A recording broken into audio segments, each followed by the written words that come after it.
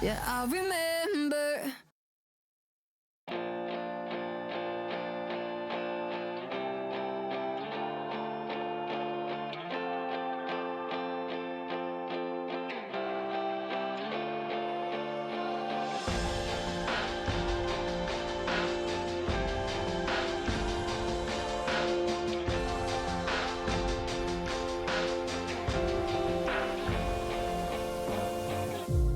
Take it too far to say that we cannot pretend now.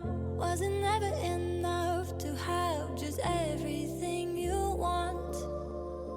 In your shadow I found a place to hide me from my own thoughts. And if I ever got lost, you'll find a way to bring me home. And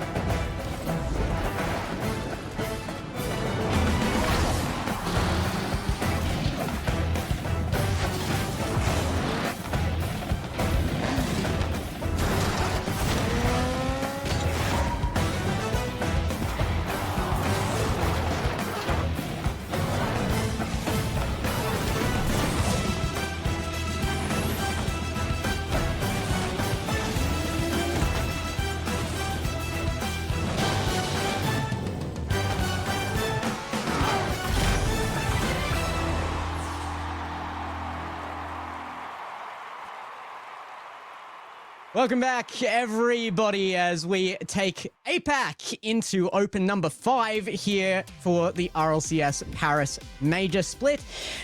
It's going to be an interesting one today. We came in with probably the most chaotic weekend of all time during Apac 4, Open 4 there, and I don't feel like it's stopping, guys. We're back on desk with our regular crew. We've done away with Melakim. He's back sleeping it off in NA. And we brought Rhino back on the desk, of course. So we do have our regular desk back. It is the Scotsman, Boy Arroyo, and Rhino Boy as well. Also, Rhino Casts 11 here on the desk with us there. If you want to check us out, it's down below. But we've got show to go through today. Yeah, we've got plenty to go through. Quick through the start today as well, talking about what has happened in our other regions, and then having a look at what's happening in APAC as well. So plenty to get through, exciting stuff today, and of course we had a very exciting regional last time around to then follow on from. I'm looking forward to today. It was a crazy regional in Open 4 to watch from the sidelines. I was just watching the stream going, what? And then the next game happened, I was like, what? And it just an absolute mess. So hoping for some more chaos this weekend. Yeah, I think we're good for it as well. So, look, let's get into it. We've got to start with what's happening around the world, though. This is not a tournament that's focused exclusively on us, of course. This is all for a reason, and here we are with the first region in mind. And you might be surprised, or not, to see once again Falcons didn't make it through MENA. Yeah, good chance that Falcons aren't going to make the major now. That is probably the biggest question happening in MENA. Are they going to make the major? It looks like it could just be a straight up no here, but we'll have to wait and see how that last event goes for them. But yeah, it's getting a little bit dicey over there. Over at the other side, it is an OCE with the Bulldogs. They just do that thing where they randomly win an event once in a while, and nobody really knows why, and they did it again. It's so strange, really, to see this bracket, because not only did Bulldogs win the event, they sent Power down to the lower bracket early with a 4-0 sweep in that upper bracket. Just such an impressive performance from the Bulldogs throughout that entire weekend. OCE just as crazy as MENA was, but unfortunately the one region that is not going too crazy right now is SSA, with 5 Fears absolutely dominant in both Open 4 and Open 5. It's going to take a monumental effort from Pioneers in Open 6 if they are to be the ones to represent SSA in the main event, and it's actually going to take a monumental drop off from 5 Fears as well. Yeah, I mean, it is really the only one here that has, like, the expected result. I know that Open 1, there was an expected real fight there between Pioneers and 5 Fears, but there's been a little bit of a fight back. I feel like the region's more competitive than it has been. But, yeah, you look across all the other regions right now and things are insane. I'm sure nobody was expecting Wildcard to be in the position they are. They'll be happy. Power didn't make their top end, but definitely wanted to win there. There's NA, though, of course, Foot with their huge step up towards the back end of this season, but Shopify Rebellion with their 4-0, that's massive. The big win for Shopify in that grand finals, getting that 4-0 victory, and Foot Esports, as you said, making that grand final appearance does set them up nicely. The major race is going to get very, very tight in the NA side, and of course happening at the same time during this week is EU and SAM as well. Both of them just having their Fridays just, of course, yesterday. And they'll have more to come later on today for both EU and SAM. EU basically right after this event ends, and then South America right after EU ends, basically. So there's Rocket League all day. We love a day full of Rocket League, don't we, gents? Well, there is a whole period of Rocket League as well. As you can see, we're in that open number 5, March 12th to April 26th. We've got 2 more opens here at Apac, all leading towards that Paris major on May 20th to 24th. And then after that, we've got a couple of LCQs before Worlds a little bit later on in the year. Yeah, we've got those opens as well, the 2v2 and 1v1 opens that are very, very exciting to see who comes out on top, especially for the APAC region. Of course, 1v1, we have Sphinx as our kind of 1v1 guy, but maybe there'll be a new challenger like Risk always kind of being that one trailing behind Sphinx in the 1v1 scene.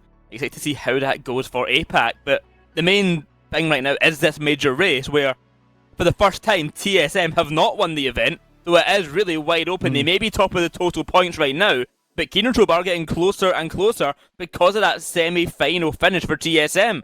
4 guys still in that 3rd place position. A lot of these teams are on 0 points because they have disbanded or made a roster change and haven't earned any points since. But we see as well that Northstar Gaming, they've only had 1 event as this roster, already in top 5. Yeah, I mean, like, you look across at some of the teams that made those big changes in the hopes of this. Dream Station, with a huge step up last open, was a very, very crucial one to be pushing into a top 4 position like that. They didn't even make the top 8 this time around, so there is still so much chaos. It started yesterday, so kind of, I don't know, it was all last open we could talk about was kind of the Pangoli thing, and that was enormous for him as well. And playoff bracket is looking interesting there. Yeah, Pangoli was looking really, really interesting. He got his fair share of sight on the stream and over on the RLE Esports Twitter as well. I'm sure you're pretty much sick of seeing him. So we actually have a clip there of Pangoli once more for you, just in case you weren't sick of that. Yeah, he's been incredible, hasn't he? This is Taha wants to be the exactly one to break that deadlock. what we expect to see from Pangoli off the right-hand side. The angle It's a crazy goal. is unbelievable. How on earth has he hit that? That is But this is pretty Pangoli crazy. we're Northstar talking are going to be about. so thrilled that they picked this guy up because he just continues to impress. What on earth is that? And I know that he actually came into the chat afterwards and was like, yeah, I don't know how I scored that. That's he was peaking. But we've got to go on to today as well. there will be more Pengoli to be seen as they have come through once again. That North Star roster is up in the top end, but it's going to be Four Guys versus RHHS first, followed by 86 versus Jungle Juices, Godspeed versus North Star Gaming, and Kinotrope versus TSM. Last time, I think we predicted a lot more very clean-cut matches than we saw. I'm not making that mistake again today. I think this is going to be a great day of matches here on our Saturday. Certainly inclined to agree. RHHS being the only new team coming from the last regional into this one here, so excited to see how they can perform against this Four Guys roster, which will be our first match of the day. And then we've got 86 versus Jungle Juicers. I really like this Jungle Juicers roster. I think they keep getting better over time, so yeah, it's a lot to see in this lower bracket. Who's going to actually make that advancement to top 6, and can they push even further? And of course, yesterday was so crucial for making it into today in a good fashion as well. So we did have some Japanese coverage from the team stream section, as well as we saw one particular team make a big step up there as well. このボールは50で越えていく形を取った。バックボードからの跳ね返り、誰が狙っていく。ヘロのクリアになりました。大きなクリアボールが出たぞ。そこはリプーピーがつなげる位置だ。ここでのリダイレクト、素晴らしいリプーピー。 Yeah. That's Absolutely. unbelievable stuff from RHHS there. And that's evidence, like you were talking about, this is like the big step up for this new roster. RHHS looked great yesterday. I'm excited to see what they can bring into today. Yeah, they're really good. Yeah. We're having Hello back, as he was previously playing in, I can't remember the team name at this point, the full Russian roster though, back in previous season of Apac, and now he's back playing with playing with... No, it was Repupi, sorry. Playing with Repupi and Hade there. Yeah. And don't get my names mixed up. But what I want to ask you guys is, can you guess the player? This is... We did it before in APAC, and I'm going to question you on it again. So I'm going to give you some hints. You can guess from the hint, but I'm going to give you, more and more hints as time goes on to hopefully help you figure out who the player is. So if we can queue up our first hint for it here, for this first player. They are a multiple-time RLCS winner, so in the region. Any guesses straight off the bat? LCT? What about you, Sphinx. Rhino? Okay. Incorrect for both of them. This player is the only only person from their nation on their team. Ooh, Okay. Abs Crazy. Not going to be as crazy. Max you. Not going to be Match You either. Final one that should give it away. This player was previously a member of the team Le Fish. Oh, I don't remember that roster. I was gonna say that's a while ago now. I'll give you a hint as well. All of these players in this today are in top 8. Furlash? Oh, It's a good guess. Yeah, I think you might be right there. Erlash is a... I'm just thinking over it for a second to see if there's anything else that comes to mind. 3, Yeah, 2. I'll go with Furlash as well. Yeah, I think that's a good call. As we learned last event, Gex, Furlash is a one-time RLCS winner. It is a lunatic. Ah, right. Furlash was on the Nice. team Yes, of Fish course. with the Lunatic Mm. back in that team, but Lunatic has won multiple events back in the APAC North and also when the APAC had combined. But very close here. Let's go on to the next one here. There's more. Oh, okay. Yeah, we got a couple. Our next one here. This player has consistently been the winner of any nations tournament for their country. So going all the way back to APL Nationals, going to the Intel World Open qualifiers, any kind of nation tournament for their country, they have won the qualifier, they have won the event for their nation. They're constantly been the best of their nation. LCT again. LCT again fits this. I was gonna say LCT was my first instinct. But I feel like there's a couple of people here that fits. Does Repupi fit that category? He might. Is that the guess you want to make? I'll say LCT again here, though. Okay. Let's go to the next one then. This player has previously changed their name. Or maybe he goes by two names. Maybe he goes by two names. Yes, it is Repupi. There we go. Let's call it there. Gex gets it. It is Repupi. Yeah, fair enough. It was Revoir, by the way, if you were wondering. Also, the first top 8. This is player's first top 8 in RCS since February 2024. Very quickly for our last one. Let's try and kind of go for it quite quickly here. Very last one. This player has the second highest approximate earnings of all players competing in APAC. Max you. Ooh. Second highest. Immediate. Incorrect. Yes, We go to our next clue. Oh, it's not. Okay. This player's team history on Liquipedia involves 31 team changes. Crikey. What? I'm going to go very Does quickly. that include like that's him changing team, not roster changes within his team? It Right? is on his team history, there's 31. His own team history. Wow, And okay. very last clue, I'm going to go for a very last clue, I'll give you all the clues here. This player previously retired for 16 days. The The highest anyone should be the biggest clue for you here. It's got to be somebody Japanese. I'm thinking possibly Cash. Cash. Competing in APAC doesn't Rhino mean that hits it they- on the head. Let's go. Oh wow! Let's okay, go. trick question. Trick That's question. not fair. Gave it to the other EU guy. I That's see. big. First place in APAC for earnings is Catalysm, second place then is Cash. I believe Matsu then follows in third place. But yes, Cash has 31 team changes and retired for 16 days before actually coming over to APAC. I thought so. Yeah. Very nice. I'm being ganged up on by the EU guys here. That's not fair. All right, well, we've got to get into our matches, though. As previously mentioned, our first one on stream for you is going to be Four Guys versus RHHS. Before we get into it, a big shout out to the team streamers of the region, particularly those two clips there. We had the English-speaking clip there was, of course, Sir Pegasus, and the second one was Monosuke. So big shout out to our team streamers for the region, bringing us all the action. Oh, 100%. Very, very good to have the team streams. Plenty of action to be taken on the Friday, and there's, not enough streams to watch, so more team streams the better. Yeah, More action here, though. More action here, as you can see in front of you. Four Guys versus RHHS, and you may be looking on the Four Guys roster wondering, is that the regular roster? It certainly is not. Peachy's coming in as a substitute for Nai. So it'll be Valid, Risk, and Peachy taking to the field today with Hardy, Rapupi, and Hello on the side of RHHS, as has always been. So I just wonder if that's going to affect the output from Four Guys, if they have been practicing with Peachy, if they expect this, or if it's going to hinder their gameplay a little bit. I had it mentioned to me yesterday, I think it was Mel actually mentioned it to me yesterday, that it's insane how many high-quality substitutes we have in this region. You've probably got enough high-quality subs to make 3 other top 16 competitors in this region, and I think Peachy is that level of good. I do think he's extremely good, but like you said, it's down to whether they've practiced with the player. We certainly aren't going to see the Hello to Rapupi,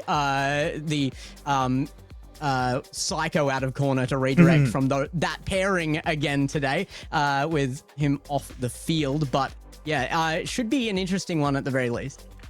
Now, let's quickly go into some predictions for this match. Is very ready to go here. In the chat, very quickly, you can put hashtag 4G or hashtag RHHS for whoever you think is going to win. I'm going to take reins of this one, guys. Quickly going across the line, who do you have winning this one? This one's been tough for me. This pick, I've actually not given it a game 7, sorry, and I'm kind of regretting it.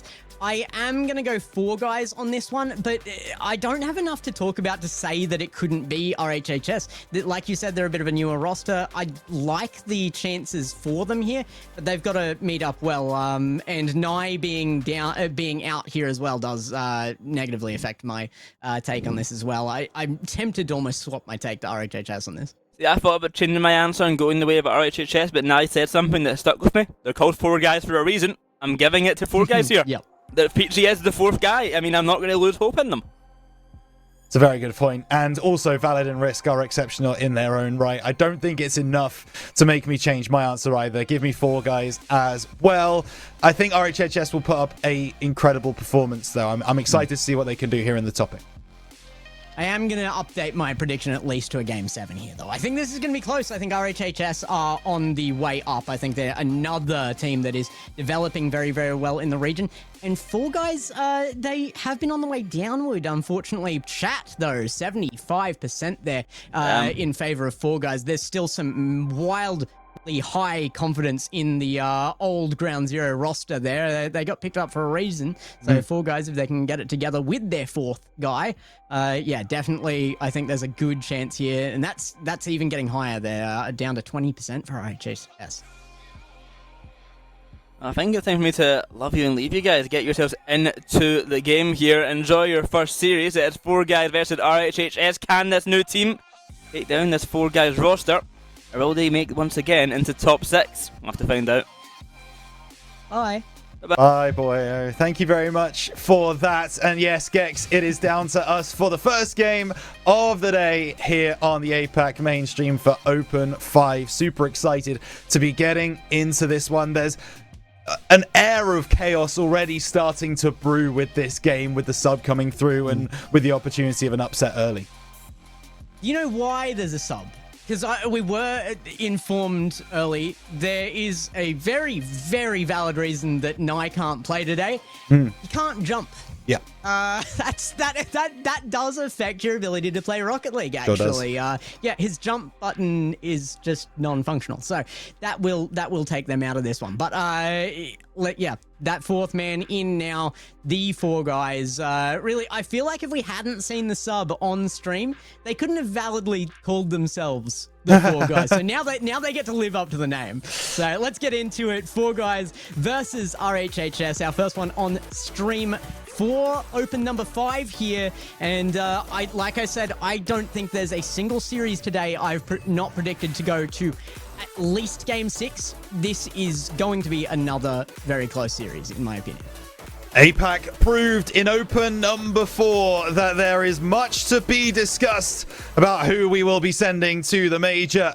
The first step to get there in Open 5 is through this game right here. 4 guys versus RHHS. 4 guys start on the offense. There's a chance for Valid off the ceiling. Backboard double. Valid, no. Will be pushed wide, but actually Risk has another opportunity. Backboard strike. Oh. He gets it right, 1-0. That's a good start for 4 guys. I feel like particularly for a roster that hasn't been together that long, you do have those slower starts and stuff, but it's a kickoff goal. I don't even know if that's going to be the case yet for RHHS. 4 guys just hot off the bat on that kickoff.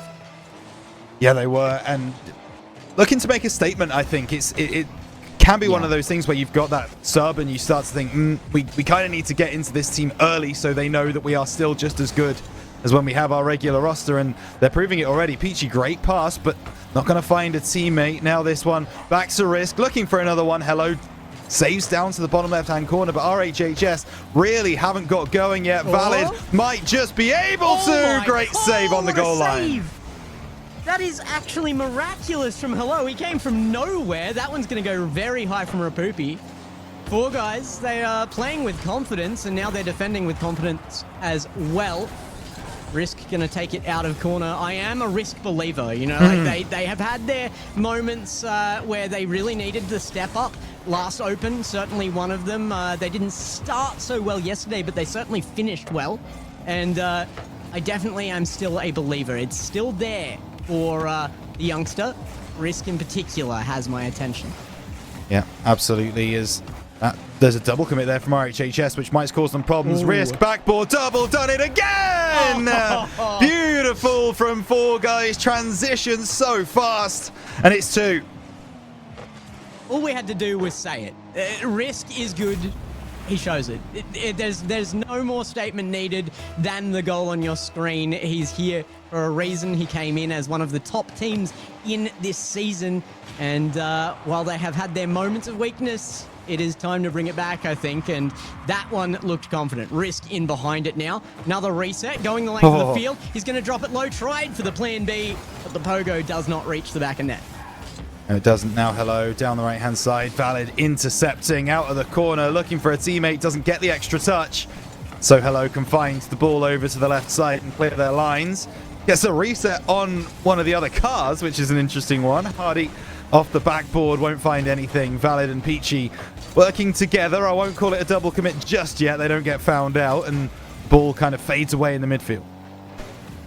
I love that we just had Rapupi as an answer from one of ours. I still, every now and then, get that temptation to call him Revoir, but I think it's probably been about 7 years since he used that title, so we will stick with Rapupi. Hiderius, though, he was somebody I called out in the off-season as well. This is a kid who is coming up. We also talked about those 1v1s coming up as well. Hiderius is one to watch on the 1v1s as well. He is individually fantastic, and he's still very young. Yeah, well, that's how he took our attention, really, isn't it? In 2025, was we saw him come through in the 1v1 tournaments and get some games against players that we maybe wouldn't have expected, and thought, okay, maybe there's something happening here. And yeah, definitely one to watch. You're absolutely right on that. Valid, real opportunity. The bump on the goal line doesn't come through. Hardy able to avoid it. But with 2 minutes to go, RHHS need to stop defending and start attacking, really. Yeah, shout out to JamesBot for the Ascension Protocol 1v1 land in particular was where I noticed Adirius in a big way.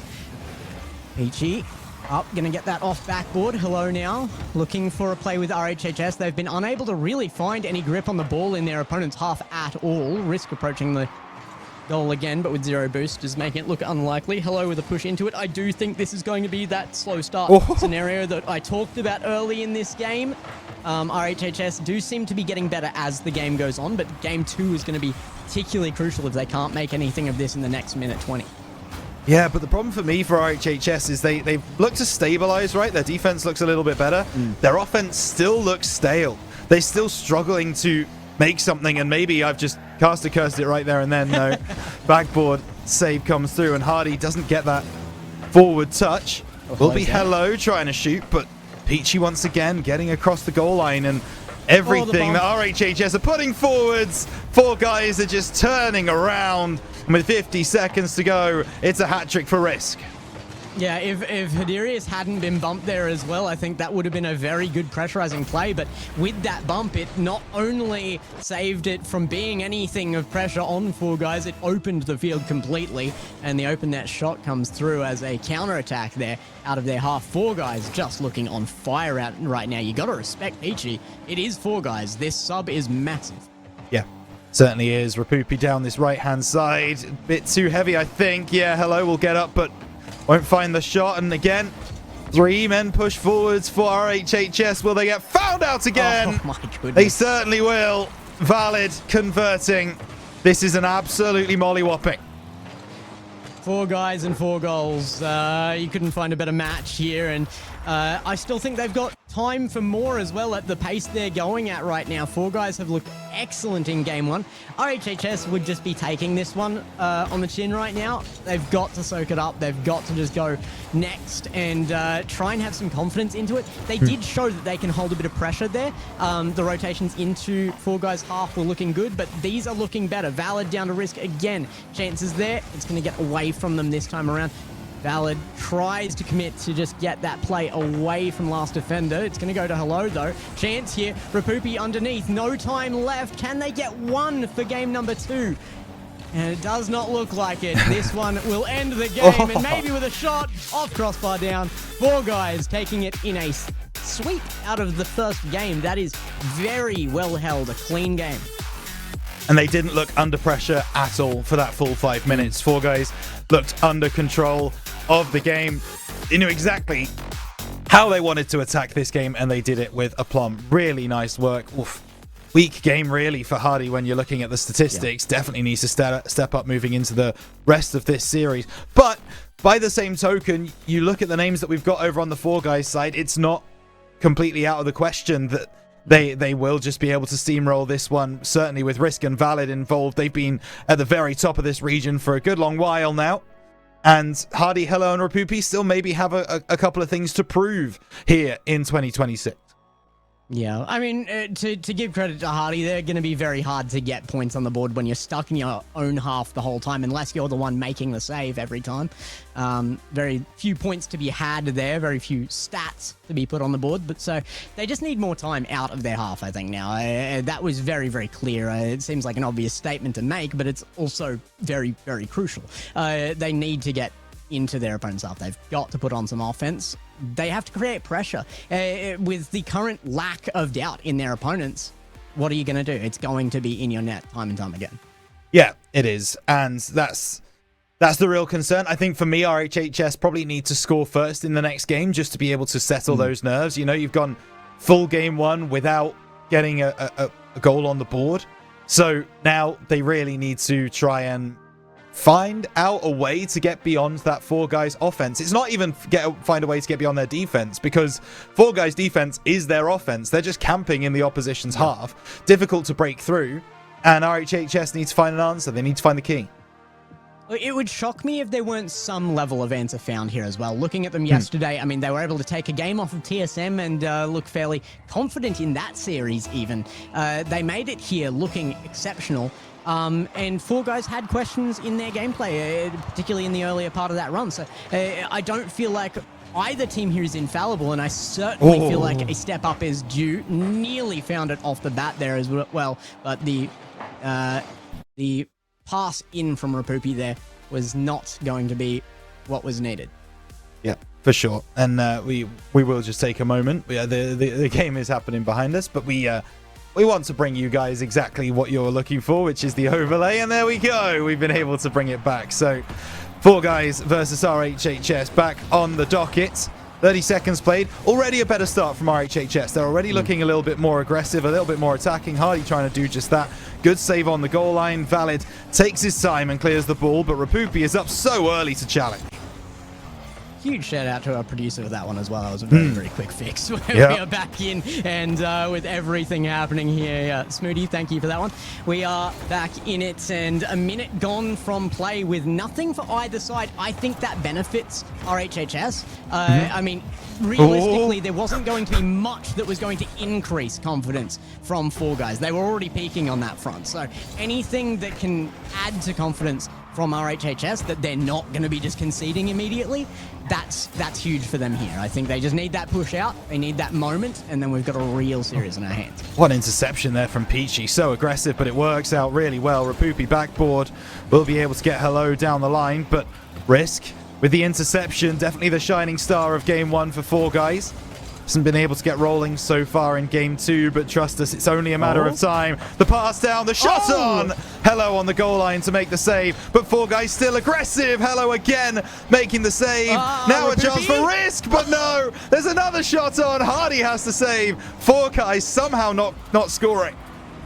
Rapupi's got to be laughing right now. He was not going for a save there. He had jumped to the crossbar on a shot that didn't come and just dropped into the ball there. Very lucky for RHHS. Four Guys still not out of their half, though. No, they're going to try now, though. Hardy takes a shot. It's not powerful enough. Risk just making the transition, getting back in time. Really looks like an opening for RHHS. They could not find the finish. And now it's Hello, left-hand side, backboard chance, triple commit in front of goal for Four Guys. Can they recover in time to clear the ball away? They can. Issues still seen for RHHS, but they haven't conceded, and they are spending a lot more time with chances here, and looking a lot better than game one. They are certainly warming up here. Hello with the ball here, gonna drop Waller's boost on it, and can't find the play forward. Needs a second to be on this quick flick. Goes high, 50 off of Peachy here. A few more well-played 50s would just do RHHS so much good right now. Yeah, it would. Hello down the line, but with no resources to follow through. He's not going to be able to make much of that one. Now the corner, Rapupi, he has 100 boost. Can he make the journey? Triple commit right there, but the pinch might work out for them, Hardy! Hardy! Gets in front of Risk, but can't find the angle. And that was a real opportunity for RHHS there to lead. Hadarius just cannot make the play he wanted there. Right off the post. But chances are obviously present for them. They've given one back to Four Guys here. Another defense. Both these teams seem to struggle a little bit with individualistic plays, and that is causing triple commits for RHHS in their defense right now. I think they've been very lucky not to get that taken advantage of. The errors aren't being capitalized on by Four Guys right now. No, whereas they were in game one, and that's going to be an interesting change to look into. 60 seconds to go. Four Guys and RHHS currently playing out a stalemate. It's very rare in Apac that we get a 0-0 OT, but we are creeping towards it unless Four Guys can bring something through. Not this time. Valid into the middle. Peachy backboard. Hello goes by. Surely the finish from Risk is there. And it certainly is. Four Guys open the scoring 1-0. I was just about to say that I was enjoying RHHS's defense as well. Rapupi deep thirding is something I'm not used to, but that one wasn't even really due to an error. That was just good shooting by Four Guys. They found the slot there that was open, and it really was a narrow opening. And another chance off kickoff here as well. 38 seconds. It has to be a response now from RHHS, or they're going to have a very tough time in the rest of this series. Yeah, they certainly are. 30 seconds to go. Valid will be up first down the left-hand side. Hello. Loads of boost in the tank. Can he put it to good use down this right side? Risk just immediately shuts the door on a break downfield. Rapupi able to break beyond the press. And actually, that's going to be a good opportunity, but Risk will get there first. He needs to get there on the second. Can't do so. Double commit in front of goal. It won't matter. Hello, top right corner. RHHS save game 2. He knocks on the door, and hello is said here, and my goodness, what a greeting. It is the first goal from RHHS with 3 seconds left in game 2, and it's enough to even the game. Can it be enough to even the series? 1 goal in it right now. Oh, they keep the ball up. Might be able to after this as well. Peachy down the right-hand side. A 0-second goal for either team would be pretty devastating. There won't be one. And we are indeed going into overtime as Four Guys looks comfortable. They managed to hold RHHS to 0 goals for 9 minutes and 57 seconds of Rocket League. But eventually, RHHS stand up and we find ourselves in OT. And with that statement, it's hard to imagine that you find an overtime in either of those games. But here we are. Yeah. 20 seconds on the clock and counting upward now. Shot is unbelievable, but Rapupi, again, being the third man here for RHHS, he is filling in the defense really, really nicely. But chances again, Risk with full boost. It's beaten on the 50. Backflip from Hardy just to keep himself back. He was beaten there on the play by Risk. Chance again. Peachy goes very wide of goal. Yeah, I thought there was a real opportunity there for Peachy to find a finish, but just couldn't recover in time, couldn't adapt where the car was, and actually that's a double commit as well. Now a serious opportunity for Four Guys. Valid breaks the line at the angle. No one's there in the middle to finish the job. Four Guys are pressing forwards with huge fervor, but Rapupi will rebuff them for the moment. Ball off the ceiling. There's a chance here for Peachy. Just needed to drop that ball down. Couldn't make contact. And now Hello will try and clear. But once again, I talked about it in between games. Four Guys aren't defending. They're just attacking and keeping RHHS in their half. Finally, they break beyond that halfway line. And a chance to flex their muscles a little bit, but it doesn't happen. Whoa! Pinch was crazy. Somebody looking for an Astral out of the corner. It's not going to be found. Risk now with the ball.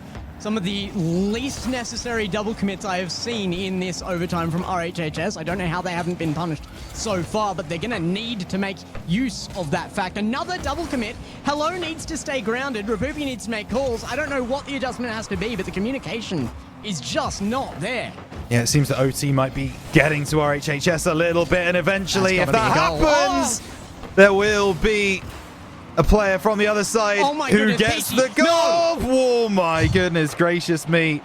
That ends to OT would be absolutely insane. And I tell you what, that would be a way to bring RHHS back into the series. They've done it anyway. Four Guys scattered to the winds on defense. RHHS take advantage. 2-1 they win. I mean, look, it's only one game, but you're still starting to think this might be only 3.5, guys. Peachy missed that open net on the other side by a fair margin twice, and that second time led it back into their own half and nearly an own goal by Peachy again. So Peachy's got to be very careful. It is going to be one of the deepest runs Peachy's ever made. He's got to be nervous here on broadcast, but that was an absolutely devastating mistake there. And RHHS, despite making plenty of errors themselves, were the ones that were able to, in the end, capitalize on errors from Four Guys. Yeah, they were. And I mean, let's call a spade here, Gex. There are errors on both sides, and it is very much a matter of who is going to be able to take more advantage of the opportunities that they are given. But at the moment, I still find it hard to look past the way that Four Guys are playing. And we often see this sometimes with teams that are so aggressive, is that some games, they just don't get those strings of passes working for them. And some games they do. Like, there's almost no rhyme or reason to it. There just seems to be games where it works and games where it doesn't. That was a game where it certainly didn't. Sometimes you see a team get massive confidence and then the next game they're even more possessive of the ball. They just rule the field because they believe it's theirs. The opposite happened here, and this happens sometimes as well. Instead of being confident in that leading them to control a ball, it led them to more shots. Four Guys put more shots on and kept less pressure, which meant more can be put against them. More counterattacks were held by RHHS. And in game number 3 here, RHHS are going to lead it forward. Yeah, a double commit in the backlines once again from Four Guys leads them to problems, and Valid gets a little bit faked by the fact that 3 RHHS players are all in the same 1 meter squared area on the field. It's difficult to tell which player is going to get the touch on the ball. So Valid expects it to be someone earlier. He goes for the jump. Doesn't work for him, and RHHS take the lead. Down the left-hand side, it's going to be blocked away by Hardy. Risk pops it high. Peachy backboard, but backboard well marshaled by Rapupi. They're going to have to keep doing that against Four Guys. Oh my goodness, what a steal from Valid. It hits the crossbar. It's just so strange. The setup for this match is like chaos incarnate. It is 2 teams that are so wildly individualistic that you should be seeing errors. You should be seeing complete chaos on the field, and that is what's coming through. But it's coming through in very, very different ways from the 2 teams. I do like that there is still a focus from Four Guys on control, but it has to be out of their half, and it's not right now. There's the waterfall. No third. Hello's going to come in, and he's given the time to do so. Can't quite get it on target. Hardy comes in behind, looking for that flick mid, but zero boost makes it very, very hard. Still a chance. Comes down from backboard. Shot from Hello. How does Peachy get behind that? How does Hello not get more power in that shot is the question I'm asking. That really should be going home 10 times out of 10. It doesn't for RHHS, and inviting Four Guys to break downfield, which is really where they want to be playing Rocket League, is in their opponent's half. Risk will deal with this opportunity, plays it into the corner, away by Rapupi, inviting his teammate into the play, but isn't going to be able to make it. So now Peachy drops it down. Valid wants the bump on the goal line. The shot is too powerful, and the save is made. Hello off the right-hand side, wants an extra touch, doesn't get one. Hardy does, but a save by Risk. Now we're seeing confidence out of RHHS. They're starting to change. I think the confidence actually makes them more confident in each other as well. That was a great play there. The leave there for the center shot. We would not have seen that in game 1 or 2 at all. Now that things have evened up, now that they've got a goal advantage, they're starting to really get together as a team. And there comes the defense again. Thought that was almost inevitably a goal for Four Guys, but they don't seem to be able to put anything away at the moment. Yeah, Risk and Peachy just getting in each other's way again. A bit of a double commit on the aerial there, and there's a chance here at the angle. Oh, it's the right upright. Peachy can't find it. And we are just about to tick down to half of this game played. Hello, moving forwards. Reset doesn't actually get it, and you can tell that by the reset indicator. Thank you, Epic, for that change. It makes our lives a lot easier. And now Peachy down the left side gets a reset, but nothing more. Rapupi into the middle. Oh, it won't be cleared away. There's a chance at the angle, but Peachy clears. I thought Hardy would cut on that with zero.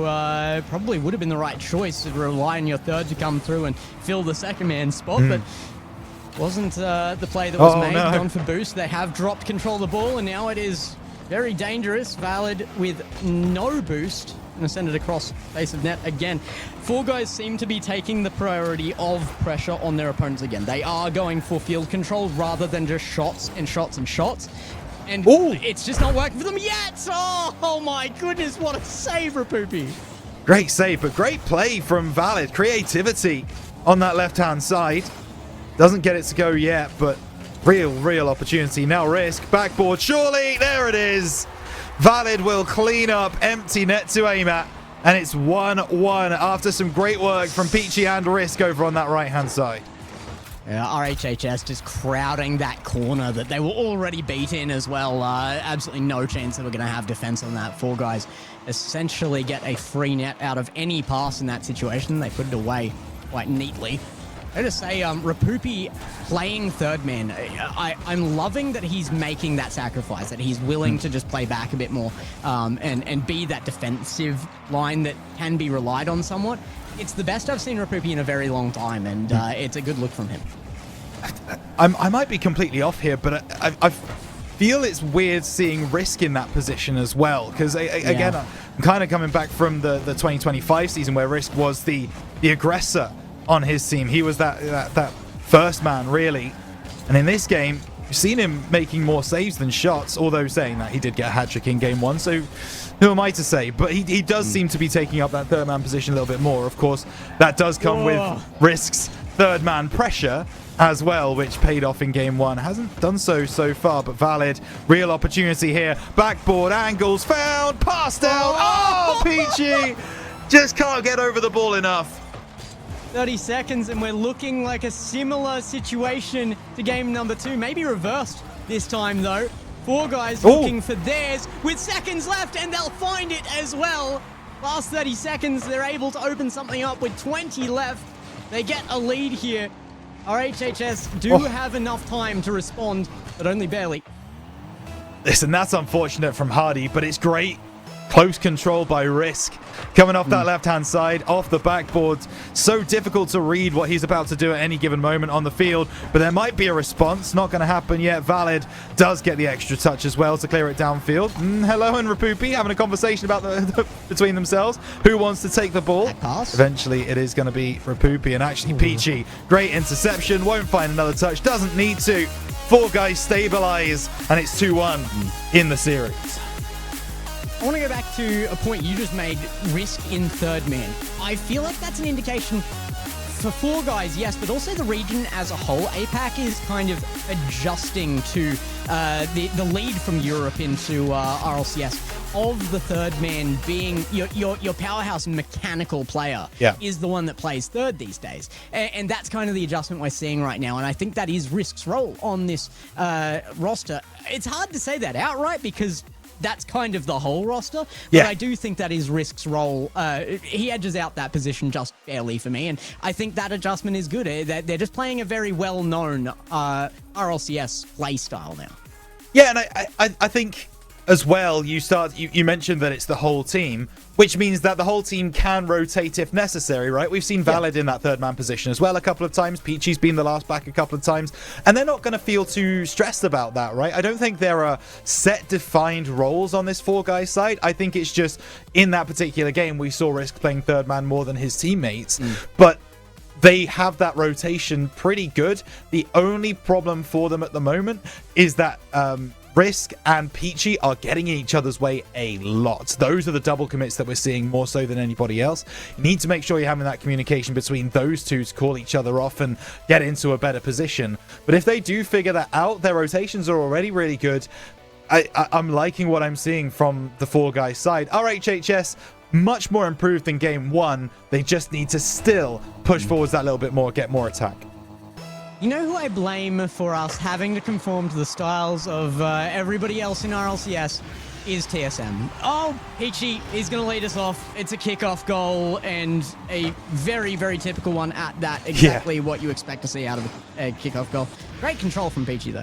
Yeah, lovely. Really nicely taken through. Knew there was one back to try and beat, so had to bamboozle them a little bit, show off some moves, and Peachy did just that. So lovely goal, even if it was just off the kickoff. And now RHHS on the back foot early, and maybe again. Whoa. No, Rapupi. How on earth have you got back to make that save? Yeah, this is what I'm liking. I mean, if you're going to be coming in here as the veteran player on this team, which Rapupi dramatically is, then you've got to be that rock solid player there. And being in defense is suiting Rapupi right now. It's what the team requires from him, and he's filling the role well. He's going to do it again here from backboard, looking forward to Hadirius. He's got a double touch off Risk somehow, and it's an opening. Oh, Peachy is on the other side of the net and just receives the ball as the shot is missed from the double commit. I heard you get nervous for a moment there, Gex. The camera angle was a little bit unflattering for Peachy. A bit like, oh, is that going to go into their own net? Didn't happen. Definitely made the right play there, and now Valid looking to go coast to coast. Has he got the bump? No. Rapupi avoids it. Peachy out of that right-hand side. Oh, needs an extra touch. And once again, Risk and Peachy getting in each other's way. I called it out between games. Really need to tighten up on that. Nice high touch from Valid, and gets a huge 50. Ooh. That is an enormous play. Hello can barely make that in time, but it was a crucial save made. comes low. Hadirius pushes forward. Rapupi in behind now. Really want to see that step up from both Hello and Hadirius. Rapupi's been the legs on this team right now. He's been solid, but we need that peak moment from RHHS to really see what they were bringing yesterday to be able to come through so dominantly, I feel like. Yeah, for sure. We definitely do need to see that. I've praised Four Guys transitions in the past. That one was not the cleanest one that they've ever been able to pull off, because if they were able to transition with speed, they would be 2-0 up by now with the demo further downfield, but valid. Now moving off that right-hand side, he's got Risk in the middle. Not a lot of boost, not a lot of problems, though. A good save from Hello. Peachy off the top. That's a really dangerous pass, but no one from Four Guys is there to capitalize. And RHHS clear their lines. That's a miss in the air. Now Peachy gonna have to be the savior. Can't do it. Hello gets the goal. The mental game from Hello here. He just keeps making small jabs at the ball. He's got nothing to work with. Waits until he gets the 12 and then goes for the power shot. And it's exactly what was needed. Got into the head of the last man, and the nerves were on display. So Four Guys, they get taken advantage of there. Yeah, Peachy not comfortable in that 1v1 scenario, it felt like. Just gave a little bit too much space to Hello. It was capitalized upon. We've been in a 1-1 position in the past 2 games, and now the past 3 games. It's just about who gets that second goal, and Risk is going to look for it. Goes over the top, looking to drop it down. Good clearance by Rapupi, and the ability to not only save that ball, but maintain possession and control as well as you move down the field. Really cool to see. Risk in behind it and pops forward. Rapupi to the backboard now, and Hello out of corner. It's going to be Valid looking for that backboard. Going to go very, very high here. Hello grabs the boost. Looking out towards mid. Can't quite find it. Peach now rotating well in to just keep on that. Does cut his own teammate there. There was a risk of a 50, but I feel like that was Four Guys' ball, and not enough confidence displayed by Peachy. As the sub, I do expect that on-stream performances are going to be tough. The main broadcast here creates a lot of pressure, and if you're a substitute player coming in and needing to put on that performance, this is what you should expect. And oh my goodness, Peachy can strike it when the opening is there, though. The demo on Hadirius to open the net, and Valid plays it out perfectly. Yeah, absolutely. Valid understood the assignment, let's put it that way, as he drove forwards, just get rid of the defense, make sure that it's difficult for them to make the save. It's exactly what happens. Now 2-1 is the scoreline that has won both of the previous 2 games, but there is still over a minute left for RHHS to bring this one back into control. A back pass is really nicely played, but actually they're not going to be able to take it through. Peachy with the interception. Oh. Almost the second touch. Couldn't read it off the bottom corner, but 60 seconds to go. Four Guys just want this game to be over as soon as possible and take series points. Oh, that was a really good potential passing play there from RHHS, but they dropped the ball a little too early now and have to fight it out of the safety of corner from Four Guys now. We might have just won this. No, Hello gets another touch forward. Peachy is forward. Nearly the upfield passing play, but can't connect. And now one more chance realistically here for an open net shot. It's off target and not enough power anyway. Risk available for the defense. Power behind the RHHS shots has been a real Achilles heel for them so far in this series. They've not been able to get the power on the ball to get beyond the Four Guys defense. They might be able to here. Peachy just gets an extra touch, knows Valid is back, and that's really smartly done down the right-hand side. Keeps control, passes high, looks to get the 50 as well. Just trying to stay in the RHHS half. Peachy plays it forwards, Risk is there! Game done! Game 5 on the horizon. Oh, that's tough if you're a Poopy. A really hard catch to make there, and you know you have to. If you let that ball drop, that is the end of your game. Unfortunately, a clearing touch makes the same effect. It goes straight to the shot taker, and Four Guys go up by 2 here, and with 2 seconds left, there might be 1 for HHS. Regardless, it comes away, and no matter what the outcome of that shot, Four Guys pull ahead in the series. Yeah, they do quite significantly as well. I mean, it's funny to think about, isn't it? All of us on the desk expected this to go at least 6 games. You've given it 7. But based on what we've seen so far, Gex, whether this is a bit rude or not, there is a clear better team on the field today, and it is Four Guys. Yeah, unfortunately, I wish I could say that, my prediction was based on Four Guys playing a little bit worse with their sub, but I think it is maybe slightly. I don't think there's much in it, really. He's been quite excellent. The nerves are on display, but that's to be expected. Realistically here, unfortunately for RHHS, I think this is a dip in performance from them from yesterday, and they are going to call a timeout here as well. I think that's the right choice from them because they've got more in the tank. They know that they can do better from this, but now they are pushed to do it in a very short time frame. Yeah, they are. And that's going to be the real question, because we've seen Four Guys already so far this series able to push through the adversity of losing that second game and still being able to find the following two. Every game since game one has been really close, but it's been close in scoreline, not in the server, which is why I think RHHS desperately needed to take that timeout, because they are just being beaten down right now. They're not able to take advantage of the challenges that Four Guys are making, the early challenges, and they need to be able to figure that out. And if they can, then there really is a series here for them.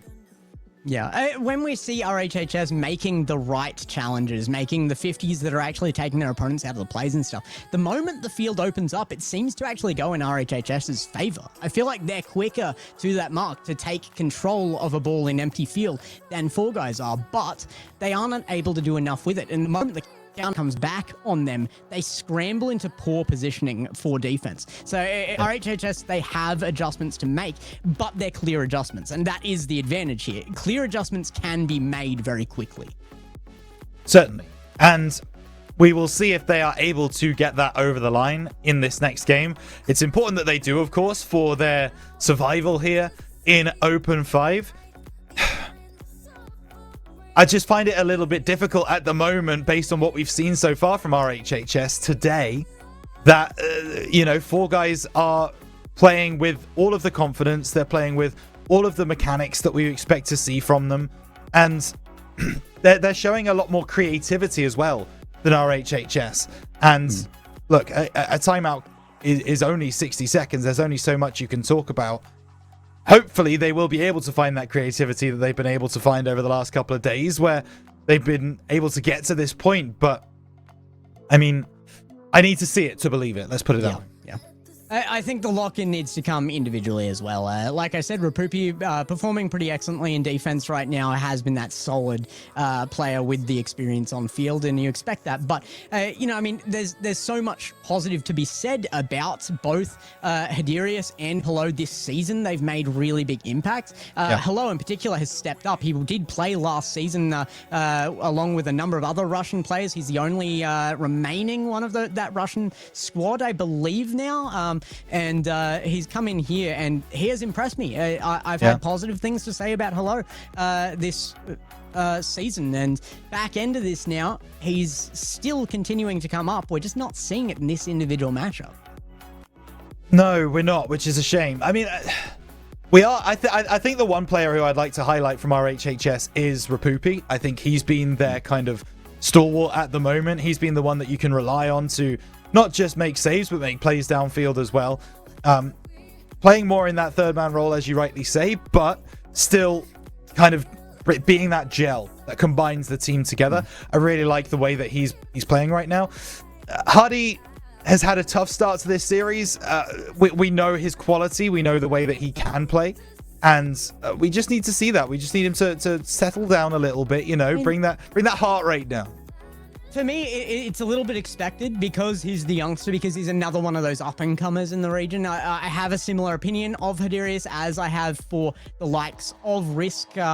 Risk is probably the number one example of that style of player, but also the likes of Martin over on Bear Claw. There's a few players that are coming up into that kind of category. You do expect these errors and particularly the nerves to come out and stuff from the youngsters, but now we see the dominance from the more experienced team here again across the board. I think Rapupi exempt, and Four Guys are coming forward. They make another attempt back in their half now and try to push out. It's a brave jump by Valid as a third man halfway up the field, but again, four guys just don't get found out, and there's a chance for Valid. He gets just an extra touch here that I don't think anyone on RHHS was expecting. Somehow gets this.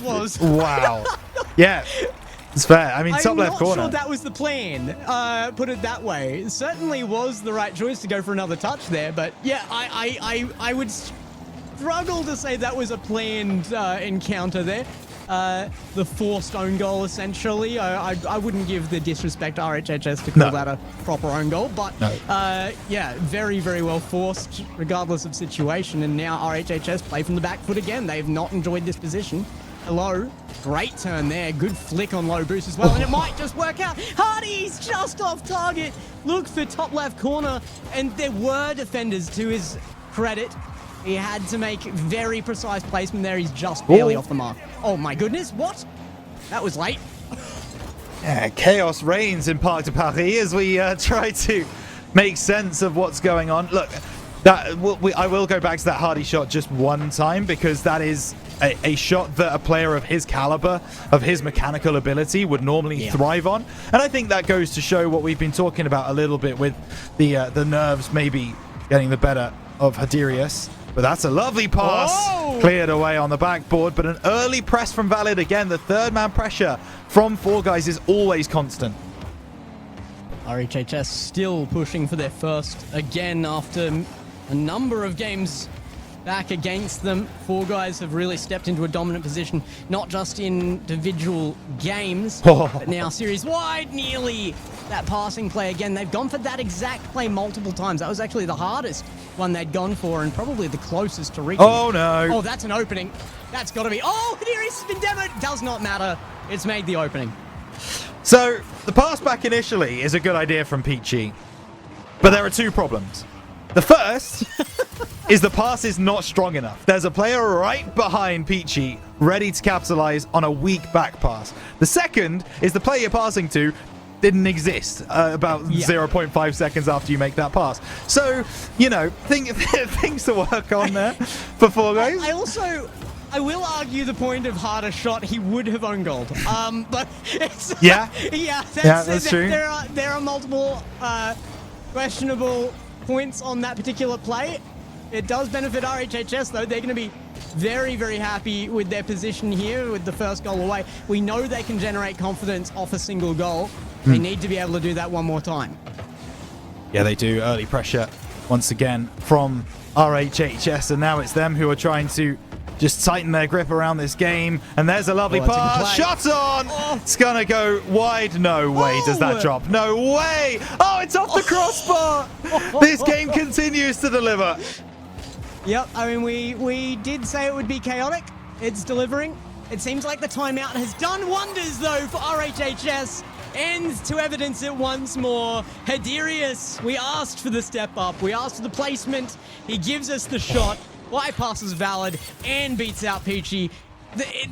It has been power that has been a problem for this team. RHHS are starting to step up again.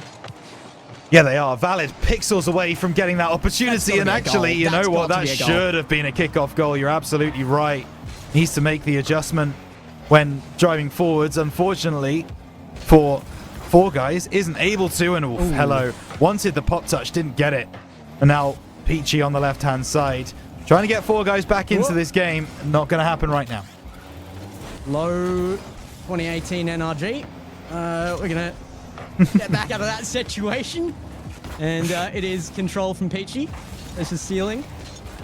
And a bang towards the net. Comes back over it. Valid.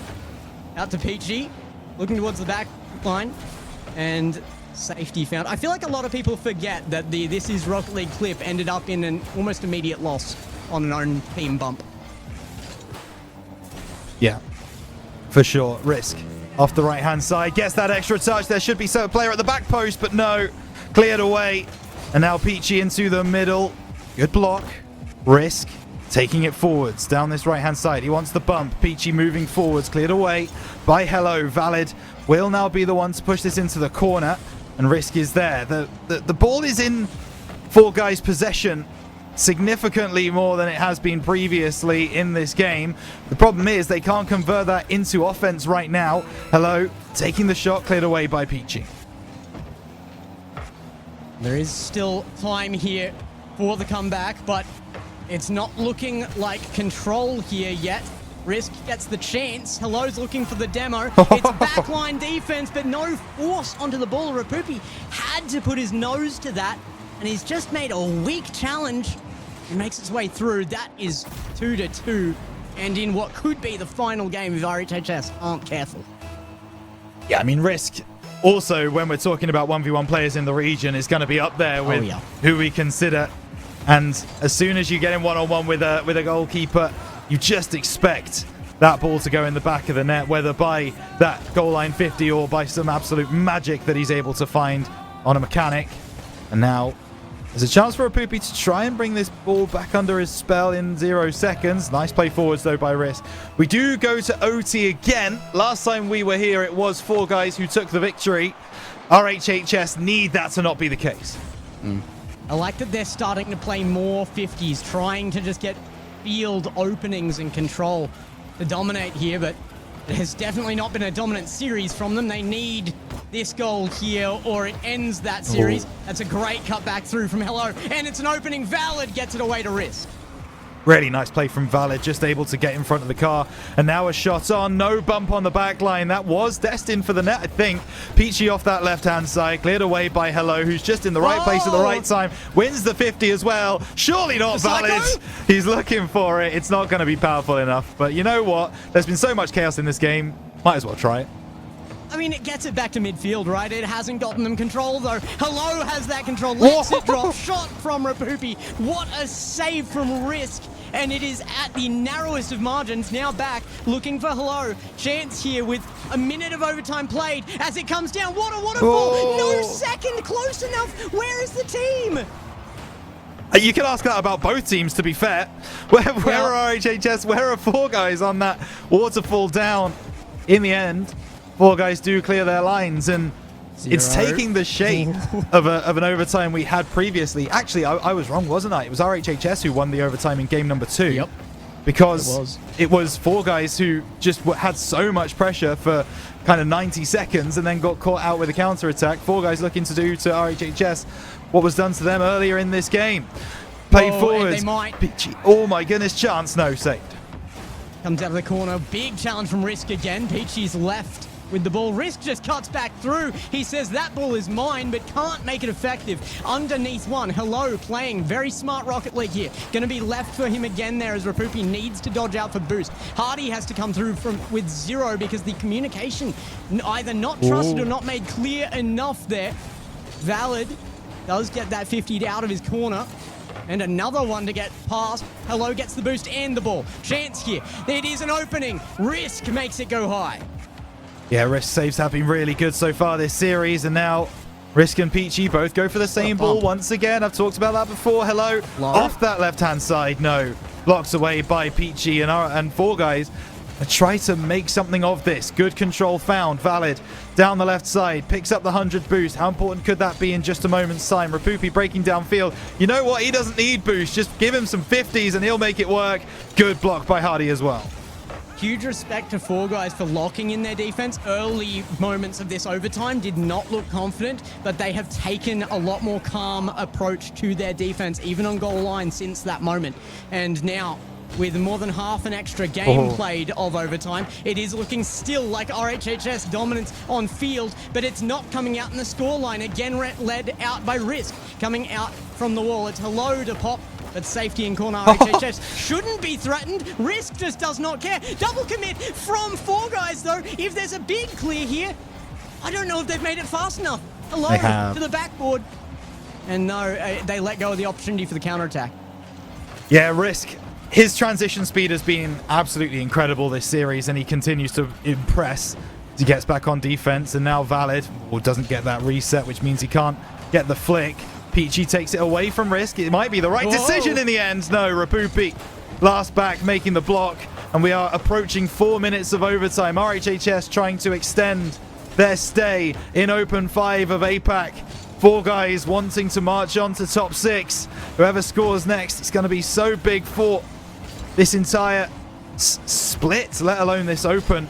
Risk off the right-hand side, trying to play it forwards. But again, there's too many players back for RHHS. Oh, Peach has a beat there. Looks for the backboard. Rapupi and Hadirius. No, Hadirius cuts Rapupi there.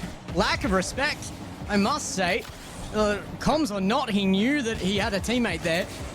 They survive it, but nerves aplenty from RHHS there. They really shouldn't have that. They've survived so far on a full control of this field. Hello takes both boosts there.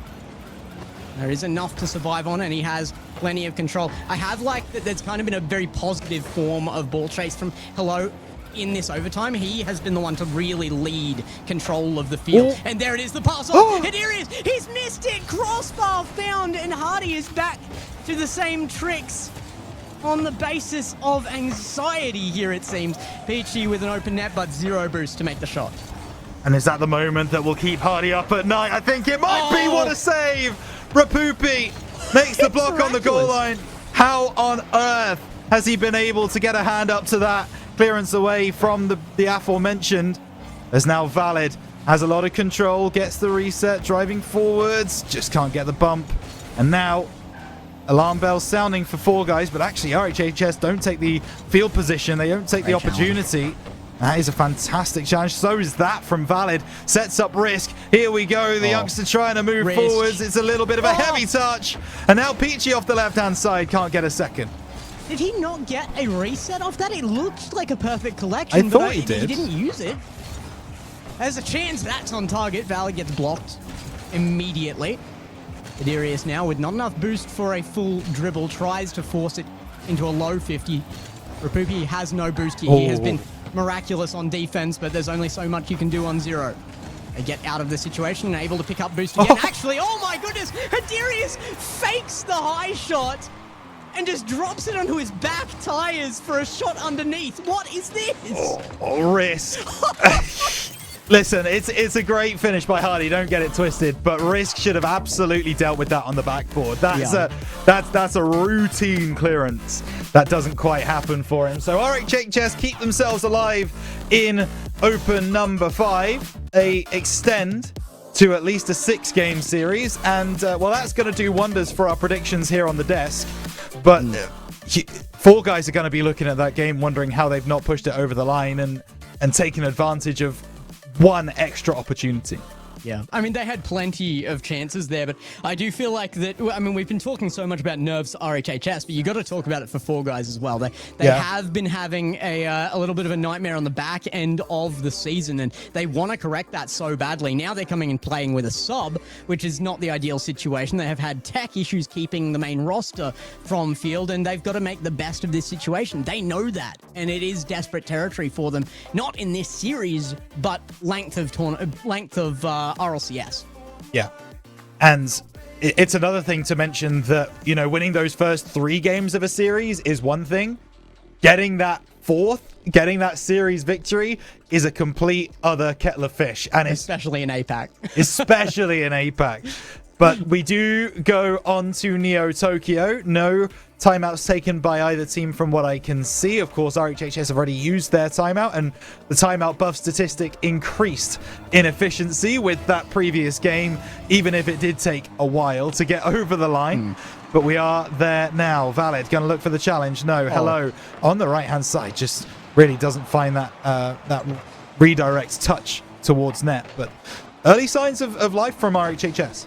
Yeah. The problem for RHHS, I think, is if they're going to take every series or every game from here in, you know, such a close fashion, making effectively a reverse sweep here is going to be so insanely hard if you're doing it in that form. You're playing so much extra game if you're going to overtime like that. You're playing out your energy levels.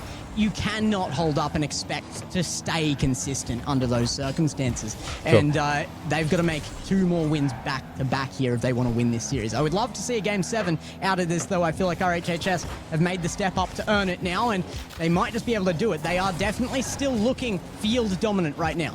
Yeah, they are. Now Peachy just going to move this one forwards. And I think I would have liked to have seen a bit of a fake there because oh my goodness, the defender pre-jump, but Risk with an early challenge. The pinch into the back of the net. Just over a minute played. It's 1-0 to Four Guys. Yeah, I don't know if that was a calmed leave by Valid, but it works if that is the case. And a great 50 pushed straight into the net. It definitely is a winnable scenario, that 50. You've got to make a better touch on that ball if you know you're being challenged on it out of that corner as the defender. Corner is safety. You can let it back in there if need be, but that one 50'd straight into net, and it looked like the inevitable outcome.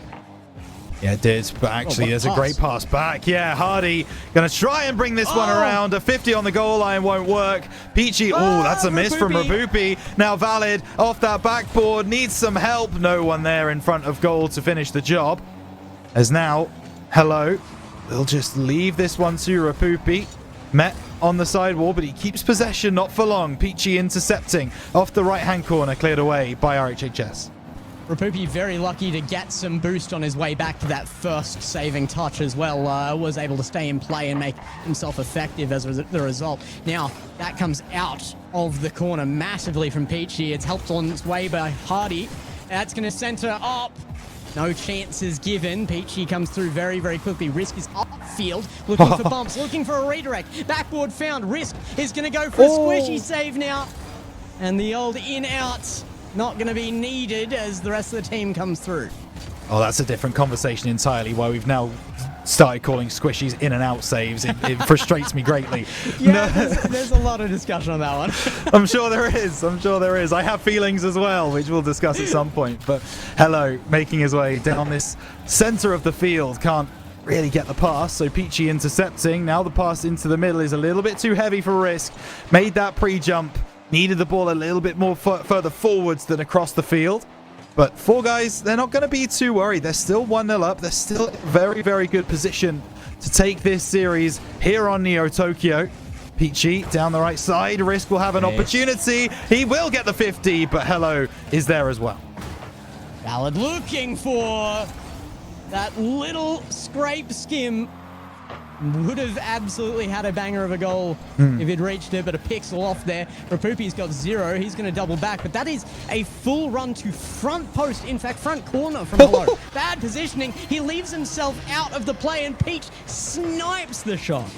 This is a really nice finish from Peachy because Hello is marshalling that front post, making sure he can't fire into the top left corner. So he's got to find a more difficult angle across the goal to avoid that goalkeeper, and that's exactly what Peachy does. Really nice work. 1 minute 40 left to play. And Four Guys now 2 to the good. They've got the cushion they were looking for. How long can they maintain it and hold it with RHHS still playing at a decent level here in this game number 6? Goodness gracious, what's happening there?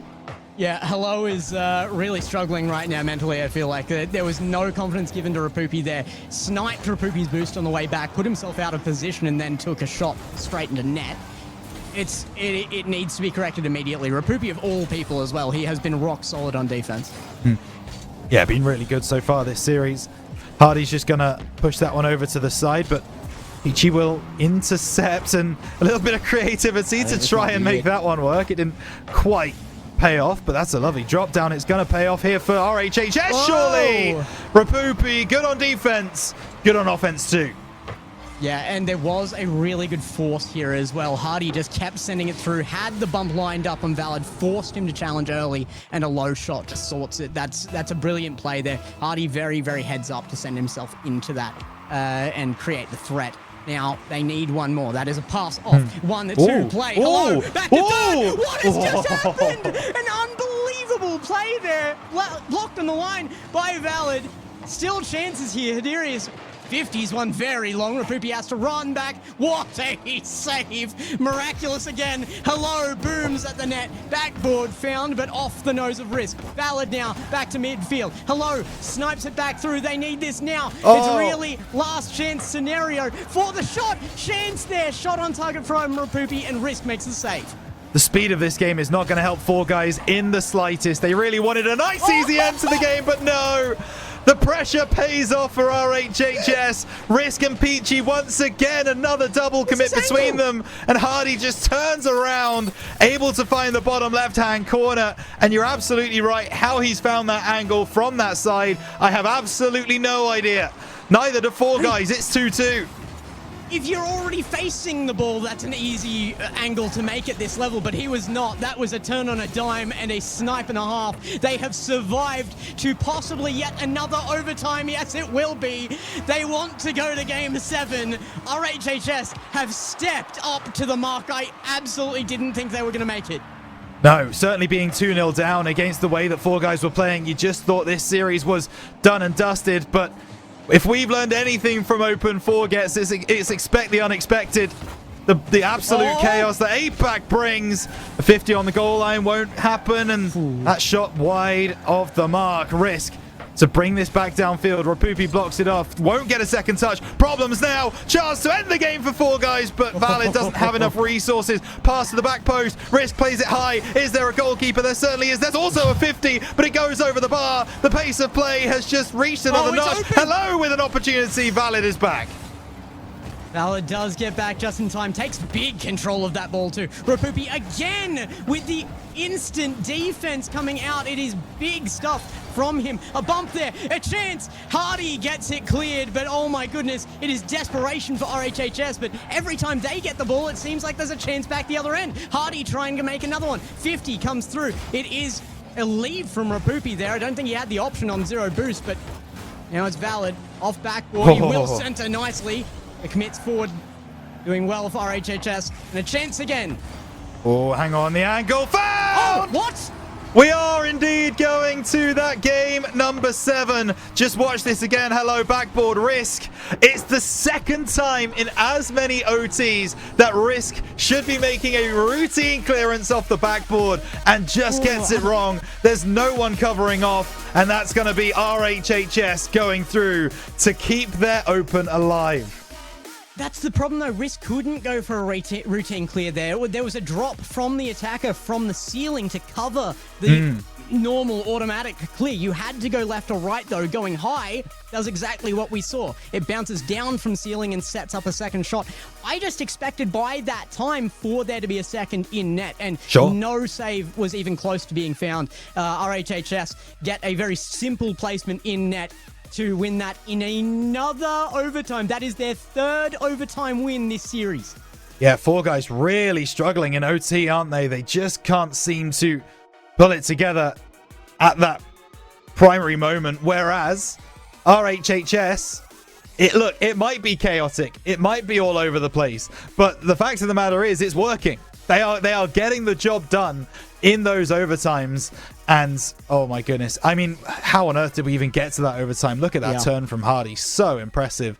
And there you go. And yeah, you're absolutely right. Risk, you're right. He was forced not to be able to make that routine clearance. I would have said, push it into the corner, try and get it over onto that side.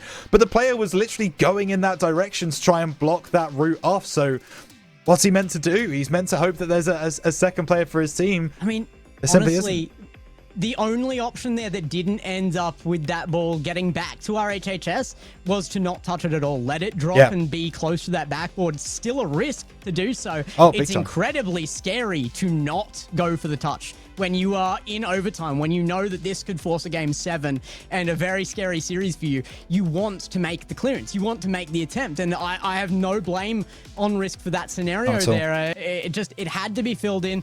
RHHS, though, they make advantages there. They did a brilliant job of forcing the scenario where they take the win there.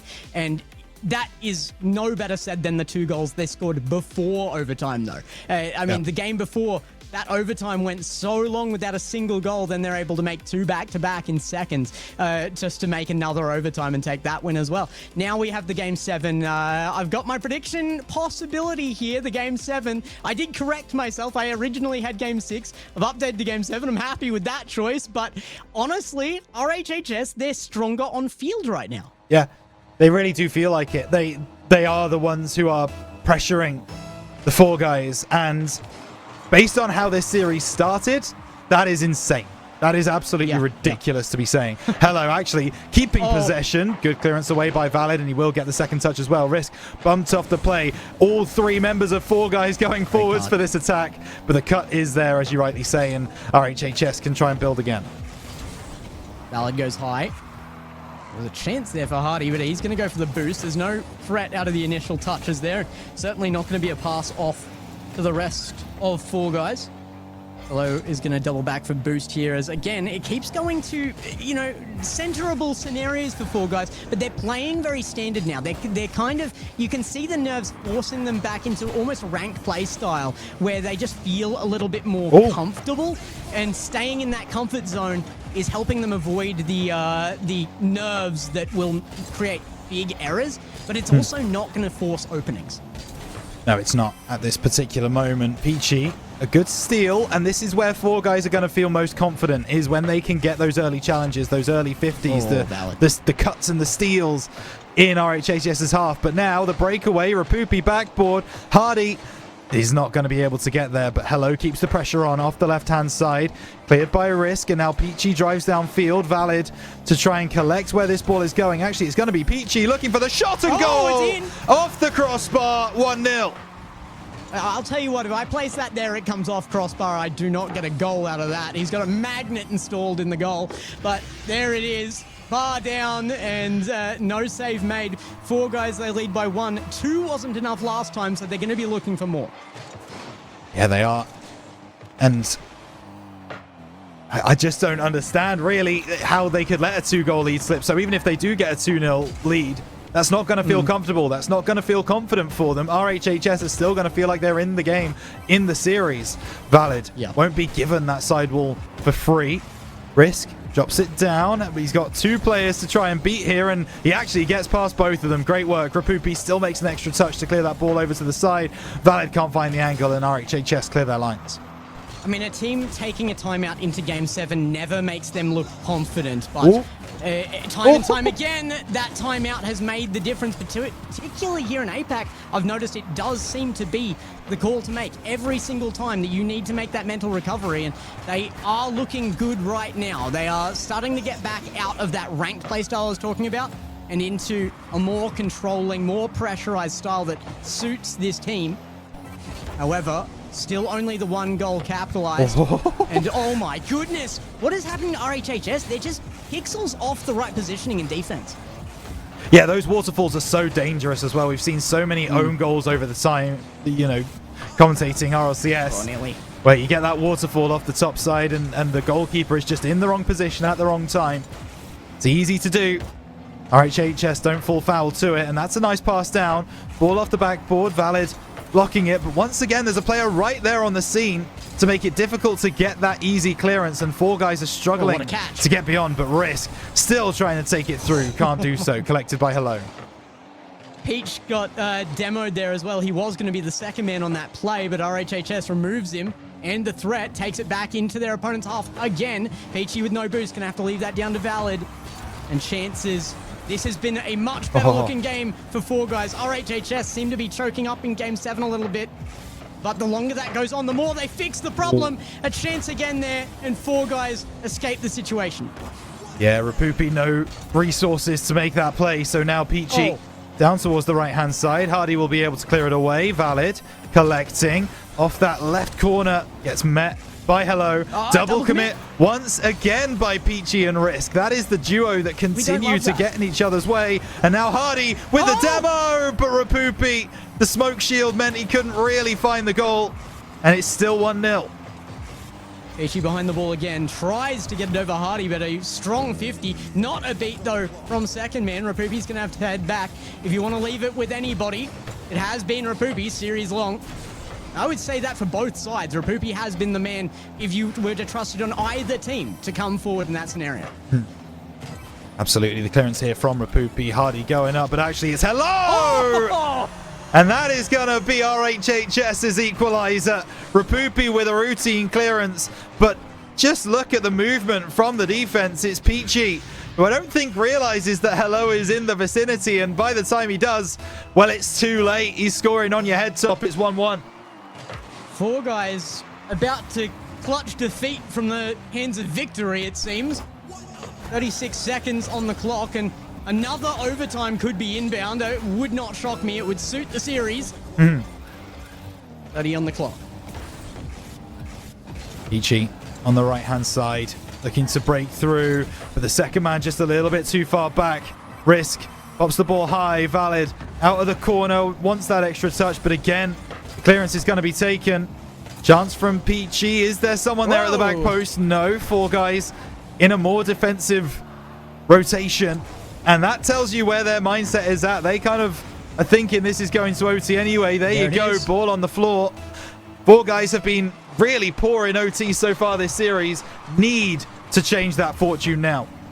4th overtime of the series. That means the majority of this series has gone to overtimes, and 3 of those have already been won by RHHS. It's nearly 4 guys. They can't quite break the barrier. Hello gets through on that one. Hardy's double commit though, and he is going to have to just make the best of his situation. Does 50 through. Valid back. Rapupi will have control here, and it is calm Rocket League from Rapupi. 50 goes to Risk. Down from ceiling. No, hello. Snipes it out. Early challenges again from RHHS, unsettling the attack from 4 guys. Risk off that right corner. He's going to try and stick with this play. If he got beyond hello there, that really was a 4 guys goal. Valid, right-hand side, backboard foul. Peachy! Just wide. Just wide. And RHHS can't capitalize in time. Yeah, it was a great decision to back pass that, as they lost the opportunity there as well, but it did have to be left. That was a good chase on from RHHS to put pressure immediately on that ball. Could not be shot a second time. Now Valid might have one though. What a touch it is. Rapupi again with the saves. I would love to see him series wide for stats, but that has been his main job for this team, and he has done it excellently. They are stuck in their half though. 4 guys making pressure, making opportunities, making shots, but it hasn't been able to make the difference. Go back to game 2 OT, where 4 guys felt like they were the aggressors. They were the team that were getting the job done. And then they get caught out on 1 counter-attack. That's all it takes. And that's going to do it. Hardy is able to break the axles of the defense. And RHHS do it again. They win their 4th OT of the series. The overtime kings take it back in game 7 overtime, as they seem to have to do. Well, it was every single win time in overtime. Every win. And they take the series. That is, I said it wasn't doable. I've been proven wrong. I will happily wear that hat. RHHS, they come up huge. Oh, what on earth? Like, if you came today to watch Apac Rocket League, we've given it to you in Series 1. That's all I'm going to say. This is exactly what we want to see from this region. How on earth have RHHS been able to win that OT? Once again, it was 4 guys who took the lead in that 1-0 position, and they just fade away over the course of the game. They then really attack in OT. They make it look like they're going to be the ones, but Hardy, control, and calmness personified in that final play. I don't know really how else we can explain what just happened. I mean, you've got to give MVP of that one to Rapupi, though. Oh, for sure. He was unbelievable. He was magnificent in defense on that, and certainly had the head on the shoulders to make those overtime wins possible. So I think big credit there. But I mean, look, if you tuned in last Open and you were advertised chaos for this region, look. Series 1, our next Open, we just punch it home with the idea that it's going to be overtime only wins for series winners. Absolute chaos, but you got to stick around for a little more of that chaos as well. We'll be back after a break with your next series. What a win. Congratulations to RHHS. They move on.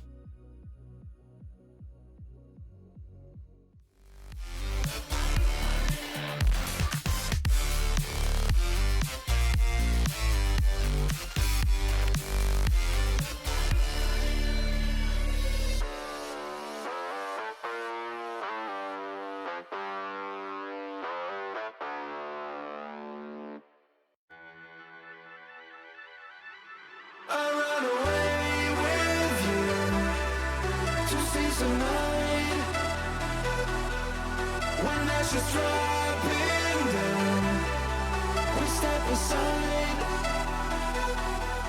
I run away with you to see some light.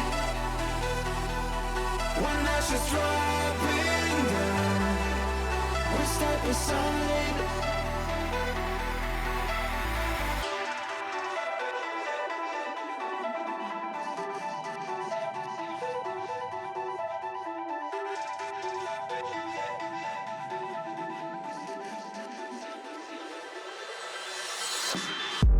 Smoke is scanning to the sky.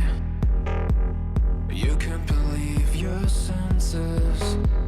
You think you've seen it all until you open your eyes. I never wanna be alone. This place is cursed. I want you to never leave my side. I run away with you to see some light. When ashes dropping down, we step aside. We dream of feeling something. I want you. I know we both escape to lose the ground.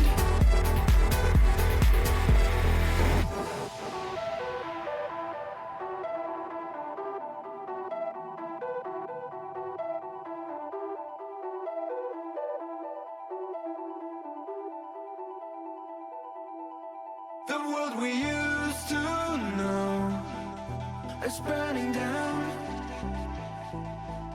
We're always strong enough to build our own. We've been running for ages to search some light. I want you. I know we both escape to lose the ground. We've been running for ages to search some light. We can feel every day after running for nights. We feel so alive.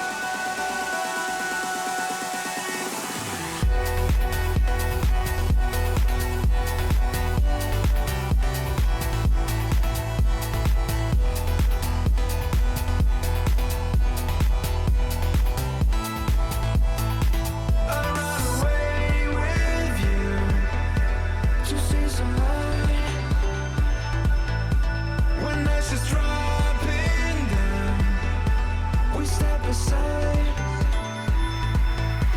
I run away with you to see some light.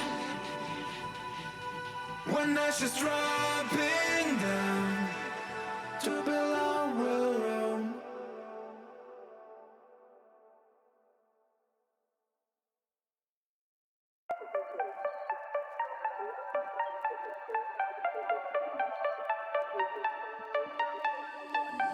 Hand out she holds, it's feeling like we've been here before. We're both so broke, that's something that'll keep us afloat. Don't walk too slow, we can't keep falling deeper again.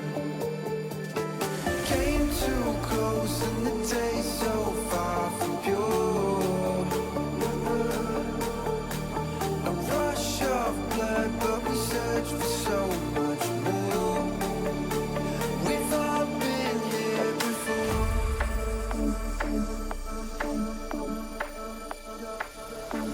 We've all been here before.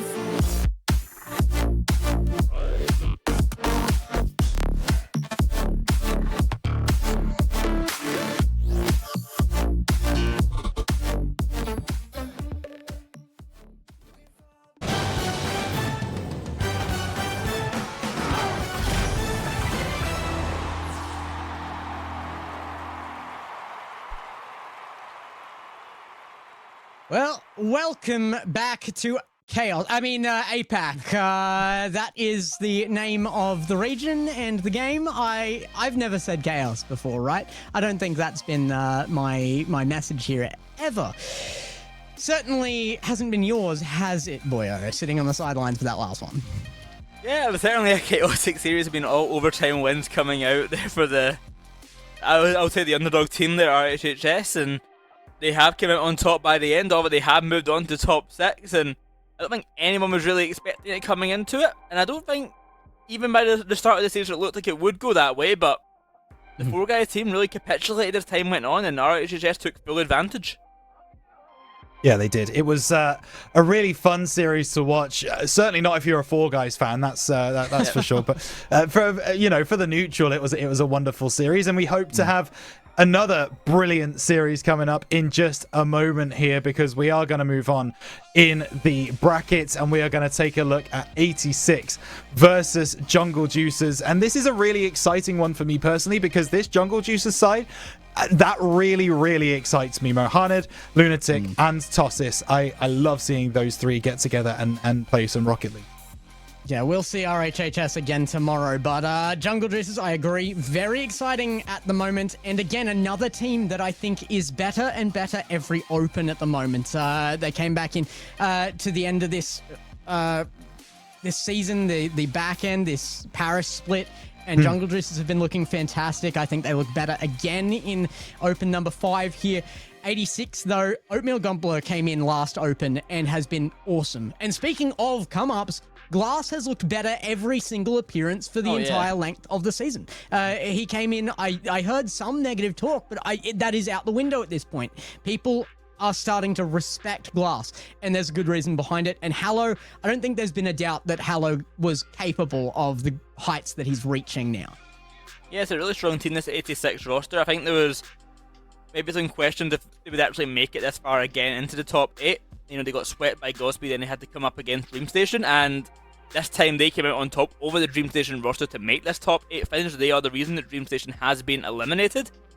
So now, see if they can make any further. DreamStation, of course, got top 4 last event. Can they follow in their footsteps, or will Lunatic be that Japanese representative to push his team further? Get Jungle Juicers a chance at making a big run here. I think we need to talk a little bit more about the win that 86 got against DreamStation, because not only was it like by the skin of their teeth, it was a convincing victory, right? 3-1 against DST. That, considering the work that they did in Open 4, that is no mean feat and should give them a lot of confidence coming into today. Oh yeah. And there's going to be a lot of people quite upset about the fact that DST was counted out by that as well. So they've got to come through and prove why.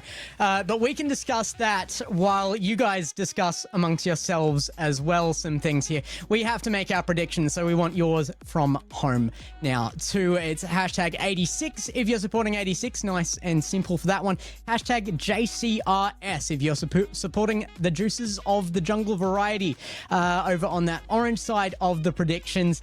This one, again, like I said, all day I've made close predictions here. I think this one's going to be another one. I gotta say though, 86 have stepped up. That one man we didn't know anything about, Oatmeal Gobbler, made an impression on me. I've got this as a 4-2 to 86, but Juicers were able to already knock out a big team this open, so they're in with their chances. See, I've got to go the other way here. I think that the Lunatic factor is the thing that pushed me ahead for Jungle Juicers. I think he was the standout player for them last event, and I think if Mohamed can also step it up to levels we've seen him before, then this team will be difficult to beat for a team like 86. So I'm going to go the way of Jungle Juicers here.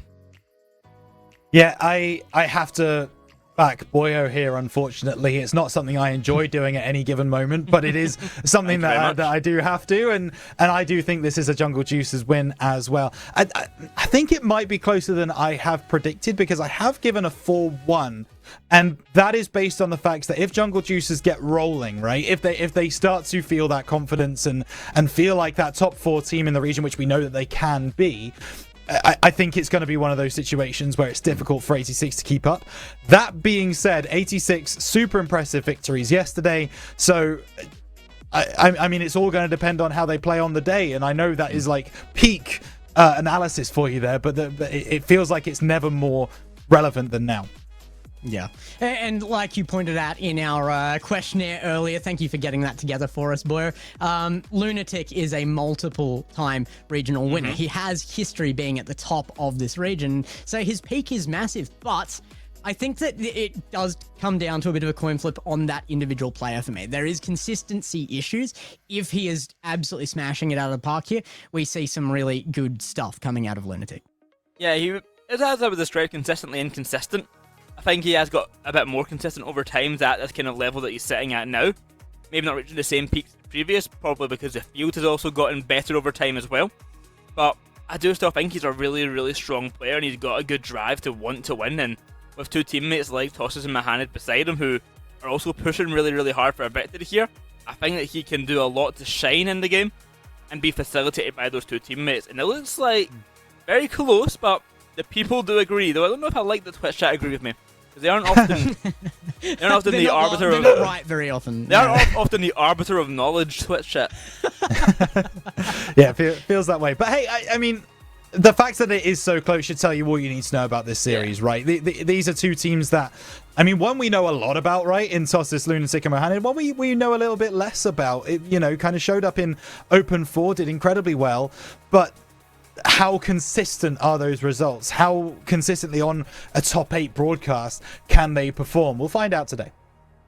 And I just want to remind everyone here, the guy saying about how close this is going to be is the guy who predicted a 4-1 series. So just keep that in mind for when we come back from break. And he's like, guys, I told you it would be close. He did predict the 4-1. Don't want him to get any kind of ideas about trying to trick you on that one. You know what, Boyer? I'm sorry for selling this game. That's on me. This is going to be a sweep. This is going to be an easy game for Jungle Jesus. Yeah. It's over, bro. Not even close. Well, we're sitting on totally opposite sides of the fence because I'm the only one that's predicted 86 here. So, all right, we'll see how it goes on the field, of course. When we drop you off, it will be you leaving us, Rhino. So you're going to not even be able to defend yourself, which is my favorite position to attack you in. So that's where we're going to go with this. But, yeah, I do feel like this is going to be a great series regardless of the series score. I think per game we're going to see some great stuff from both these sides. Oh, 100%. I'm excited to get into this series here because I think both of them could come out swinging. As they mentioned, Oatmeal Gobbler is the man to watch, I think, in one regard. Of, you know, he is a bit more known, but still the general unknown quantity of this team. Glass as well has been, as you said, getting better each time, and then Halo, of course, is just an excellent player in his own regard. So yeah, 86 have a lot to show here, and I think they are just getting better each event, and they could easily make a good run this event, or even in Open number 6. Like, I don't think there's any reason to count them out of our top 8 right now. Yeah. Oatmeal Gobbler to me is the Pengoli of the 86 teams. I feel like there's kind of a little crowd following around this random appearance. I love it. Nobody had any idea who this guy was. There were rumors floating around. They've all been cleared. This guy is real. He is legit. He is here to play, and he has been nothing but entertaining so far. So here we go, getting on the field. Let's see if he can bring that entertainment factor again from 86. As Jungle Juicers bring it against them with Lunatic to lead them out from that, you know, historic position. Well, as we get into our second series of the day, 86 facing off against the Jungle Juicers. Only one can make it into the top 6. The other will be going home today, finishing in the top 8 position. Both of these teams fighting to make that run. Oh, such an awkward kickoff there. That is, I don't think anybody really knew how to play that one out. Not a kickoff strategy for any team in existence that I know of. That one's going to be sent very high by Oatmeal. That might not be the peak choice there in your own half, but Juice's not taking advantage of the situation yet. In fact, not going to be allowed to. Halo sneaks through for a clear past the midline, back past it again from Tosis though, and a shot off the post and in. Lunatic, the man of the hour, will step up. Keep in mind as well, Gex, that the last time these two teams played, it was in this exact same position just 2 weeks ago, where Jungle Juicers came out on top 4-2 after a couple dominant game wins, some couple close ones along the way as well. But it was the Juicers who held their nerve and came out on top. Well, they'll be looking to do the same, of course, but well, 86 have cleaned up some of those errors to disallow those large. So right now, not looking that way. It's a bit of a mess on the back wall. The triple commit does come out, but survival for now. But for now, may not be for long. A save from Oatmeal Gobbler. We'll keep it away. And up the other end it goes. I'm really hoping we move on to that segment where we start attacking poor defenseless Rhino shortly, because I'm not looking so smart on my pick for 86 so far. This has not been the start for the game that you want if you are an 86 fan. It is not looking like teamwork here, not looking like communication, not looking like a defender as Lunatic gets his second for the game and puts Juices on 2. Wide open net for Lunatic here. The pass from Mohamed works out perfectly. 2-0. And the Juicers, not even 90 seconds in, are already 2-0 up. It's funny that the Jungle Juicers have the little monkey on their logo, because 86 are definitely looking more like the monkeying around type right this second. They've been absolutely catastrophic so far. Glass can't get the 50 up. That's looking like a better pressure. And oh my goodness, they've got one for free. Hello, award. So I'm sure he's earned it. Oh, no, Hello was in the last game. Close enough, though. Mohamed just can't get the touch on the ball. Hello. Hello It's to my you too. accent. Leave it alone. Hello to you too, Gex. But we're into game number 1 here, and it is 2-1 in the favour. Just now there's 80 seconds to get a goal on the board. Can Glass be another one though? Lunatic left a little bit awkward, and an Oatmeal Gobbler is on the way, looking at Lunatic like a bowl of oatmeal. Not going to get the connection this time though. Oh, hello again though. Hello to you Backboard. too. Not going to be find it. if that continues this whole series long, I cannot work under these conditions, boy. I'm warning you now. Well, hello to Tosses, and he slips it into the back. Oh, then never mind. Tosses, you ruined the line. Oh, there we go. All right, I switched my prediction. I'm all on the Juices side of things just so that we can stop Boyo talking. There we go. Toast is my new favorite player in the region. Bang to the right-hand post. Puts it away for a 2-goal lead again from Jungle Juices. So Cess strikes that ball with his feet. Cess and over to Glass. The ball will go. Sent high to the backboard. Double touch down to the back of the net. Not this time. Tosses. Really attempt to clear away. Denied by a Lunatic. Just upfield now. Hallow beaten by Mohani, caught by Glass and into centre once again. That might just sink in, but it rolls past the net. Barely missing out. The pass to Lunatic will be found. He's got Mohani playing centre, but the shot comes instead. Really thought that one had actually found its mark, but a little too low, allows the defense back in. Lunatic with another shot. He's been very aggressive on this offense, and it has been paying off for them. A touch forward goes very, very well for Glassy, who chases through for a demo. Oatmeal up now. It's going to come back to Hallow. And I'm going to be very pronunciated on my A's from the rest of this series. Lunatic with another one! You've got to stop letting him through! He just goes solo, and Oatmeal Gobbler will try and make the connection, but it's too little too late. That's a brilliant shot.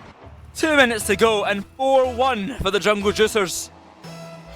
The credit where it's due, the placement is just about unstoppable there, but there just has not been a deep enough third from 86 at all. There's not enough respect for the opponents, I feel like, here, and you know, Glass in behind that ball is going to leave it to Lunatic in the long run. He will turn in corner.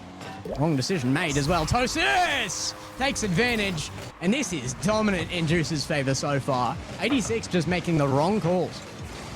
Well, last time these two teams played, they did have some dominant games go the way of Jungle Juicers. It was a 5-1 and a 6-2 that went their way. This is looking very, very similar. Jungle Juicers have came in all guns a-blazing here, and 86 do not have an answer. Monstrous ground pinch. He was very lucky that he was in position to read it off the post and made it look like a absolutely brilliant play, but that's not what you want to see if you are on the 86 side of things here. And a touch forward, looking to the backboard. Oatmeal Gobbler out of corner. He's gone to midfield. Posis 50 forward. I do feel like 86 definitely having a slow start into this one, but it's the fact that it's come out in the form of lack of team efficiency. That's where I'm really worried. That coherency needs to be brought up very, very rapidly. I would have liked to see it by the end of this first game, but it seems like this last minute isn't going to be enough time to make it evident. The Glass on the side well now. Hallow pushing forward. One last chance maybe to find something of a consolation goal for 86, but it will not come their way. Oatmeal Gobbler will fake it for Hallow, shot onto net, will find the back of it. 30 seconds to go. 86 find goal number 2. Maybe, just maybe, I'm proven wrong here. That last minute of play resulting in a goal for 86 is definitely a good start towards the team play, but it was the fact that it was a fake that gives me a little more confidence in that starting to come together now. Communication really being brought up a level to make that goal possible. Can they do another here in the last 30 seconds? They've given themselves enough time to look for it, but they're in their own half. Tosis up now, looking out of corner, goes towards the backboard, and another shot towards it, and it's a crossbar down again. Mahanid is on the board as well. Well, 6-2 now. It's a high-scoring affair this time, Gex. Everyone's getting a piece of the cake. Everyone on Juices individually is looking so fantastic too. It's hard to pick any weak point on that team. I mean, Mohamed is the one that we've been talking about on the offensive side of things almost every time we've seen Jungle Juices, and yet Lunatic has been absolutely insane. And now Mohamed is still at that level, as we see from that last goal as well. Lunatic, what a redirect! They're just coming together so well as a team. Juices continue to step up. 6-3, nah. Mohana gets the save. And it's a game 1 victory finally declared by the way of Jungle Juicers. 6-2 as a statement for game number 1. I mean, don't get me wrong, after last series, I'm happy to see a game that doesn't need to go to overtime for a confident win, but I don't know if it came in the right way. I would love to see a step up from 86ers there, because it's not been a series so far. Game 1 was very one-sided, and I don't know that I can entirely give the credit to Jungle Juices. They have played unbelievably well on offense, but they were never given a challenge. No, you are right. The defense from 86 were quite lacking, and then the offense was, well, when it did exist, honestly getting goals, but as we see just It's hard there. to say what wasn't lacking, really, in There's game a lot 1. of lack. 86, yeah, a lot of lack. I would agree. I think 86, it just does come down to they just didn't have their communication together. They weren't warmed up, and that came out in a really odd way. Normally when a team's not warmed up, they're just slow, but that wasn't the case here. I do think it was a warmth thing. 86 came back towards the end of that, and game 2, I'm expecting, like so many series here in Apac, will be the big pickup.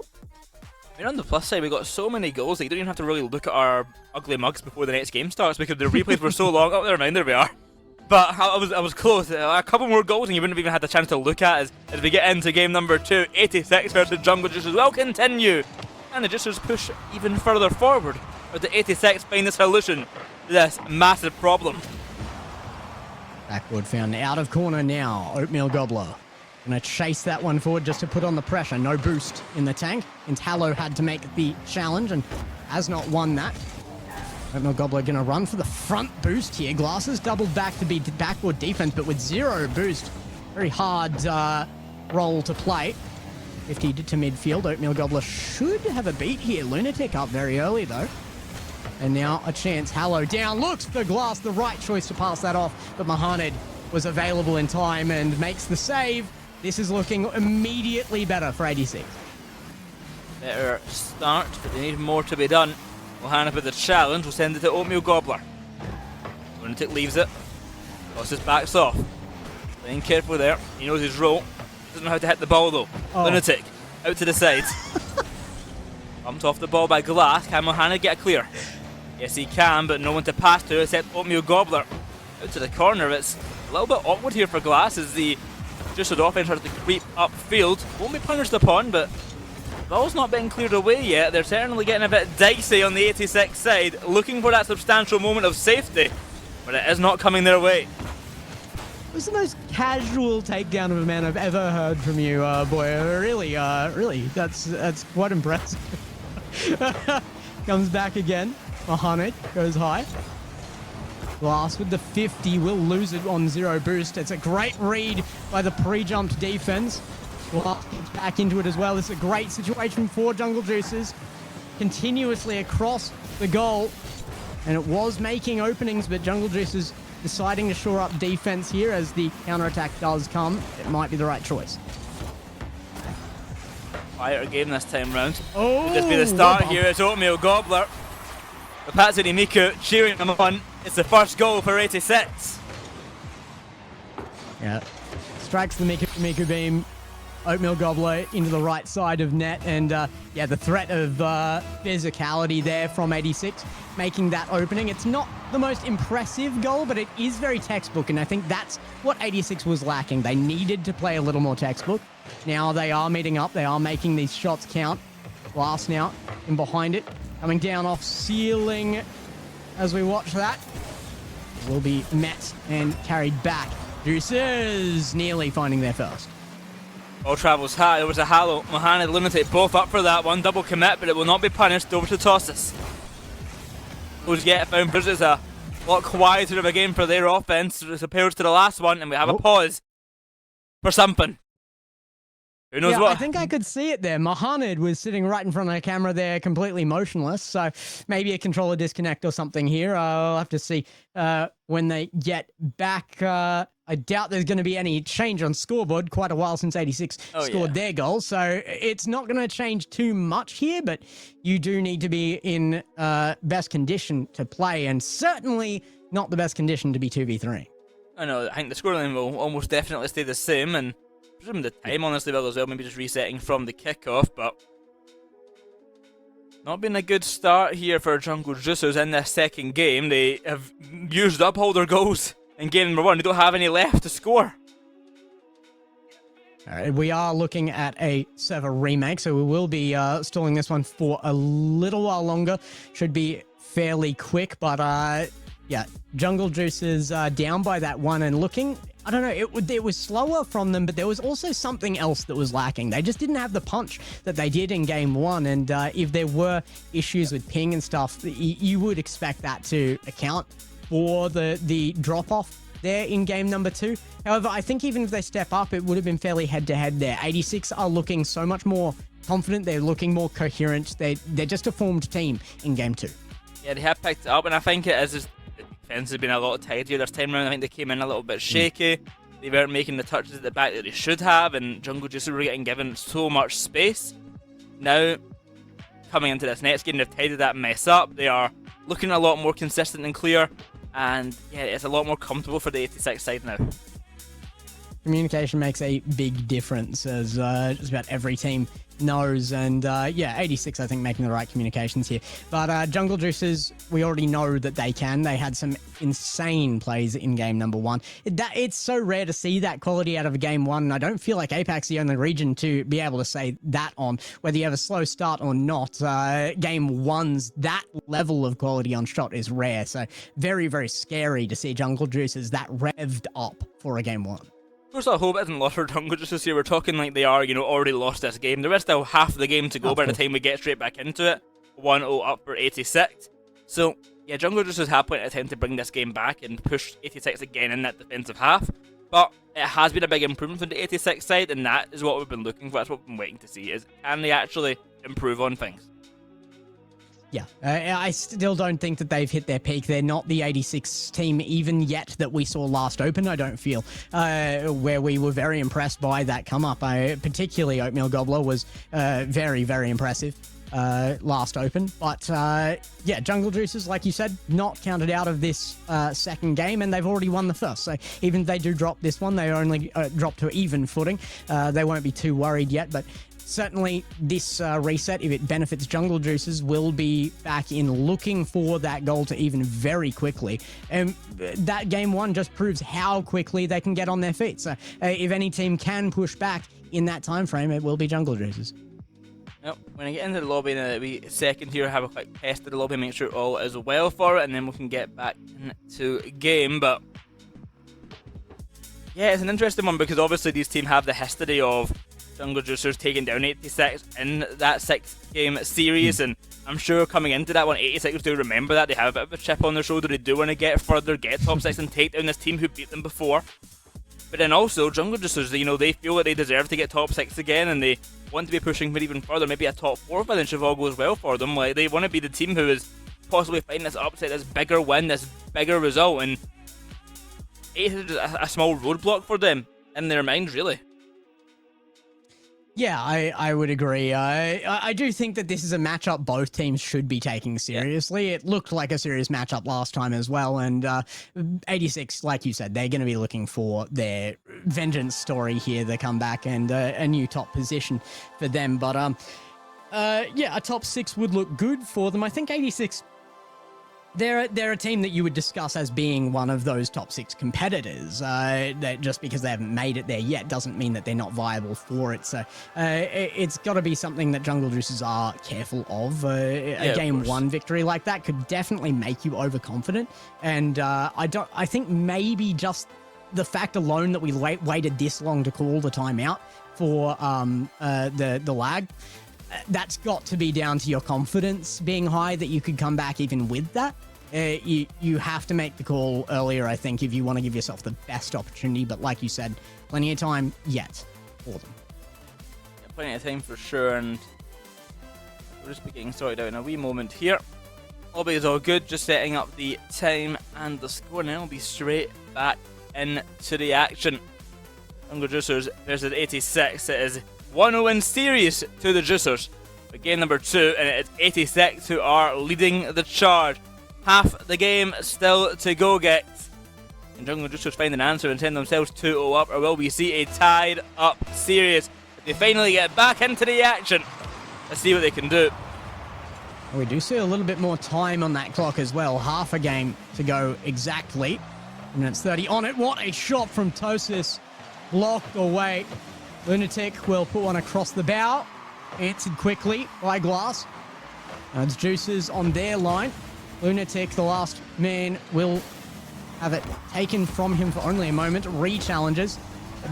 Gets back on the ball. What a pass across. Where is second man? Oatmeal Gobbler has gone back for boost, and Glass was nowhere to be found. Has to be a challenge here from Glass now. The direct shot, maybe not the right choice. Mohamed against Oatmeal Gobbler, but Hallow with a double commit. Tosses, gets bumped, I think, there. Oh! It's a goal that's going to sink on in for Hallow. Does Tosses get bumped, or did he just miss the ball? I think it might have been a bump. I want to see this again now. That's yeah, he very, did. Oatmeal Gobbler finds the Oh. connection. That would have been a save for Tosses, but not this time. What a call. Very tempting to not go up on that at all if you are in the air and you see you're beaten, but makes the right decision to play the physical and gets in there, makes that goal. Juicers now down by 2 with a similar time frame left. That's going to be a much tougher answer to find. Lunatic on back towards the net, but not in yet. Tosis now. What an answer from Oatmeal Gobbler. The level of confidence has come up and up and up from 86. Lunatic off to the side. Squeezes it past Hallow here. Back to Glass it will go. He's got 10. Taken out by Tossis. In comes Mohamed. Another demo on the goalkeeper. There's no one there. Easy goal for Lunatic. Brilliant work with the demos at the back line. Leaves that net wide open. And Jungle Juicers find the goal back. Mohamed puts it across and Lunatic just tucks it in, and that is a bare beat for the pass as well. That's very well found by Juicers. 86 will have to watch themselves here in this last minute. Never mind, they're going to be comfortable again off the kickoff. Well, there's a lot of pace on that ball. Hallow will get the credit, but this is pure chaos on the kickoff. Didn't take Punched long. through. Did not take long. 3-1 now for 86. Straight back into the 2-goal differential. A minute to go, and Jungle Juicers once again have some work to do. And Glass with control again as well. They're looking for another one. Glass trying to play the mental game with 0 boost. Does get a good 50 to keep it in the half and put pressure on Tosis, who's the wrong side of ball. We'll go back to Glass again. Going to go high. He should be challenged early. He is, but he's only demoed away from the play. It still goes forward. Hallow leaves for Oatmeal Gobbler, who sends down off ceiling nearly on target. Mohamed had to commit on that. Mohamed has no boost, but Lunatic certainly does. The pass is there over to Tossis. 30-second, they have to act now if they want to have a chance at this game, but they cannot find the control that they need. Glass out to the corner. Time ticks on down over to Oatmeal Gobbler now. Rolling that into centre will be denied. Pass upfield, not going to be found this time. Hallow into net, perhaps. No, saved by Mohamed. Here comes Glass. Looks for the bump on Lunatic. No connection. Time runs out here for the side of Jungle Juicers. This will be a game win for 86. Yep, I mean, still pushes for Jungle Juicers, but This one is in the bag. What a bump to finish the game. 86 ruthless on 0 seconds. And they take it with a little bit of comfortability there. That's going to be a very direct answer to game number 1. 86, I gotta say they did look like the better team on field in game 2. Oh yeah, 100%. Didn't really see anything come out from the Juicer side. Of course, the scoreboard not going to be entirely accurate because we're missing half the game, but even still, the shots were not coming for the Jungle Juicer side. Even from that first half, we barely saw any shots coming from them. And I think that's a big difference between this game and last. They were pounding shots in game number 1, getting so many chances. A lot, in fact, due to the 86 team giving them so much space in the ball. This time around, they just could not find an opportunity to really take that many shots. They just had to sit there and wait.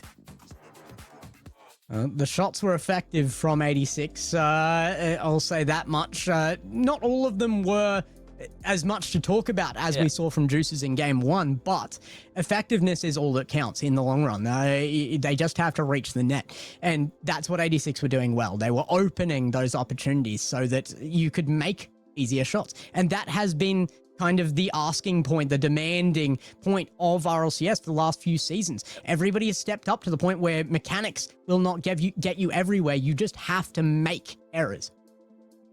And as we get into game number 3, who's going to break this deadlock between these two teams? Can 86 keep up their, I would say, suppressive play?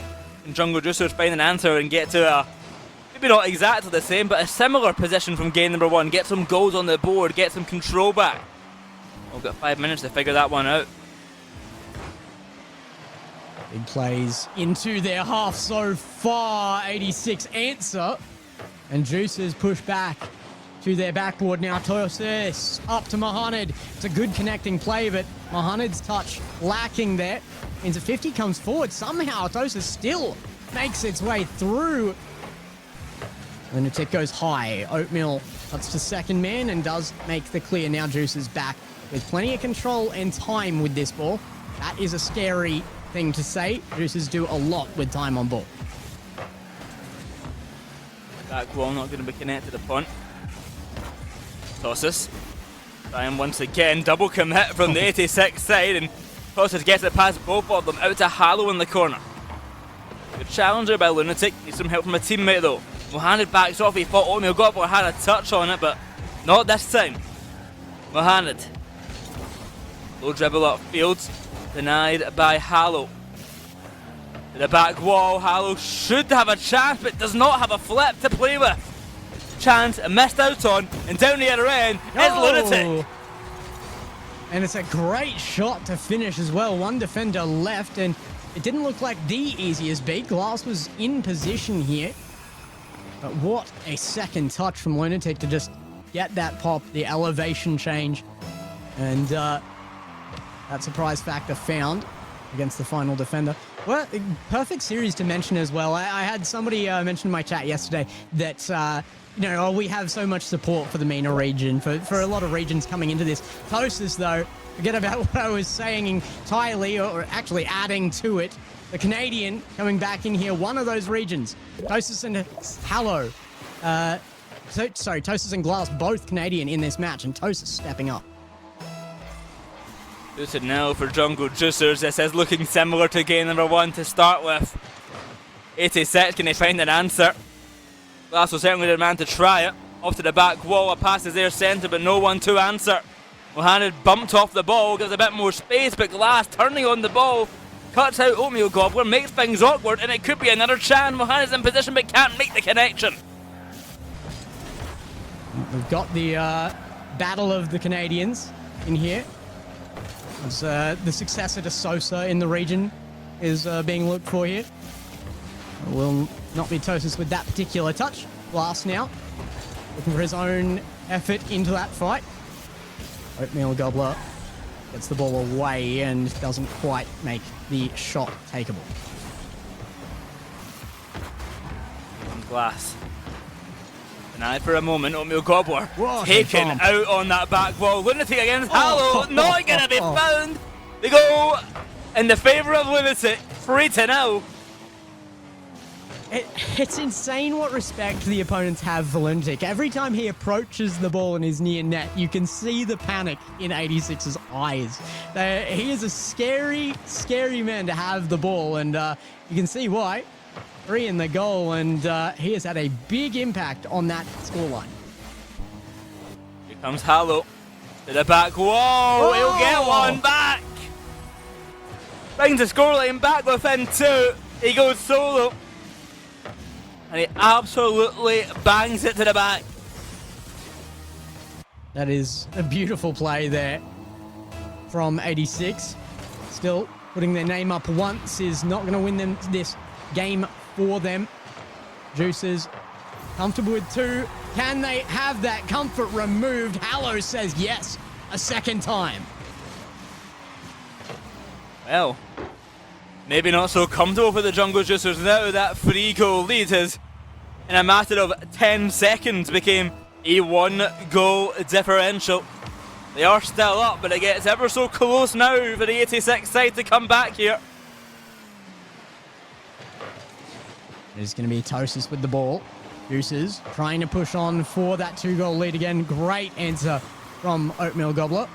And it goes back to Hallow again, who has to be gaining confidence at this point. Mohamed pushed away from ball, but it continues its way towards net. Glass on backboard across the net. This is starting to get nervous for Juicers if they can't put another one away here and remain at that 1. It could switch back at any point in time. But chance after chance for them. Will continue to cut down that clock while they lead as well. Out to the corner. Toss is denied. Oatmeal Gobbler going to rush upfield, but he's got no boost. A good challenge against Lunatic. Gets some space for Glass. That's open though. Oh. That is wide open, and that will be a goal thanks to Hallow, to be honest. Yeah, Lunatic had no chance of a beat there. Certainly would have been the shot had he been allowed the ball, but there's no Hallow made saving his that. best attempt there. Tried to get that to post. You just had to send that high. You've got to hit the absolute bottom of that ball and get backboard, but a tough ask. Yeah, there's no saving that from that position. Okay, It's well, like, hey, we don't need that one. I'm just going to leave. well, there's another one. Mohamed just walks away, gives the goal to Tosis as Glass cannot make the connection.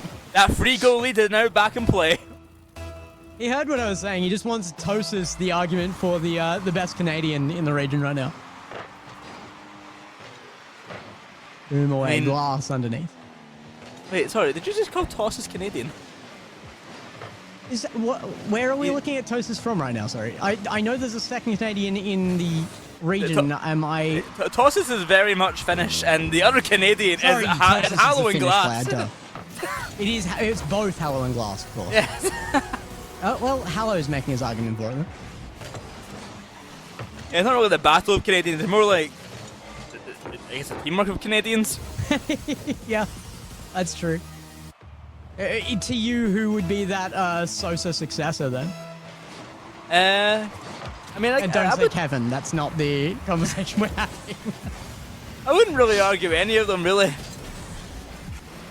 It's not at Just that right level now. yet, I suppose. No, not yet. A big boom Little downfield bit. from Lunatic. Still chances for Jungle Juicers to double the score line of 86 here. It's looking good for Tosis. Taken away from him. Back it comes again. Mohamed will double back. Juicers, such good defense right now. There's been so few chances since the last goal of 86, and that was a long time ago. And with 15 seconds now to go, this game feels all over for 86.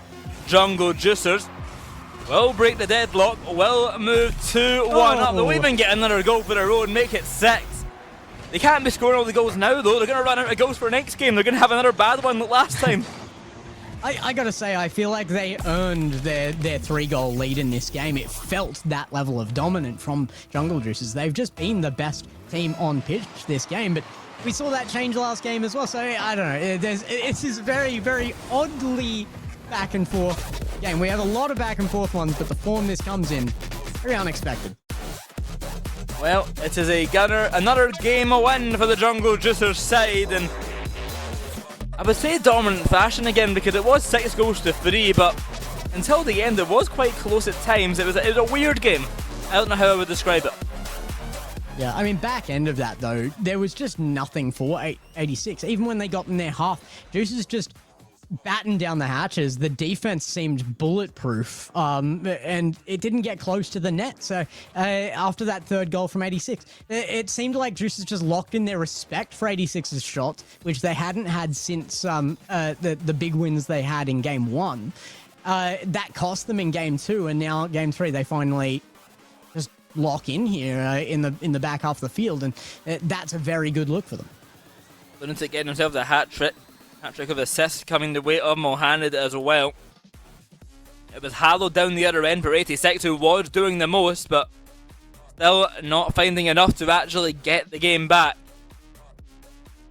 It's going to be a tough ask again for 86. You know, they're coming off another game where they've scored 6 against you. That's got to be a bit demoralising coming into it. Of course, they recuperated in game number 2. Can they do that again in game number 4? Yeah, you've got to hope so, or this series is going dominantly in the Jungle Juices fashion.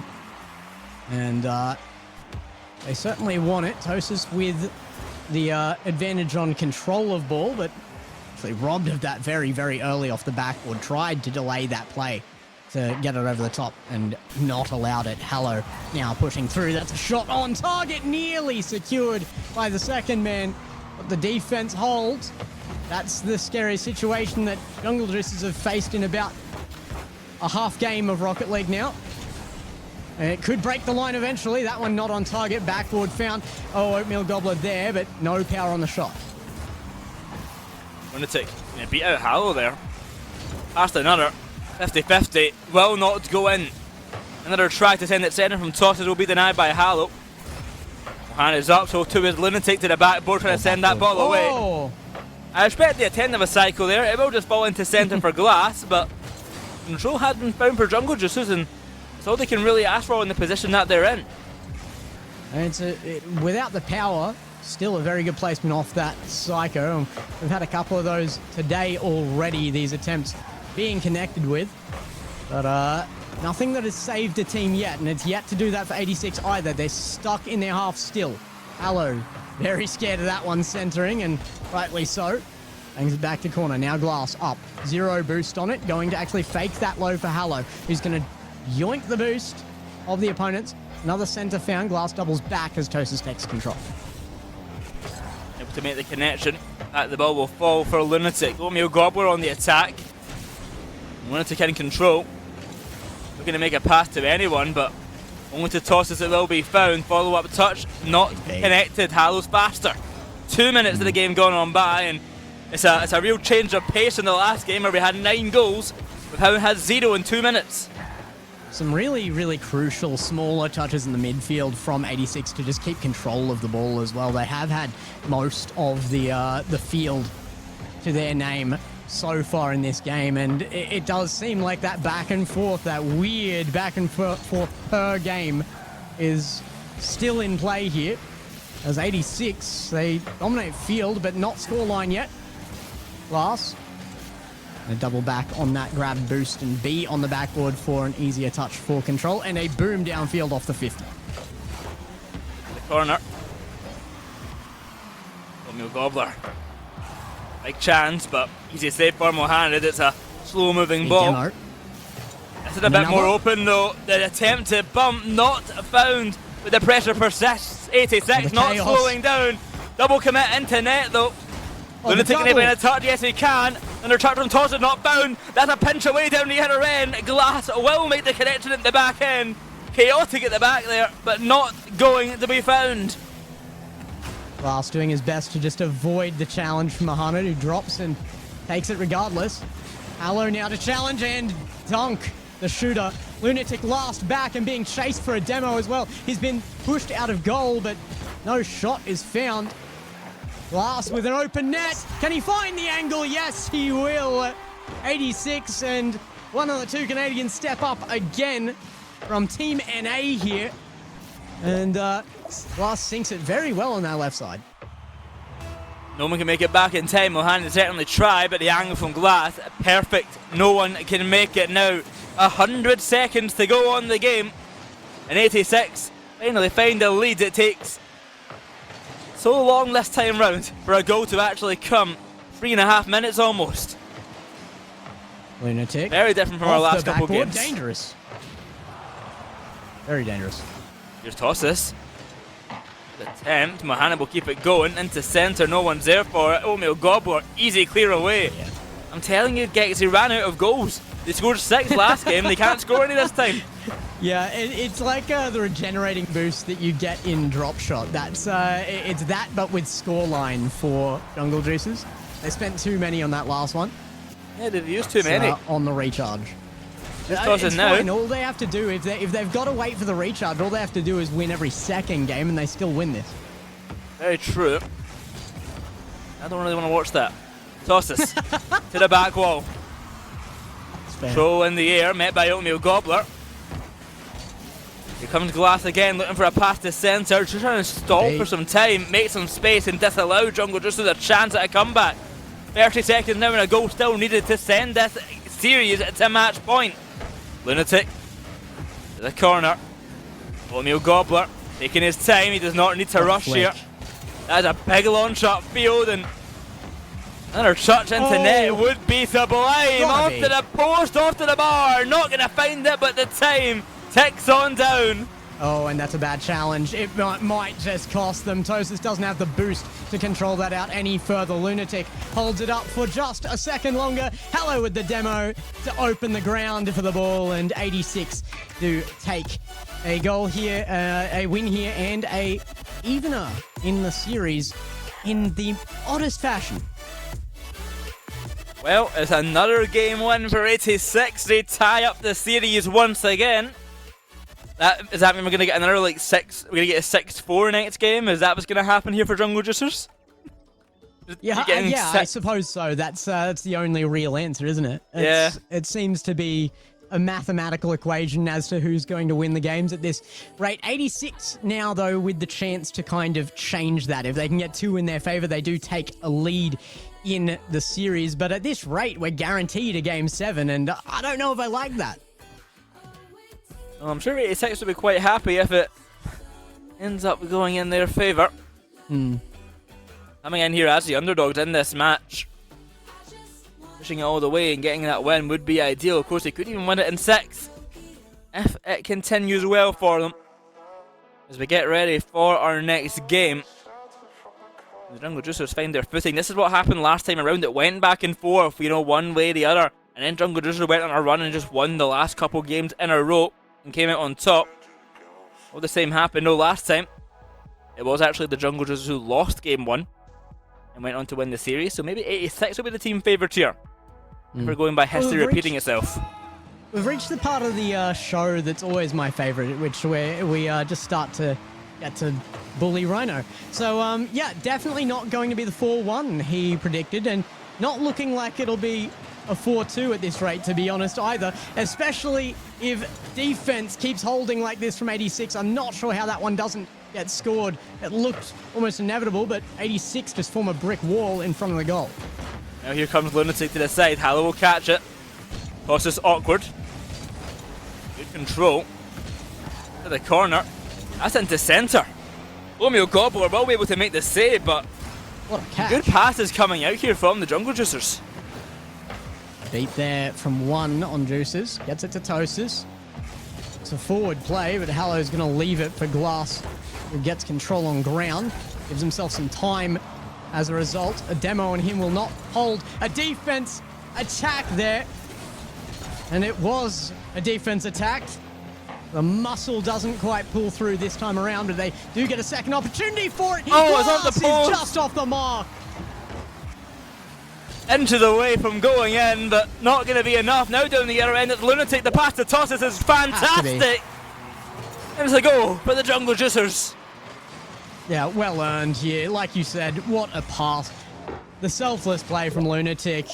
It probably could have outpaced Glass there, but it's a guaranteed goal on the pass off there, and probably was expecting that to be slotted back post, but the identification was clear there that that was an opening, and struck very, very nicely. Tosis with another chance now underneath, and oh my goodness, smashes it home underneath.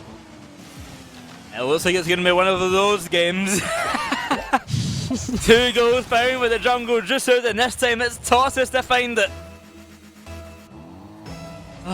Only 80 seconds gone, and already 2-0 for the jungle juicers side. Very different from our last game where we only got 1 goal in 5 minutes. So, yeah, one of those ones. Very different to the one before that, which was very different to the one before that. That is the storyline here. It's been identified. Oh, there we go. An answer from Oatmeal Gobbler. Can they change it up is the question. I mean, there was a lot of goals regardless in the last win from Jungle Juicers. If they can make this one a win, can they make it clean? That one really needs to be the last goal from 86 if you were going to say it was a clean win from Juicers. And what more can the Juicers do? That almost goes straight into the back of the net from kickoff, just narrowly missing out. Mohanad is sitting there with held breath, awaiting By choice. the chance. Tosses. The corner, Mohanad is. We're near that ball. Good effort, I guess. Oh. That's about. Oh, it's a mess. What is happening? Oh, it's disgusting. Okay, here's Glass down the other end. Shot to net will be saved by Mohanad. The filth is away, and now it's Lunatic down the other end. That was some interest in Rocket League. Yeah, and Glass got nervous because of it. Probably didn't need to make that flick as early as he did, and with that in the skill set as well. He'd have a goal somewhere down the line if he held it. There, though, is a goal of proportions. Lunatic takes this again. The passing play, unbelievable. What an offload from Tosis. Yeah, Lunatic and Tosses have been linking up really well, especially this game, but all series long. Another goal for the Jungle just to send them up to 3-1, a 2-goal differential once again. Approaching that halfway mark. Jungle Juicers will be looking to extend some more. They love a 6-goal game. Will they find another one? Glass abandons the first attempt there to take that as a pass. Hallow will back pass. That's a good opportunity. Where is a second on that? Comes very late, and it's actually turned into a play for Jungle Juicers here. It's going to happen and again. a goal as well. Tosis into the top right corner. Just end the game now at 6-1. Who cares? We already know how it's gonna go. That's the, yeah. We already know it's around going to be a that mark. 6-goal for Jungle Juicers. Who cares anymore? Just go to next game. Go to game 6. Half the game remaining. I mean, they're on target for 8 goals right now. I don't want that. That would be a very painful watch. Maybe we'll get an 8-6. Oh, Maybe 8-6 and get some goals on the board. Please don't say that. You'll manifest it. I know, it'll be 8-6 game here. Look, if they were Lunatic. all good plays, I'd support it, but right now, 86, it's been a bit scrappy. Oh, It what seems is like that? What has happened there? A little pop up. Every second game, they have dominant offense, but also every second game, 86 can't defend. So it's like, what do we read out of this series? It's impossible to talk about. I do like the control from 86, and I do like the kind of cosplay there from the 86 players to just show what it's like to absolutely have no chance of hitting the ball. But, I mean, maybe play the actual game here, guys. Being made, yep. Like, I know the script says that you're supposed to lose by six goals to something, but come on, put a bit of fight into it. Emil Gobbler trying to make a difference here. Can't even get it out of their half. Again, 86 just seem to be playing defeated on this second game every time. It's okay, though, because next game they're going to look fantastic again. So don't worry. True, they will. They're going to You're look right, you're great right. next game. This just isn't their game. And they'll look okay in Game 7. No, they'll look bad again in Game 7. It'll be a 6-goal game in Game 7 again. Here comes Tosis. Oh, never mind. Not 6 yet. Save it for the buzzer. Forward here will be Tosis. To look forward, it's Hallow for a big clear. Chance. And we might be denied our 6th goal from Juicers. We will get probably our second. No, it's going to get away. Thought 86 had a really dominant offense there for a moment, but they do let up. And that Tymo is looking very, very lethal against them for this game. Oh no, this game's over. That's not. Let's call a spades here. It's into the corner Romeo Gobbler, and he's trying to get maybe a consolation goal or something, but no, the game is over. It is going the way of Jungle Juicers. It's just a matter, do we get goal number 6 coming? And we might just do here, as the ball gets pushed out to the corner. Tosses into centre. It is dangerous now. Lunatic will try. They're not going to find anything. Maybe it's a tactical decision from Jungle Juicers. They keep running out of goals when they score 6. Maybe they'll save one for next game. Hallow off the backboard with control of that ball. A big 50 again goes to ground and 5-1. We did avoid the 6th goal, but I don't know. You can throw that out the window. It may as well have been the 6-goal game. It's the same result as our second game win from the Jungle Juicers. Their third, coming back in the same fashion once more.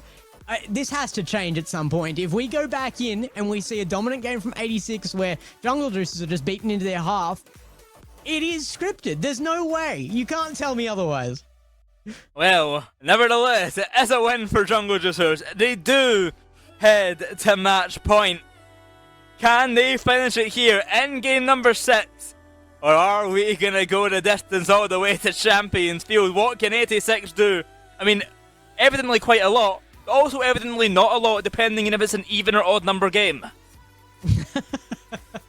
Yeah, this is why you don't gamble.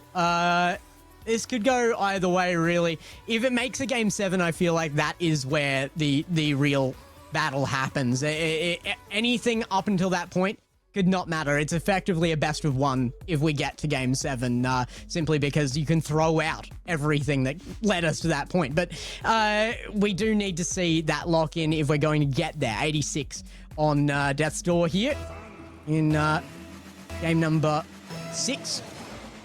Game 7 looms if they can make that difference. I'm inclined to agree with Gex here. It could go either way. They could either win or they could lose. The 2 ways it could go. Big call. Big call here. I think it's going to be one of them. Don't know which yet. And I don't know who they are in this context. But nevertheless, someone's going to win and someone's going to lose. And either we're going to go to game 7 or we're not. This is the expert analysis you get in the Apac broadcast. As early on as I go from tosses, 1-0 start for the Jungle Juicers. Look, either way, it's an easier take to back than anything from that Rhino guy. I don't know what that call was, but Tosis pushes forward. First goal on the board from Juicers. Makes it look like an odd number game, but we'll see yet. We'll see yet. Oh, hello. Hello to you too. Gonna get the save this time around. Round the corner, it is Lunatic. Denied for once, but Tosis will keep it going. A glass on the back wall. You look for the bump and What a bump. brilliant bump at that. But he's got Lunatic to back him up. How is it the game without the player named Hello that we're making that joke? That's crazy to me. Hello to the backboard. Lunatic in the corner. The demo made on Oatmeal Gobbler as well will allow a forward push from Juicers. It's not on target. That might be the wrong choice. Could have been left to corner. Hello grabs the boost. Mohamed pushing, 0 boost, and a great play out to just put the threat on. A wise man once said this will be a close series if the odd numbers did not exist. Right now, it's a close game here for game number 6. And 86 finds something though to keep themselves alive in it. There's a good forward touch. Looking for Hallow. Backboard found, and he strikes it too. Gonna send it home to make it 1-1 and make maybe an exciting game here. Won't get ahead of myself yet. Yeah, I mean, 20 seconds going on by. As I go for 86, we are equalised. This means it's probably going to end 2-1 to 86 if I've got anything of the history to go by here. Tosis with another bang.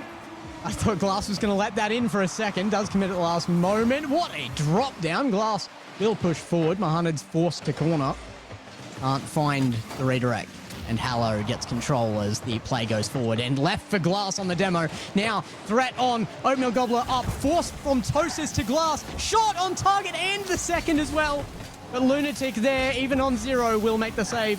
What a pass. Glass is there. Got to be a goal. And oh my goodness, that's a rocket. Well, it's a bit of a bang there from Glass, I will say. 3 minutes to go and straight to the bar, straight to the back of the net. It's 86 with a 2-1 lead. That is absolutely crazy. Call it a lunar mission as you are traveling through space at speed. 2-1 though, that's the predicted scoreline for 86 out of this game. Lunatic across, looking for more from Tosis. Can they change the status quo? Oatmeal Gobbler sends it long, He's hungry. and Mohamed back to Lunatic. Out to the corner. Tosses. And I get it past Glass. Flip reset. Past Oatmeal Gobbler. Hello to Oatmeal. Caught by Lunatic. Round the corner. Over to Mohamed. Glass gets a bit confusing for everyone on the pitch. Into centre now, and tosses his back on off. Gonna play it careful. Oh, this is dangerous. Oatmeal Gobbler had a striking chance, but the ball goes wide. This is not the same team that played last game. You can't convince me that this Jungle Juices is the same Jungle Juices. It's got to be a different roster. What do you think Hello they've got? behind it again. They're playing like a 6-man roster and they keep subbing people out each game. Yeah. They've got full play sets. I think they got to get them reported to the admins here. I think they do keep making Oh, subs. is that in? Ooh, Oatmeal it's got to be Gobbler. a chance. Not this time. A good 50 though, keeps it in the half, and Juice is now chasing that out. Hallow and Glass underneath. Glass will make the challenge, but seems like it's just a pass away to 100 for a moment. They get it back. Lunatic big strike off to the back wall. Will be saved by Oatmeal Gobbler, and round the corner it will go. The centre denied. Follow there for Mohamed. What more can he do with it? Pass there. Oh. No, this time denied again. This time by Hallow. Out to the corner. Lunatic will go for the clear away, but to no success. He'll get demoed on the approach, and possession found once again for the 86 side. It's a minute to go. 1 goal differential. I've said it twice already. They only need one more goal to tie things up and potentially win the series or make it something more favourable. But the odds of that happening get less and less as the time keeps on ticking down. With the exception of a few small scrappy plays, 86 have had really bulletproof defense this game, and that has kept them ahead. As much as we're joking about this being scripted, this just comes down to playstyles. I mean, 86 wants to win close, consistent games. They just haven't had the consistency to make that happen across a series. They have per game, and there is the evidence again. A 2-goal lead from 86 over Juices with 20 seconds left.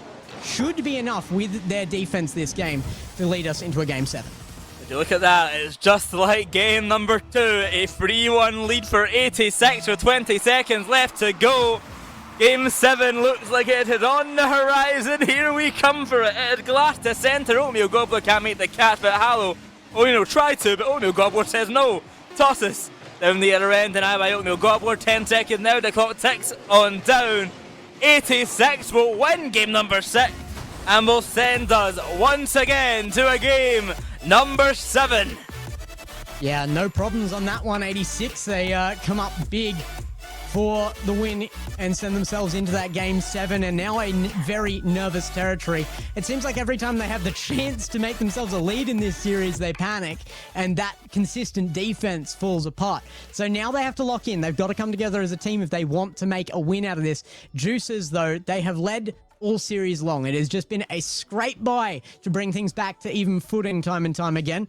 Juices know that they can get that offense, that lead back, and I mean, if they're going to win it, they will win it big. It's just the way that Juices are playing. If 86 win it, it will be by narrow margins, but consistent margins. That's how they play. Well, we go to game 7. If Jungle Juicers score 5 or 6 goals this next game, I'm done. I'm leaving. Some great placements from 86 there, though. The goals they did score were so well taken. But again, it's not that 86 are going to play around huge mechanics. They do have the ability to play mechanical, but they just make their openings. When they're on their games, it is consistent gameplay. They will only take the chances that are there, and they will rush back to defense. So it is just a recipe that they're playing by, but it's a recipe that's worked every other game. Unfortunately, if you start off on the back foot, that leads to a loss in Game 7. Well, in all seriousness, we have made it this far. It is Game 7. It has been a good comeback here for 86. Each of these games, they would be demoralising ones. They would be ones that you struggle to come back from. But they have done it every single time. To the champion field we go for the second time today. It is 86 against the Jungle Juicers. Will the story, will the script continue? Or will something different happen? For once. Well, I promised. Close series. And it is delivering. Hallow misses the ball. Tosis able to push that forward, and Glass takes control on the back end. They have had bulletproof defense in their better games. And it holds here. Shot on from Glass. Hallow gets there. Sorry, Tosis gets there. And shot on. Hallow will be back this time on that blue end. Lunatic into the corner. And the red out. Control found for Mohamed. Toss is taken out in the demo. Lunatic looking for some disruption plays. He has been really good at the demo plays in those games that they've found success. Not going to find it this time. Here's Tosses on the respawn. Very awkward on the reset there. Losing position to Glass. Hallow's there for the demo, but saved his own teammate's shot. Another demo will come out to make a bit more space, but commotion in the back. Another demo found to the backboard. Hallow trying to get the shot, not going to find it. Back to Oatmeal Gobbler, it will go. Chaos out of nowhere, but no goal to be found. There's evidence as to why, as a competitive player, you always want to be playing on LAN if possible. With 0 boost, you go straight through that demo. It does not affect you. But with any ping at all, he's sent backwards into the ball just slightly, and it's enough for a save. And now, eventually, the other end of the field, Mohamed takes the first goal of the game, and Juices go up 1-0. 1-0 in the jungle. Juices strike again. They find an early lead, but can they find even more? 86 have got some work to do. Hello with a good kickoff here. Lunatic bumped into a position he didn't really want to make a play from. He's up now looking for a redirect. Not going to find it. What a dunk from Oatmeal Gobbler. No chase on it though. Lunatic gets it to corner, has to take boost before he can play it out though. And Oatmeal Gobbler gets the chance to make that play in field.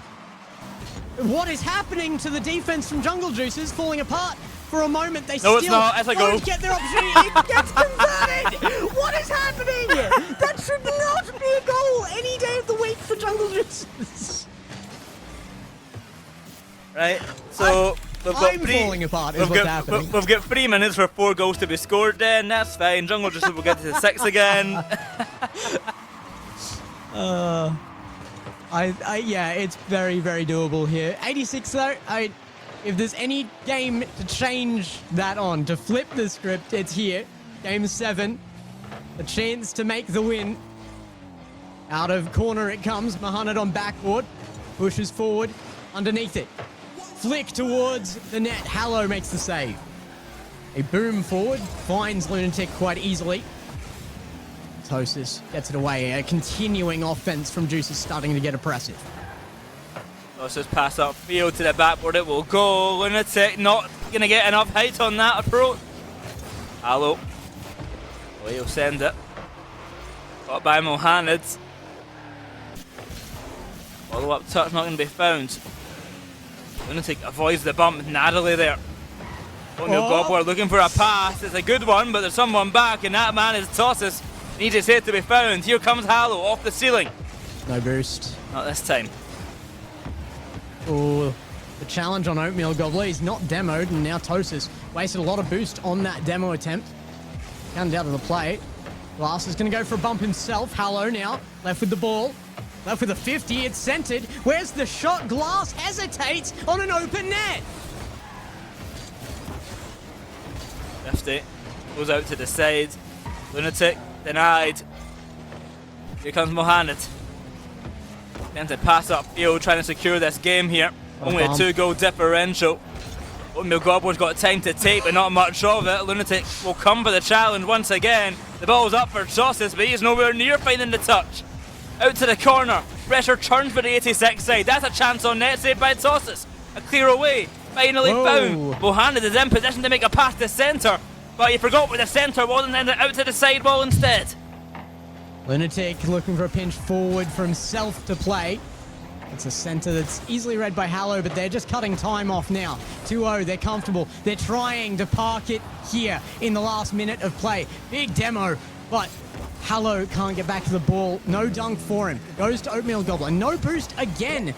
And there, Glass gets an opportunity. There's a minute left, and it's 2-1 to Jungle Juices. They are just holding on to this. What just happened there is a big miss, and I need to go for Glass with a minute to go. There is one goal in it here in game number 7. 86 have a chance to come back in this one. The ball goes high off kickoff. To take control, it will be Where's- Glass. The attempt to bump on toss is not found. Hallow's touch not connected upon either. Oatmeal Gobbler 50-50 out to the corner. Mohanad away, the ball will be sent. To send it long, stall for time, find a third perhaps, but no. It's Glass to Tosses. To centre, it's Lunatic. A chance denied once again. 30 seconds now to go, Gex. And it's looking like a very nervous 30 seconds for 86. Oatmeal Gobbler gets it to Hallow. There is a beat there. And control of the ball found. A demo there, an open net! We find the evener! Finally! Something different in game 7, and it's off. A great play from 86. What a heads up from Glass to just send it upfield at the last defender. Finds that one man sitting back, and Hallow can just walk that ball into net. 2-2 in game number 7. And it looks like it might be going to overtime here. Tosses will try and make a connection to deny the chance. It's a fake. Oh. The shot from Mohanad. He hits it off the post, Gex. That could have been the game winner there. And the series winner. The But it other way? goes- Oh, the other way! Chances on both sides in that last 10 seconds. Still one left, but it's going to go to ground. And overtime in game 7. This is where you wanted to see it if it had to go game 7. And now both teams on high alert. Glass will get a great touch to make this awkward for Tosses. Tosses. He does have a backboard though. What a save from Hallow. Lunatic keeps it going. Into centre once again. Mohanad will try but commit into net. Calm Oatmeal defense. Gobbler now. He's got time and space. Glass going to Oh, look for Glass. Tosses. Can't find him. He's already up. He's in control. A pass upfield. A flip reset. Stalling for time to let his teammates get into position. Glass with control. It's a double commit. Big 50. Mohanad left solo here. And Oatmeal Gobbler, what can he do with it? Can't make the connection. Mohanad certainly can. Oh. Lunatic with a bang, but it's off the post and wide once again. Here comes Tosses. He goes solo, but he has no boost to follow up on it. Here to Lunatic, shot goes high. Saved by Oatmeal Gobbler. 86, they're all back and ready for a counter. The open net miss could cost Juices the series here. They need another opportunity. They might get it here. Mohanad's upfield. Glass has 0. Pass across. Tosses! Shot is on target. Tosis will win it for the Jungle Juices. It is a scrappy back and forth series. I don't know if either team will be happy with their performance here, but Juices will be thrilled they were locking in here. They led every time there was a lead, and they have earned their victory in a very, very odd fashion in an overtime in Game 7. I'm just glad that we got to see a very, very different looking Game 7. He does his nation proud because, man, that guy can finish. Jungle Juicers take game number 7 and win this series after an overtime, and the Tosses MVP on that one. 6 saves, doing it all at the back, and gets the winning goal as well. 86 had plenty of opportunities in that overtime as well, and both teams had an opportunity each in the last 10 seconds of regulation, so it could have gone either way. It's a very, very even matchup between two extremely different playstyle teams. It went the distance, it went the ways it should have for each team, but yeah, there's definitely stuff to be worked on, particularly for Juices as they make their way into Championship Sunday, but that is yet to be seen. Well, they make top 6 once again. Now they're going to see if they can go any further, but that will of course be happening tomorrow. We say goodbye to 86. They had a really good series here. They goes all the way to 7. It's an improvement on last time, but still not enough to take it. But now, Gex, we head up to the upper bracket side. We've got Godspeed and Northstar and then TSM Kinotroll waiting up there for some more very exciting matches to come up. Yeah, and it's the closest our top end of competition has ever looked as well. Apac, like almost every other region in the world right now, has really hit it up. The depth is there, the challenges are there, and we have to see it in the top end of things. So we'll see you with our next series after this break.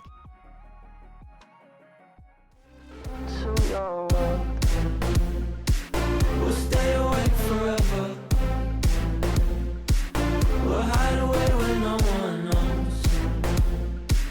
Let's run away together on our own. Just lead me into your world.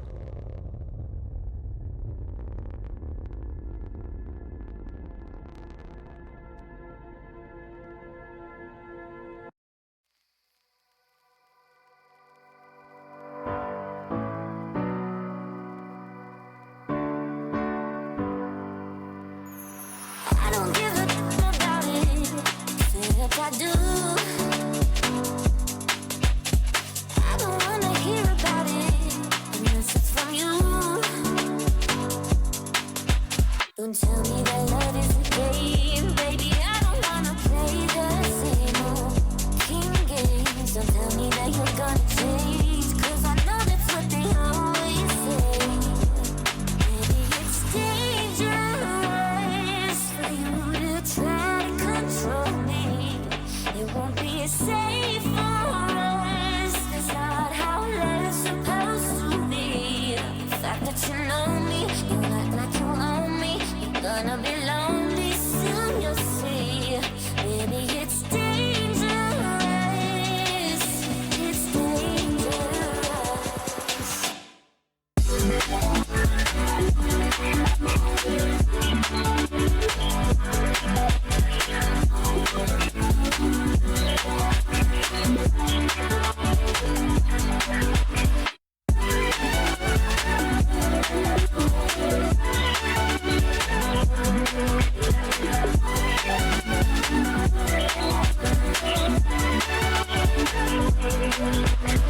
You don't even care about it.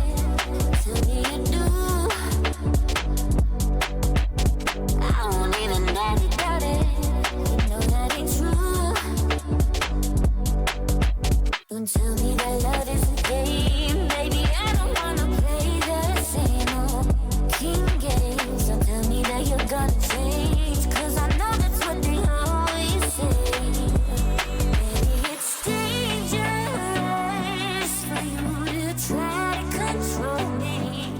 It won't be as safe for us. That's not how love's supposed to be. The fact that you know me, you act like you own me. You're gonna be lonely soon, you'll see. Baby, it's dangerous. It's dangerous.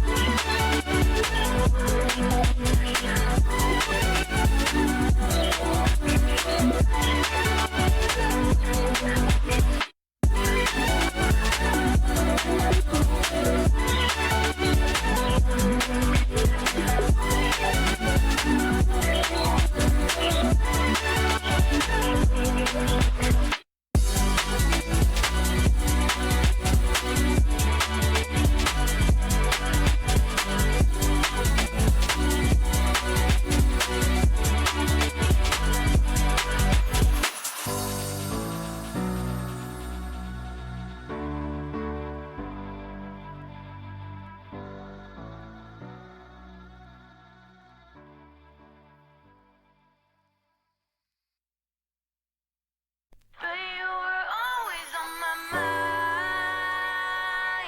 and you were never far away. I know you'd always take your time. You light the sky up like the day. 'Cause you were always on my mind, and you were never far away. I know you'd always take your time. You light the sky up like the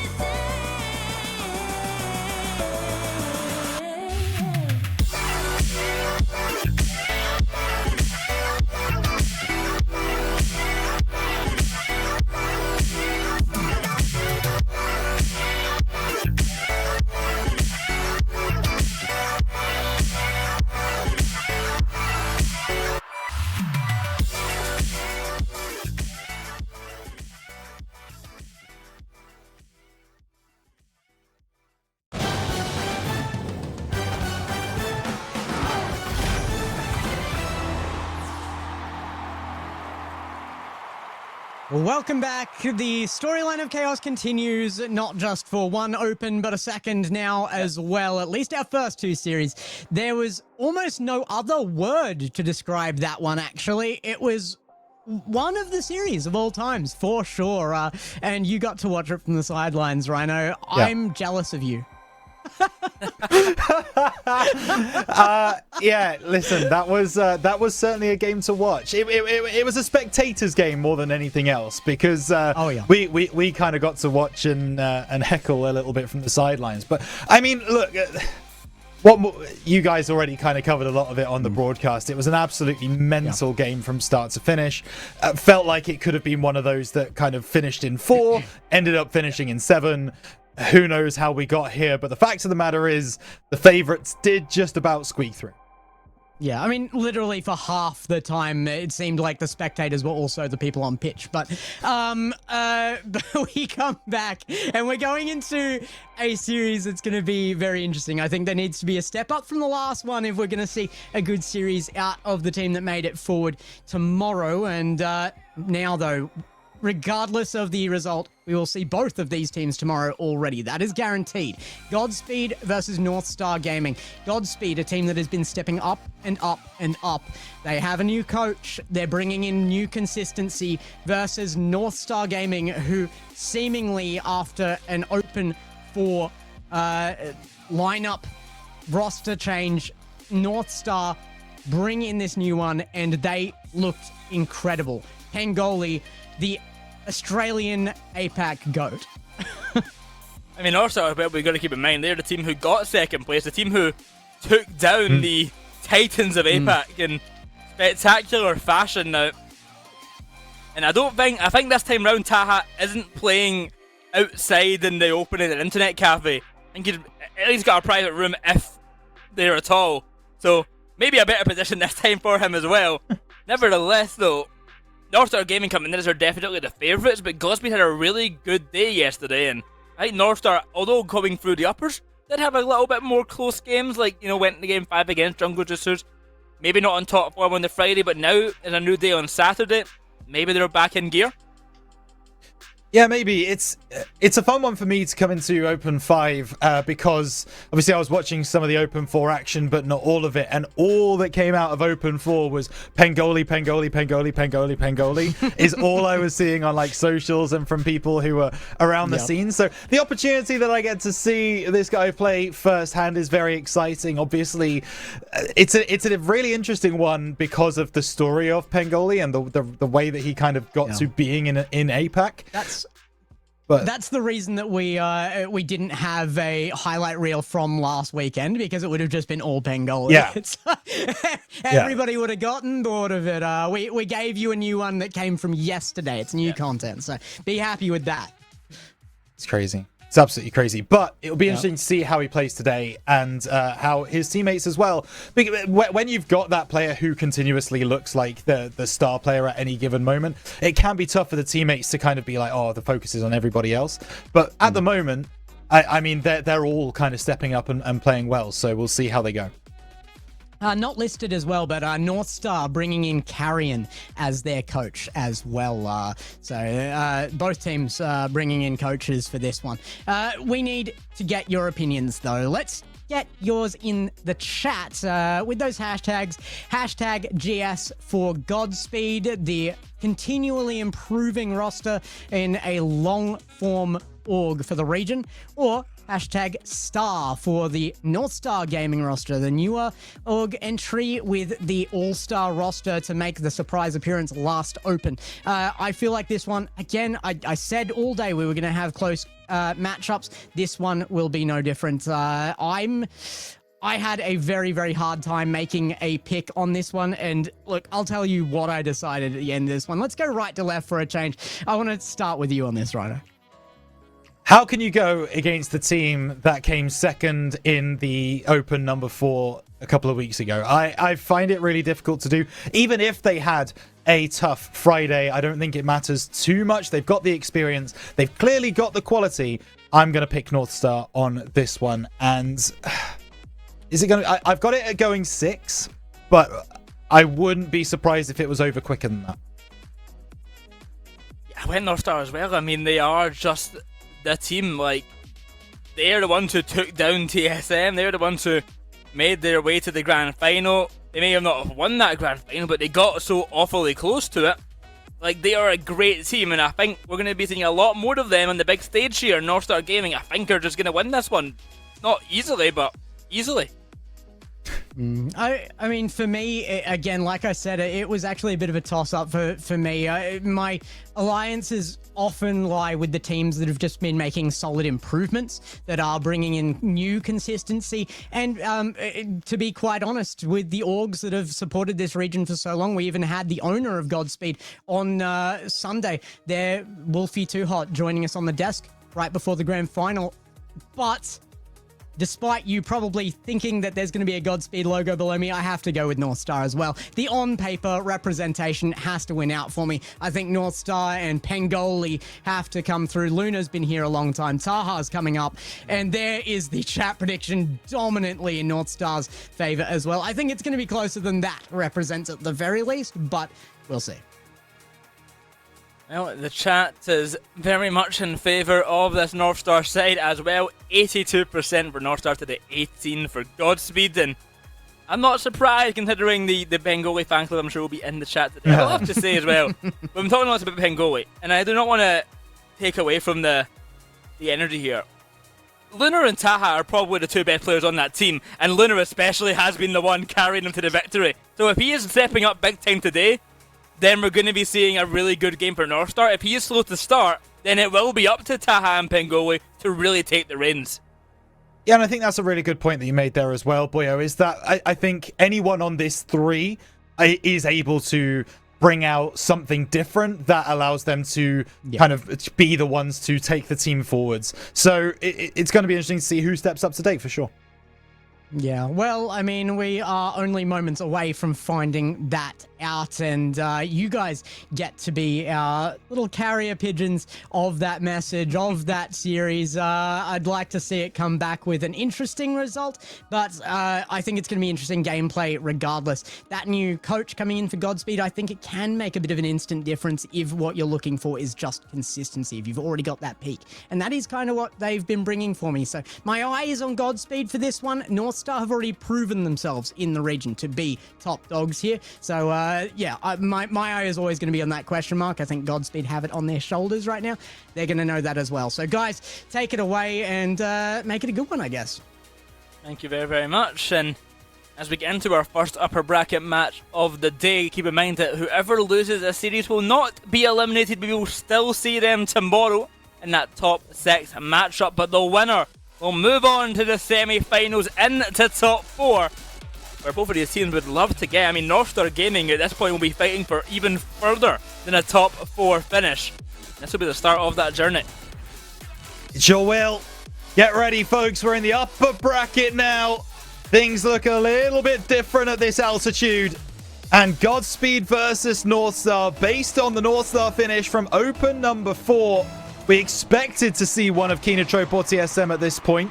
We do not. It's a real opening and opportunity for both of these teams to mark their entrance in Open 5. And it might be early from North Star. Pengoli has started strong. It starts off with a goal from the fan favourite Pengoli. The pass is there from Taha, and what on earth is that car from Pengoli? that is something. It is. You know what? That's exactly the definition I would use. It is something. It is not nothing. That's a really aggressive push from Luna. Goodness. Oh wait, is Luna in the same car? I think so. Yeah. Oh, Taha letting the side down there.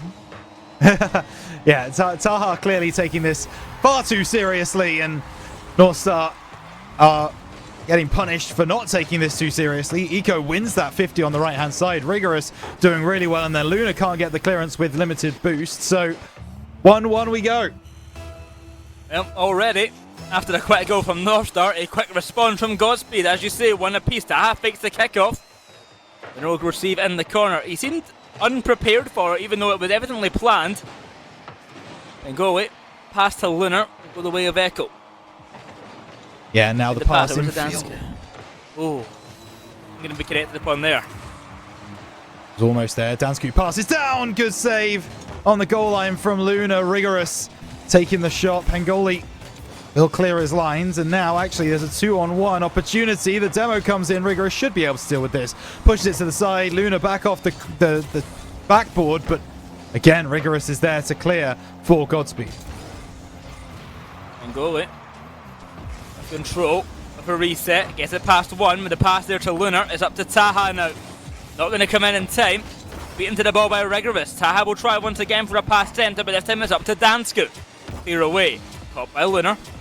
It's good control early on, but Echo with a brilliant challenge will win it. Then going out to the corner.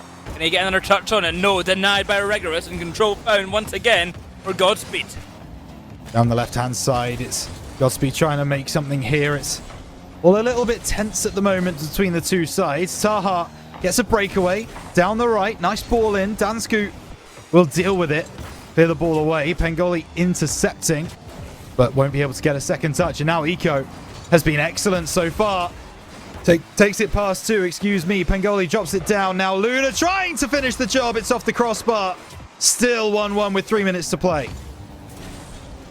Clear away over to Rigorous. Good catch, but not enough. Anyone there for the follow-up touch? Yes, finally, it is Lunar, but not quick enough to avoid the defender of Dansku. Pengoli. The Dansku denied.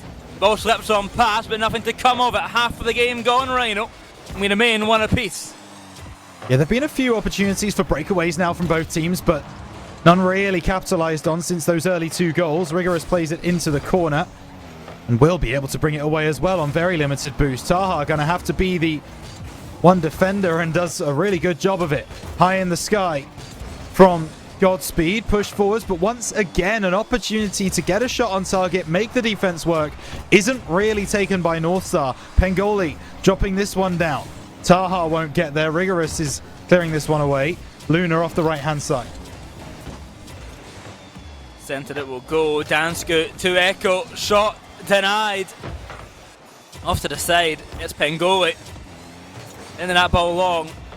To the backboard. Oh, Lunar narrowly misses out in the shot. The pressure will continue for the North Star Gaming side, but not finding that leading goal just yet. Remaining equalised.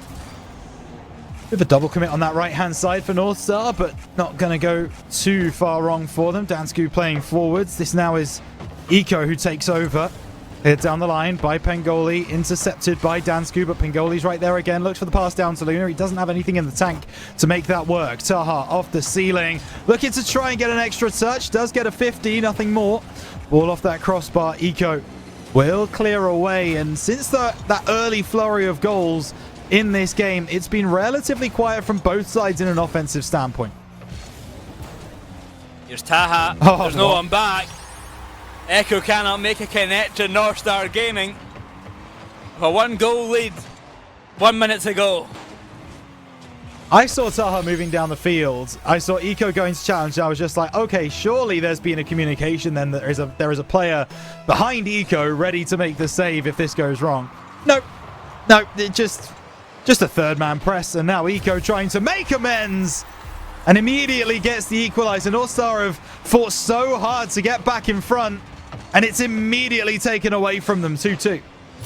So Japanese player of the roster gonna find the goal. 2 apiece, 55 seconds to go. Rigorous trying to do more for his team now off the ceiling. Gonna fake it out. The pass to Dansku's there, no connection. Bit of a mess in front of net, but no one to find the goal out of it. Into centre. Oh. Taha can't make the connection. It is a massive miss. This is a massive miss. There's no other way around it. Eco off that left-hand side. You have got to push that ball away. Both Luna and Pengoli aren't back because they're expecting that clearance to come through from Taha that doesn't. And now with 40 seconds to go, Godspeed, they've been behind for most of the game, but suddenly they have an opportunity to take home game number 1, steal it away almost from the North Star side. Ball high in the air. Rigorous does push it away. Pengoli can't get the ball into the middle. Luna jumping for joy, goes by. Pass into the middle. Chance. Backboard. Dansku makes a good save. Pass to be made. No connection. Back to Pengoli now finding Lunar, but cut out by Rigorous along the way. Godspeed might have just stole this game away here at the last second goal with a chance. At 1 second left. Taha redeems himself. So it was Eco to make the mistake to give Northstar their second goal. He then scores to make amends right off the kickoff. Taha makes the mistake for Godspeed to go 3-2 up. And then he scores with 1 second to go to make amends for his mistake on the back lines. And suddenly, boyo, overtime we go. Miraculously, we make it to OT. And Taha, not able to find the touch that time, saves his team to send it to OT. Can he do any more to win it? Here's Lunar from the sidewall, met by Dan. Scuba challenged well by Taha, off the ceiling, down to Lunar. The attempted pinch will go out to the corner. They're getting a little bit tricky on the ball there, but nothing to find it. Don't mind the opportunity at all, but it just doesn't come through for them. Eco into the middle. There's a chance goal! The flying fin for Godspeed has the connection. Beats 2 Northstar defenders. Taha and Luna not in the same postcode. And Godspeed lead 4-3. They take home game 1. Godspeed finds it, although the overtime goal, the equalising goal was found by Taha with 1 second left. It was still not enough. Game number 1 goes the way of Godspeed, and fair play to them. They had a really good game right there. Especially Dansku, 760 score, 2 goals from 3 shots, 4 saves as well to boot. Just so impressive from the Finn. But I thought Eco and Rigorous were excellent in their own roles as well during this game. This is one that really could have got away with them. Northstar score inside 10 seconds. You think maybe this is going to be one of those games that just gets away from... I'm going to call them the underdog, even though it's kind of in quotation marks, given Northstar's results from Open 4. But, I mean, this feels like a step up in quality from what we've already seen so far today, boyo, that's for sure. Oh, 100%. They came out all guns a-blazing there. That was an unfortunate miss by Taha for that last goal, but he did make up for it with the last-second equaliser. Still not enough, though, as it was Danzio off the pass from Echo in the overtime. Wow. Find the game winner. 1-0 for Godspeed. As we head into game number 2, straight back into the action. Can Northstar find something to bring this series back? Love it when we've got so many replays that we don't even have to go back to the caster stream. What a time to be alive. So much excitement. There's Rigorous! And that will be Godspeed opening up the scoring in game 2. Northstar need to try and stop this bleeding soon. Godspeed really are coming in, all guns a-blazing here. It's a brilliant start for them. 1-0, 10 seconds in. Maybe a second. Luna, nothing in the tank. Eco, high. Taha saves only as far as Rigorous. Off the post. Still a chance for Dansku. No. How on earth are they not 2-0 up? That is insane. Rigorous to the back wall. The Pengoli now. Attempts to be made, but Pengoli cannot make the connection. Beaten to the ball. Taha will try and get it past Dansku, but to no avail. It's Echo from the corner. Lunar into centre. The shot just saved in time. Just about. Pengoli off the right side. Eco's going to bring it downfield. Has the ball under his spell. Good 50 as well. He's been a real stalwart in those 50s so far this series, but it might not matter. Pengoli double! Very few in the region can do that. Backboard on the right-hand side. Angle found. And the Australian strikes again. Shot from Pengoli. 1 apiece. A minute gone. Northstar Gaming find an equaliser. It might very quickly be taken away though as Dansku in a 1 versus 1 will not find the goal. The pressure will persist though as Rigorous leaves that ball for Echo up high. Reset not going to be found, but the control continued. Godspeed fight fire with fire here. 1 goal may have been scored against them, but they are straight back into the action. Yeah, they certainly are. Luna looking to do what his teammate did just a moment ago. You're not Pengoli though, pal. Unfortunately, he can't find the angle. Eco, backboard. Oh, it's dangerous. It's awkward. Taha taking it forward down the right-hand side. At the angle goes Luna. That's on target. Save on the goal line. Northstar starting to exert pressure now. Pengoli to the back wall, not going to be found. But a touch from Pengoli slows it down and fakes the defender. This is what happened last time, Rhino. It's these random Pengoli touches. It absolutely fakes out the defender. And Pengoli works with absolute magic to get a goal for North Star. Was that Pengoli magic? I can't really tell who. I'm going to say who is at fault for that goal because it feels like it was. It's fully the Pengoli touch there because it slows down the ball. It's totally basically agree. acting as a fake.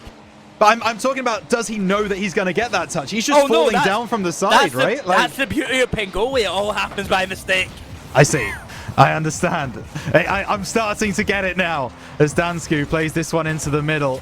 Godspeed just shell-shocked after those 2 goals from North Star. Eco puts it high. Collected by Pengoli. He's going to look to do something else. Cleared away by Dansku. Luna. Oh, nice fake, but Rigorous isn't falling for it. Has up. Looks for the reset. Well, finds it. Can't get a dunk on Dansku, but the ball will fall out to Luna. He's back combo. Pengoli waiting behind him. Diving on into the midfield now. Taha waiting in the corner. Leader there for North Star Gaming.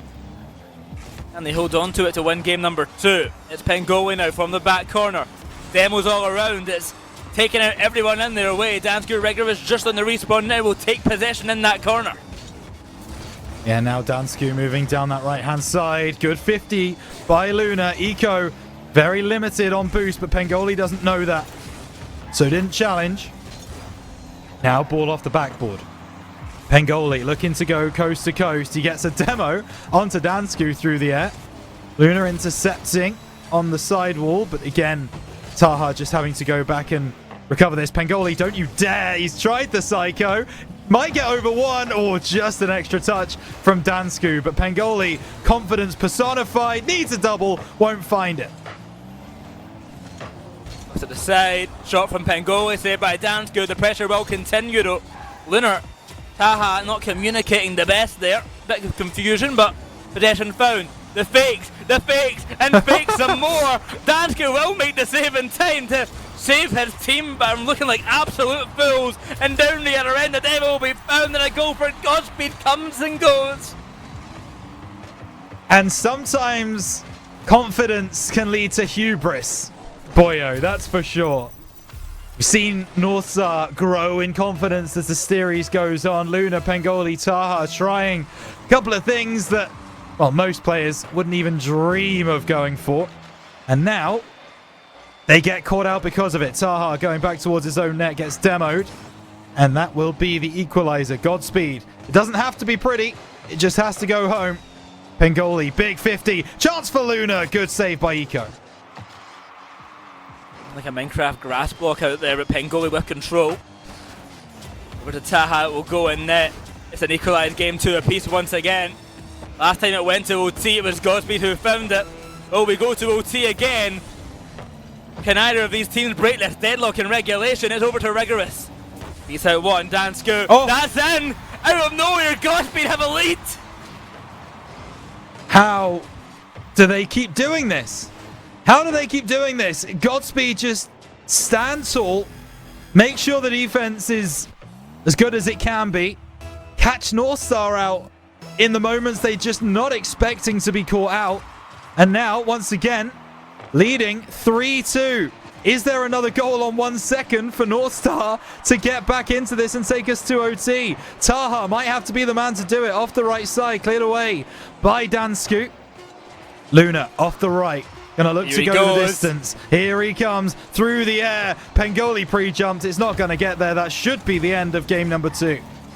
All kept high for a moment. Don't count it out just yet. Pengoli gonna try get a pass off to Luna, but no connection. Godspeed take game 2. Am I going crazy, boyo? North Star looked like the better team, no? They're just not getting the goals anymore. I mean, maybe. But Godspeed, they're scoring when it matters, and I have always been a kind of proponent of, I don't care who looks better, the better team's the one who wins. Yeah. Simple as that. You know what? You're absolutely right. And North Star clearly feeling like something is off because they are going to be taking a timeout in between this game and the next, which I think is sensible. But I don't see a lot what they're doing wrong, Boyo, which is a really weird position to be in when you've lost 2 games back to back in such close fashion. Like, surely there are some things that they could improve on. And I think their rotation speed might be, with that still ridiculous from Pengoli. Their rotation speed might be something. Taha's left all alone here. Rigorous cuts off the angle. You can kind of move that aside. But this one, it's just not an intelligent 50 to take from Taha's perspective. He needs to be on the inside of that ball rather than the outside. And that's all that cost them in that game. That's it. Now as we get ready for game number 3, we are going to have a timeout coming the way of North Star first, and I think understandably so, because that's 2 game losses in a row where I think they feel that they deserve the win, but they just haven't done enough. And now, coming into game number 3, they lose this game, they have to reverse sweep the series. Like, they cannot afford to lose this game. Yeah, and I mean, a lot of the conversations I would imagine the VC is, guys, we came second in Open 4. We know we have the quality, the ability to do this right here and now. Let's lock in. Let's make sure that we bring this forwards into game number 3. And I tell you something, it might be time to change back into your normal cars, folks, because although Luna and Pengoli are having fun, clearly, maybe a little bit of placebo effect might be necessary. I mean, last event, it was in that Saturday match in the upper bracket game where this North Star Gaming team did lose to Kinotrope in a Game 7 defeat, sent them down to the lower bracket, and that's where they got to face TSM and had that opportunity to beat them in the semi-finals. Maybe they want to do that again. Who knows? Because right now they're on the track to do so. They're on the track to head down to that top side, head down to that lower bracket game. Yeah, and you know what? Way. It is worth saying as well, Boyo, that in that game, in the upper bracket of Open 4, they lost the first 2 games there as well, and still fought back to make their way to win 3. Of course, they didn't win the series, but they made it a significantly closer one. So, again, that's going to be a part of the conversation. They know they can do that. Pengoli moving forwards, and you know what? Dansku running scared, but he still makes the save. He might need to make another one. Ball off the left side. No, not happening. Absolutely balanced the ball on the line like it was a 2022 YouTube video during COVID where they try and get a slow-moving goal, and for the 20th time, brilliantly done. Lunar down the other end will get a goal finally. North Star Gaming make it 1-0, but I mean, Godspeed, good defensive work, just not enough. Brilliant bump, I didn't even see that on Dansku. Yeah, the bump on the back line, that's a big one, because you think Dansku's going to be the one to come across from the heavens and try and save that ball. Doesn't even get the chance with the bump from North Star. So, big first goal, but we've been in this position before. North Star have been 1-0 up, I believe, in both of the previous games. And, oh, sorry, in game 1, not game 2.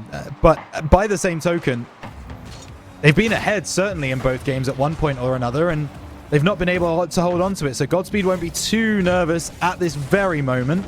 Pass inside, intercepted, and Eco will try and push into the corner. Good away, caught by Taha. Uprising Rigorous, not enough. Dansku to the side. Echo bumped off that ball. Recover well. Shot towards net, saved by Taha. A good challenge there by Rigorous into centre, he'll send it. Wailing around is Lunar, with Echo into centre now. We're following the way of Pengoli instead. 50-50 towards net. Can Dansku find connection? No, not this time. I'll tell you something, I mentioned in between games about the fact that Pengoli and Luna might want to change their presets back to normal. That's exactly what they've done. You can see that they are not rocking the overly aggressive. I mean, Luna's preset is still pretty crazy, but at least he's in an Octane this time, do you know what I mean? There's at least normalcy somewhere, as we're just about to tick down to half of this game played. North Star still ahead, but Godspeed just put a few questions towards North Star recently. Here's another one. Dealt with by Taha. He might not be able to read the second one. Can't get the 50.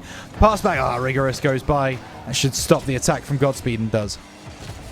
Godspeed, although down by 1, North Star should be well aware that this is not a safe lead, as they've had it every single game so far and have lost every single game so far. So they need a bit more. They need to do more in the attacking front. They cannot just rely on their defense and hope that it pays off, because it might just not.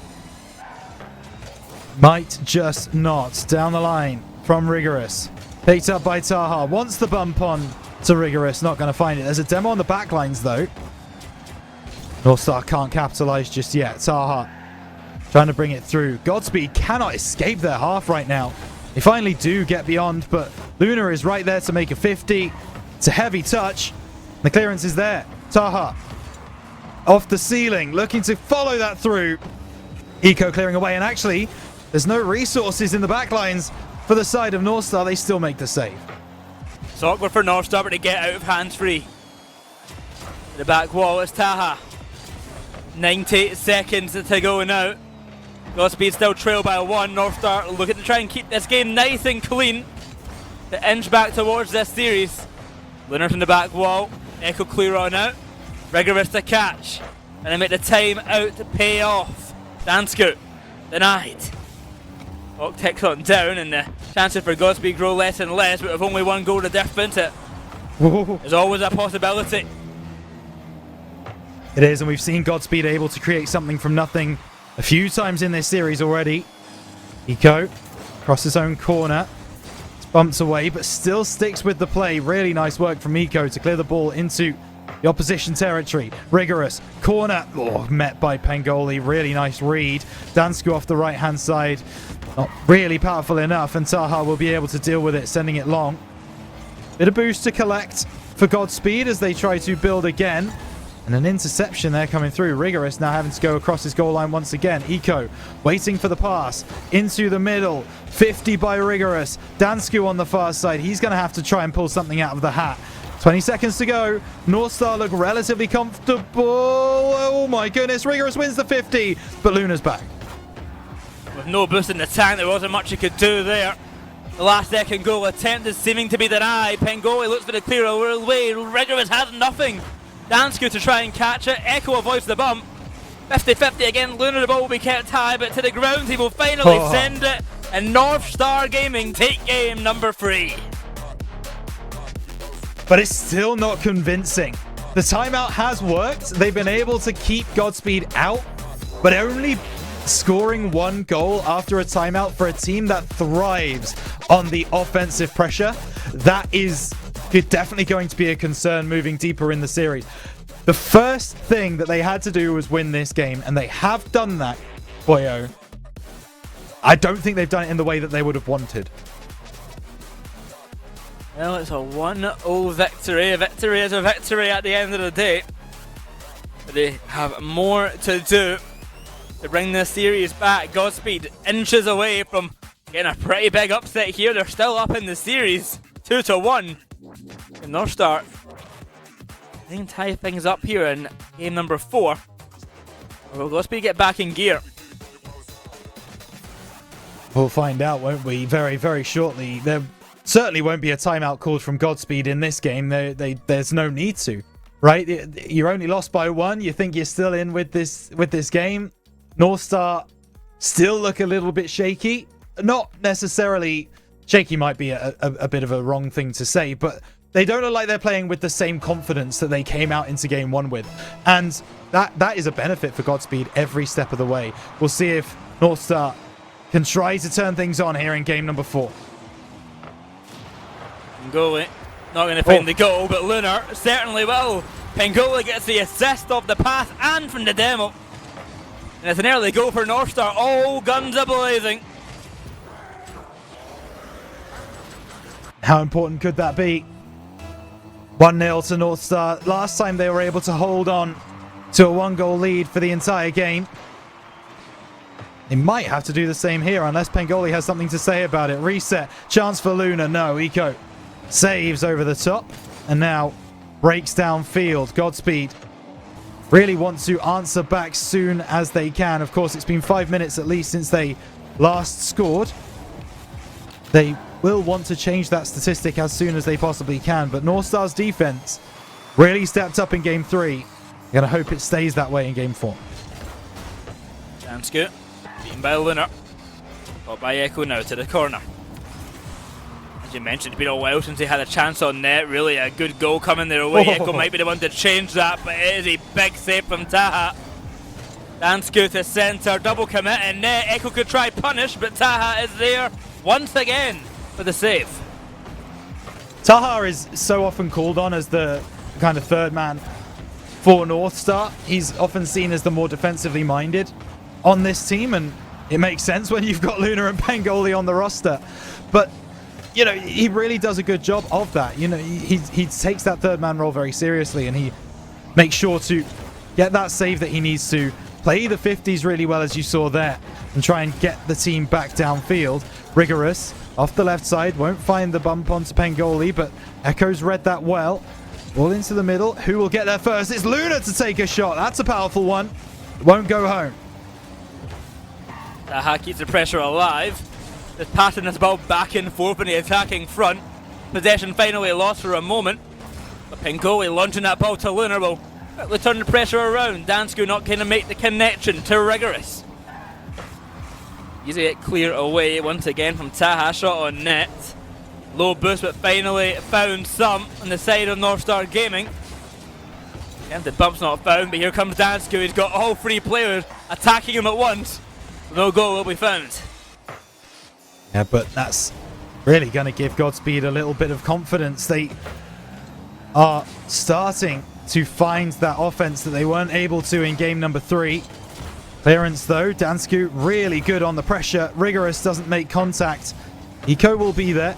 Plays it forwards. Rigorous with an extra touch. Plays it over to that far side. Pangoli's taken out Dansku, which means a lot of the verve and vigor that was in that attack has now been lost, but maybe not now.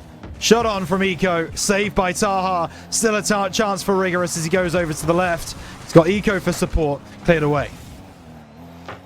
Pass made over to Taha. Dansku, good catch. Pass on down to Echo once again. Denied. Another game where Godspeed are having their chances but not finding the goal. But a 1-goal differential is never safe. It almost becomes 2. But narrowly saved in time by Dansku. North Star Gaming, of course, want to make this a 2-goal difference. They want to get a bit of a safety net here. Pangoli will try for a pass into centre, but with help of Godspeed, he'll find exactly that. Lunar to the backboard. Taha can't make it, but Lunar certainly can. To the backboard again. Pangoli, last man back, will easily make the save. Not going to push up too far. Those are the shots you expect Luna to score. Pangoli off the right-hand side. He sets up a teammate, but the second man is a little bit too far back. Now Luna again. This time blocked by Dansku. I'm going to hold that one against him. Double demo on the sidewall. Dansku playing forwards. Taha, backboard. Pangoli going for it. Such a difficult angle to find, and he isn't able to. Dansku going towards that left corner. Rigorous just had to get some kind of contact on that Taha clearance, and he did so. Oh no! Goodness me! Rigorous, great save. And now off the backboard, Eco should be able to clear his lines and does. Echo. No connection off to the side. Here it comes for Pangoli. No connection once again. Taha to the back wall. It's Rigorous, it's Echo pushing upfield together. Lunar might send it to his own net and not saved by Pangoli. Taha with a big demo to clear some space out for his teammates. 30 seconds now to go, and North Star Gaming remain 1-0 up. How long for? Dansku, backboard, Eco, shot, goal! Oh, it's in! And that's 1-1. And we asked how long North Star could rely on a 1-0 lead. Well, they have done so for 9 minutes and 45 seconds. But in the end, it comes crumbling down. And 16 seconds to go. It is 1-1. One apiece. Do we go to OT here? Well, Lunar tries to say otherwise with a pop shot to net. Denied. Dansku, demo by Lunar. Rigorous out to the corner now. Making some space, stalling for time. Possibly looking for a reset at overtime. Echo, one last ditch effort will be denied. We go to OT for game number 4. Here we go then. Godspeed, they couldn't do it again, could they? Bump onto Pangoli. Dansku taking it high above Taha, not above Luna. Will be able to clear over to the right-hand side and calls his teammates off. Gets demoed in the process. Nice catch in the air from Echo. But other than that, won't be able to get much more done. Rigorous reset. No one really challenging though. And a fake comes through as well. very bitty start to this overtime. Taha looking for a pass middle. Pengoli might be up. That's got a waterfall cleared away. Is there someone back? Oh no, Luna! Luna! No, no, no, no, no, no, no, no, no! Oh, Lunar! You'll not be happy to see that one. A fantastic own goal, and Godspeed head to match point. How many more no's can I say to make that relevant? What on earth is he thinking? That not only has that play cost North Star the game, it may well have cost them the series. There's no timeout to fix this mental issue that clearly is now going to be there after that. Like, what? Godspeed have got to smell blood in the water here, surely. Oh my. Well, that's one way for that game to end. Godspeed now head to match point. 3-1 up in the series. Are they going to take it against our second place, the only team to have beaten TSM so far? Are Godspeed going to be wanting to take them down? Maybe. Maybe that's the case. Maybe North Star just decide that they don't want to play Saturdays. Maybe that's not. the case, boyos. The only day we play is Sunday. 1-0 up for so long. 16 seconds left, and you can see the equalizer. And then you give up that goal in overtime. My head would be on... You know, it wouldn't even be on Mars at this point, boyo. It would be on Jupiter, Saturn, Pluto. I know it's not a planet anymore, but I don't care. It's residing with my mind right now. How are North Star going to come back from that? Well, they've got to do it now. They've got no other chances. Echo into centre will be denied. Here comes Dansku. Past Taha, the ball will roll over to Pengoli. At the centre, it's Lunar. Demo taken out. At this point, I think they should be getting in Lunar's head even more. Go for some, target Lunar with the demos. Get him more tilted after the own goal, you know? I think it would work. He's an easily tiltable player, I feel like, Lunar. Make use of that. I don't know that his head can be any more on Mars, to be honest, but you never know. You never know. You might as well try and take the opportunity. Taha! What? Okay. I mean, defenses need not apply, I guess. Taha takes this one high off the ceiling. It's a nice shot, you know, the reset flick, but Rigorous and Eco, I think they probably should have been able to figure that one out between them. Well, 1-0. North Star Gaming. Find an early lead, but Been here before, I think they've had the first goal of every single game so far, unless I'm misremembering. I think they have had goal number 1. Oh, actually, no, not game 1. Oh, yeah. wait, no. Maybe they did in game 1 as well. I think it was game 2 that they didn't. Otherwise, From memory. they've had the leading goal basically every game, and they've lost 3 of them. So, it doesn't mean much yet, having that leading goal. No.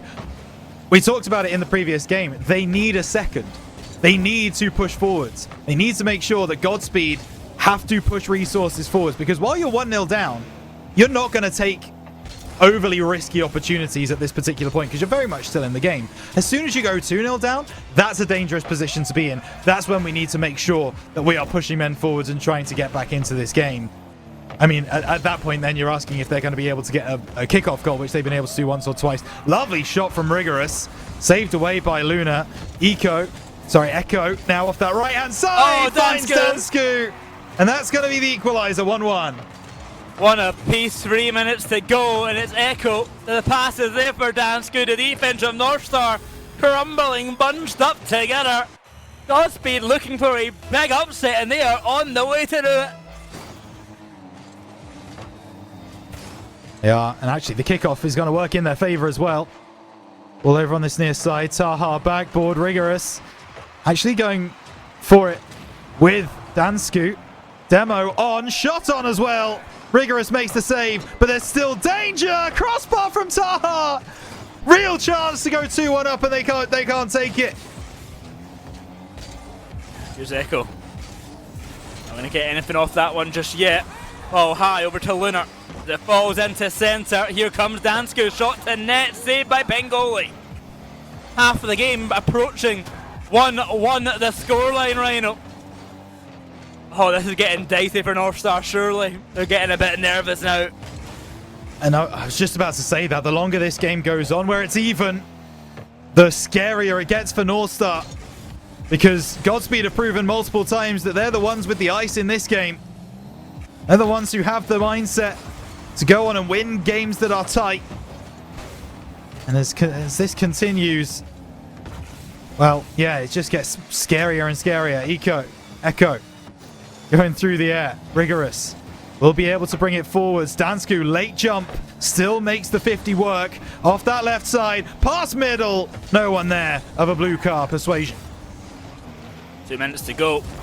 1-1 the scoreline remains. Echo can't make the connection, but Dansku can. Going solo. You got Rigorous waiting behind him. The shot will go away. Pengoli with a catch. He's got plenty of boost, but will get challenged by Rigorous, diving back in the air. Echo can't find the touch, but Pengoli certainly can. Past one, but can't find a bump on Dansku. Against the mid boost, it has Echo to try and push this ball further. Rigorous has to be careful. The dunk from Taha looming, but will be saved just in time by Dansku. Getting dangerous for Godspeed, but they are holding on to this equalised game. Feel like that's been happening quite a lot this series, though. Godspeed playing with fire and just not getting burned ever. They've clearly got their fire retardant gloves on. Not a problem. The fire extinguisher is very much just to the side if needed. Taha moving forwards. Cleared away, out of the corner. Dansku to try and bring it away. Off the ceiling. Can he follow that through? No, not before Pengoli gets a touch. A demo from Luna onto Dansku as well will send him back to his own half. But actually, he's going to spawn in a beautiful position. Luna still gets there before him. 40 seconds to go. North Star, the best chance they've had so far. No one there to follow in. Echo can't get the second touch on it. It will fall into centre, but Taha is there. Sends the ball long to the back wall. Off the corner, it bounces now. Rigorous. Not going to be caught by Echo. Pengoli to the back wall. Deny to the corner, it will roll. Overtime is looming, Rhino, but a chance to be found. Taha can't make the connection. Echo certainly can. That's to the backboard. Anyone there for it? No. Dansku takes his time. He kills it in the midfield. Wants to go to OT at this point. Rigorous and Echo just passing back and forth. They're in awkward positions. One last try here as the ball rises high. Echo to the back wall. Cleared away by Taha. Now to Rigorous. Up for Dansku. The pass is there. The ball falls to the ground. We go to OT. I am shocked that Godspeed didn't just want to get that ball on the ground. They've won every OT that we've been in one way or the other. And they might win this one too! Oh, off the base of the post! Real opportunity, but that's surely going to be the job! And Echo finishes the job! The Japanese player on Godspeed gets the job done! North Star brushed aside by Godspeed. Echo, the one to do it for Godspeed in a 4-1 victory. Dominant North Star Gaming send them down to the lower bracket, and Godspeed send their ticket to the semi-finals. Yet another chaotic Saturday here in Apac continues as North Star, second place in Open 4, cannot stand up to the pressure, cannot stand up to the control that Godspeed have. Dansku, Echo, Rigorous. Remember the names, because they're going to be ones to watch tomorrow. Oh, certainly so. I mean, I'm sorry to them that I doubted them. I didn't think that North Star would capitulate like this, but I don't want to give just the credit like that. Godspeed played a really good series. Echo especially standing out for me. Well, too, as Dansku having a really, really good performance. Overall, the whole team done so well now, and that is a big win for them. It's a huge win, but you have to remember, not just for them, everyone at the moment is competing for ENC points, and especially Dansku, who's going to be sat there for Finland, trying to get those RLCS points, where you got a couple of extra ones in the pocket right there as you go to top 4 guaranteed. Just so, I mean, Godspeed, Gex talked about it earlier. They've been on the rise right since kind of the first Open that we saw them. And now we might finally be seeing the potential of this Godspeed roster. Well, let's see what Godspeed can do tomorrow. They'll be playing either Jungle Juicers or the loser of Keenan Trope versus TSM. But it's not going to get any easier for them. They've got a tough run no matter what. But into the semi-finals, through the upper bracket, it is a great showing for them. They'll be very, very chuffed about it. 100%. Yeah, they certainly will. Well, we're going to take a quick breather, as I think everybody else needs to as well when we come back. Yep. It's the big one. We don't often see it on Saturday, so I hope you're all ready for Kenotrope versus TSM on the other side.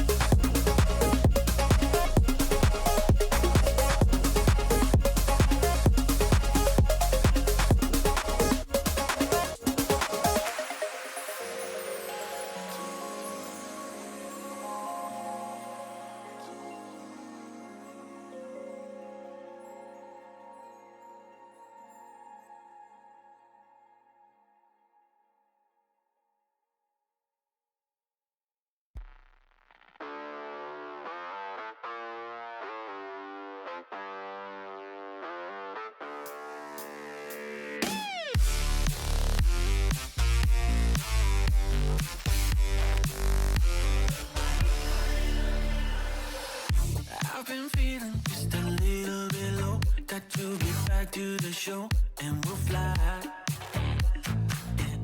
You don't have to feel like you're on your own. No one should have to dance alone, not tonight. You and me, we're gonna write a little history. You and me, just show me love and then you'll see.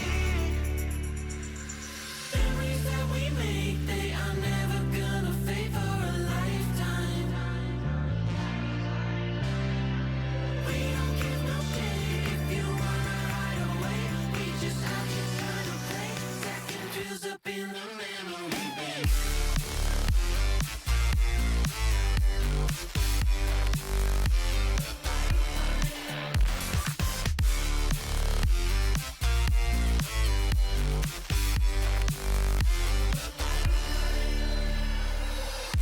I've been looking for somebody to make memories in the bank forever in time. There's no reason to be hard to find, 'cause we've already lost our mind. You and me, we're gonna write a little history. You and me, just show me love and then you'll see. Memories that we make, they are never gonna fade for a lifetime. We don't give no day if you wanna hide away. We just have to kind of play. Second feels up in the memory bank.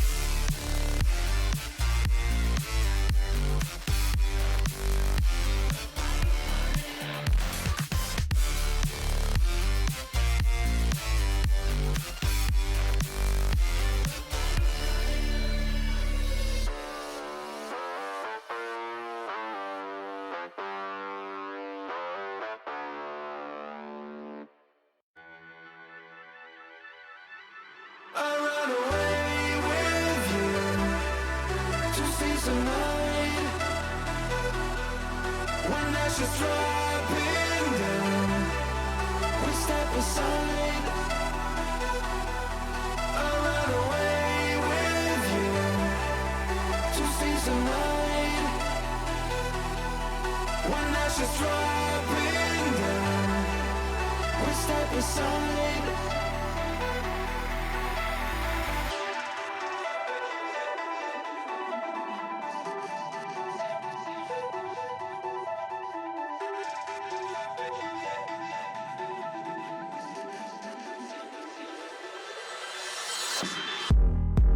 you're scanning to the sky. You can't believe your senses. You think you've seen it all until you open your eyes. I never wanna be alone. This place is cursed. I want you to never leave my side. I run away with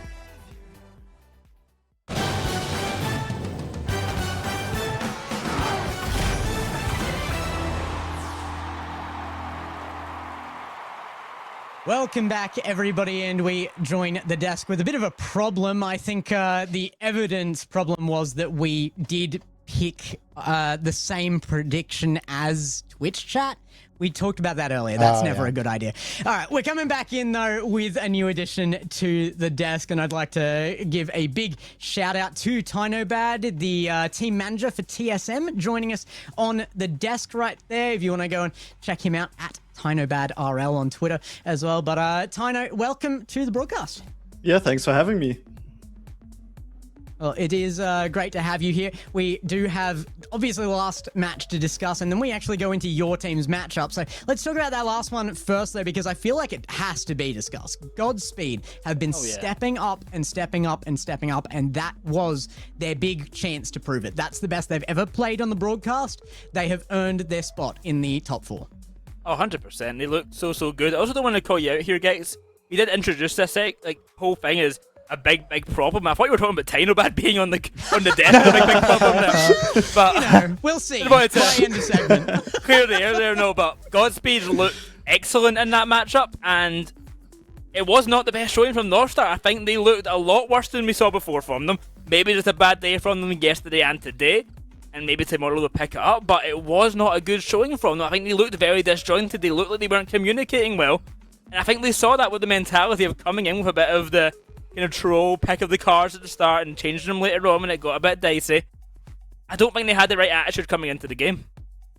Yeah, I'm going to have to absolutely second that. And I just had a quick look. The last time that Godspeed made a top 4 in an APAC regional was 2023, Open 1 of APAC Fall in 2022-23 season. So it's great to see them back. Obviously, they've been a big supporter of the region for a very long time. Godspeed, we've recognized them. We've seen them here a lot. So it's great to see them back in those top 4 spots.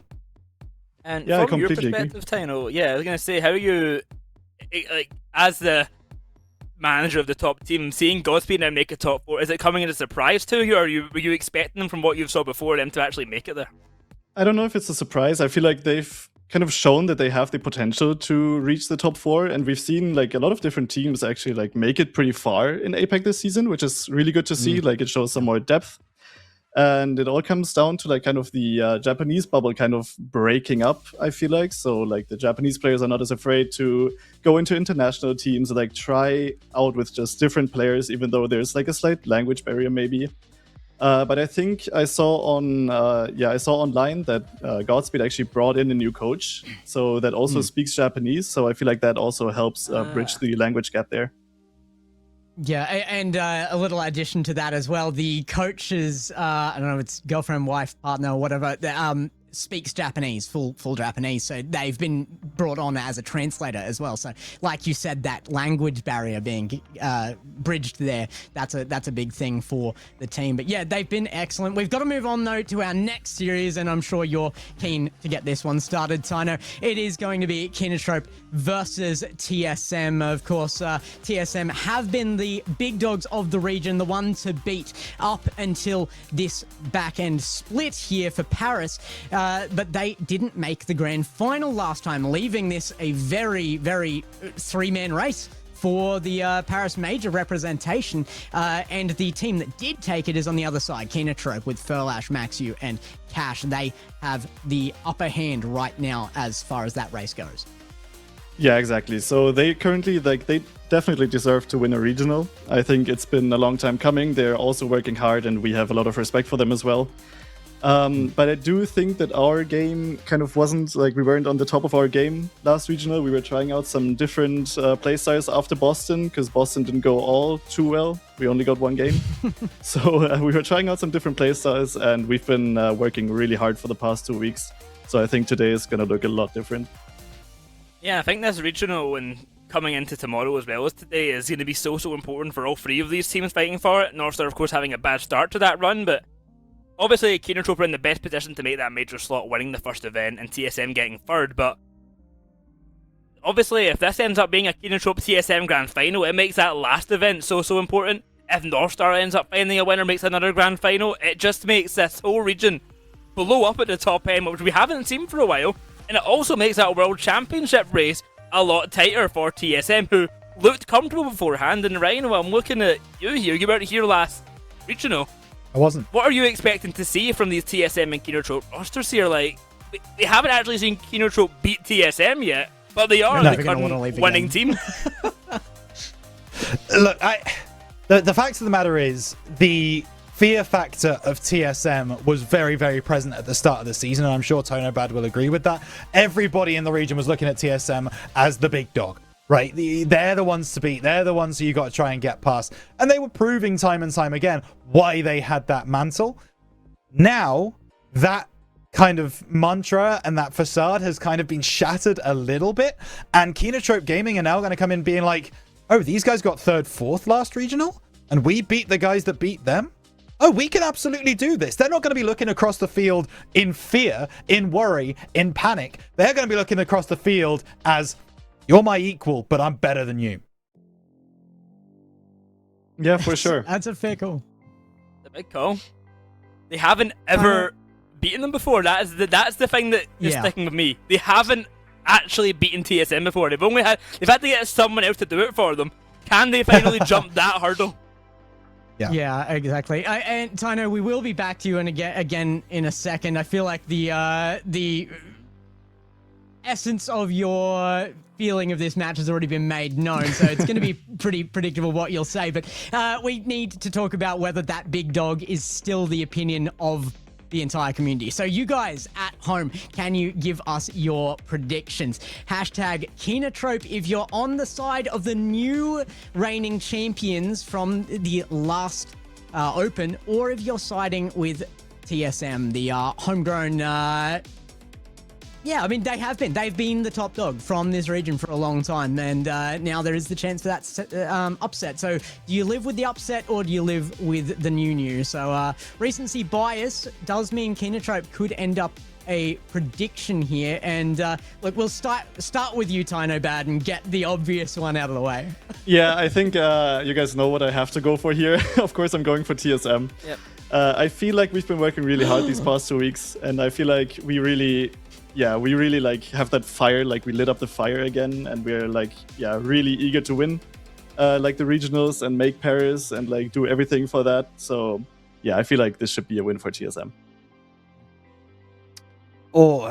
I am going to start off by saying I agree with Tynobad. I have also got TSM in this game. However, my suggestion is a little bit, obviously, yesterday wasn't the best possible day that TSM could have had. Dropping 2 games in GSL is not something that this roster does very often. So there are clearly still scars coming through from that Open 4, and if Kinotrope are able to exploit that, they will have a real chance of getting the better of their opposition here today. I've got this going the full 7 games, personally. I've got to agree here. I think that I could easily put Kinotrope over this, and I think, understandably, you would. I'm just sticking by the fact that TSM haven't lost to Kinotrope ever yet, and it would be the first time. Also, the fact that on that team is a player called Sphinx, who has only ever missed top 2 twice, and has only ever missed first, I think, 5 times total. Like, he wins a lot. Sorry, 4 times total. One of them was a 1v1 second place. So, yeah, it's like he wins a lot. So, just playing the odds game, odds are he'll win again. I respect it. There's been a lot of agreeing going on the desk. And like you said, this matchup has never been lost by TSM. But I feel like some teams can kind of get cursed a little bit by that. The mental block of never having won can make you continue to lose. And now that Kinotrope has won a grand final, I think they might have actually broken that barrier. Now, don't get me wrong. I think TSM are going to win their way into the grand final no matter what happens in this matchup. I think they're going to be back in that grand final position. However, I'm actually going to give it to Kinotrope here. I think it would be unfair for the desk to be an entire sweep with how 100%. well matched these teams are. Kinotrope deserves a pick here. I'm going to be the person to put that in. I think this might be their day, but I think we get the rematch too. What does chat say? Oh, 60-40 for The recency Kinotrope. bias is crazy.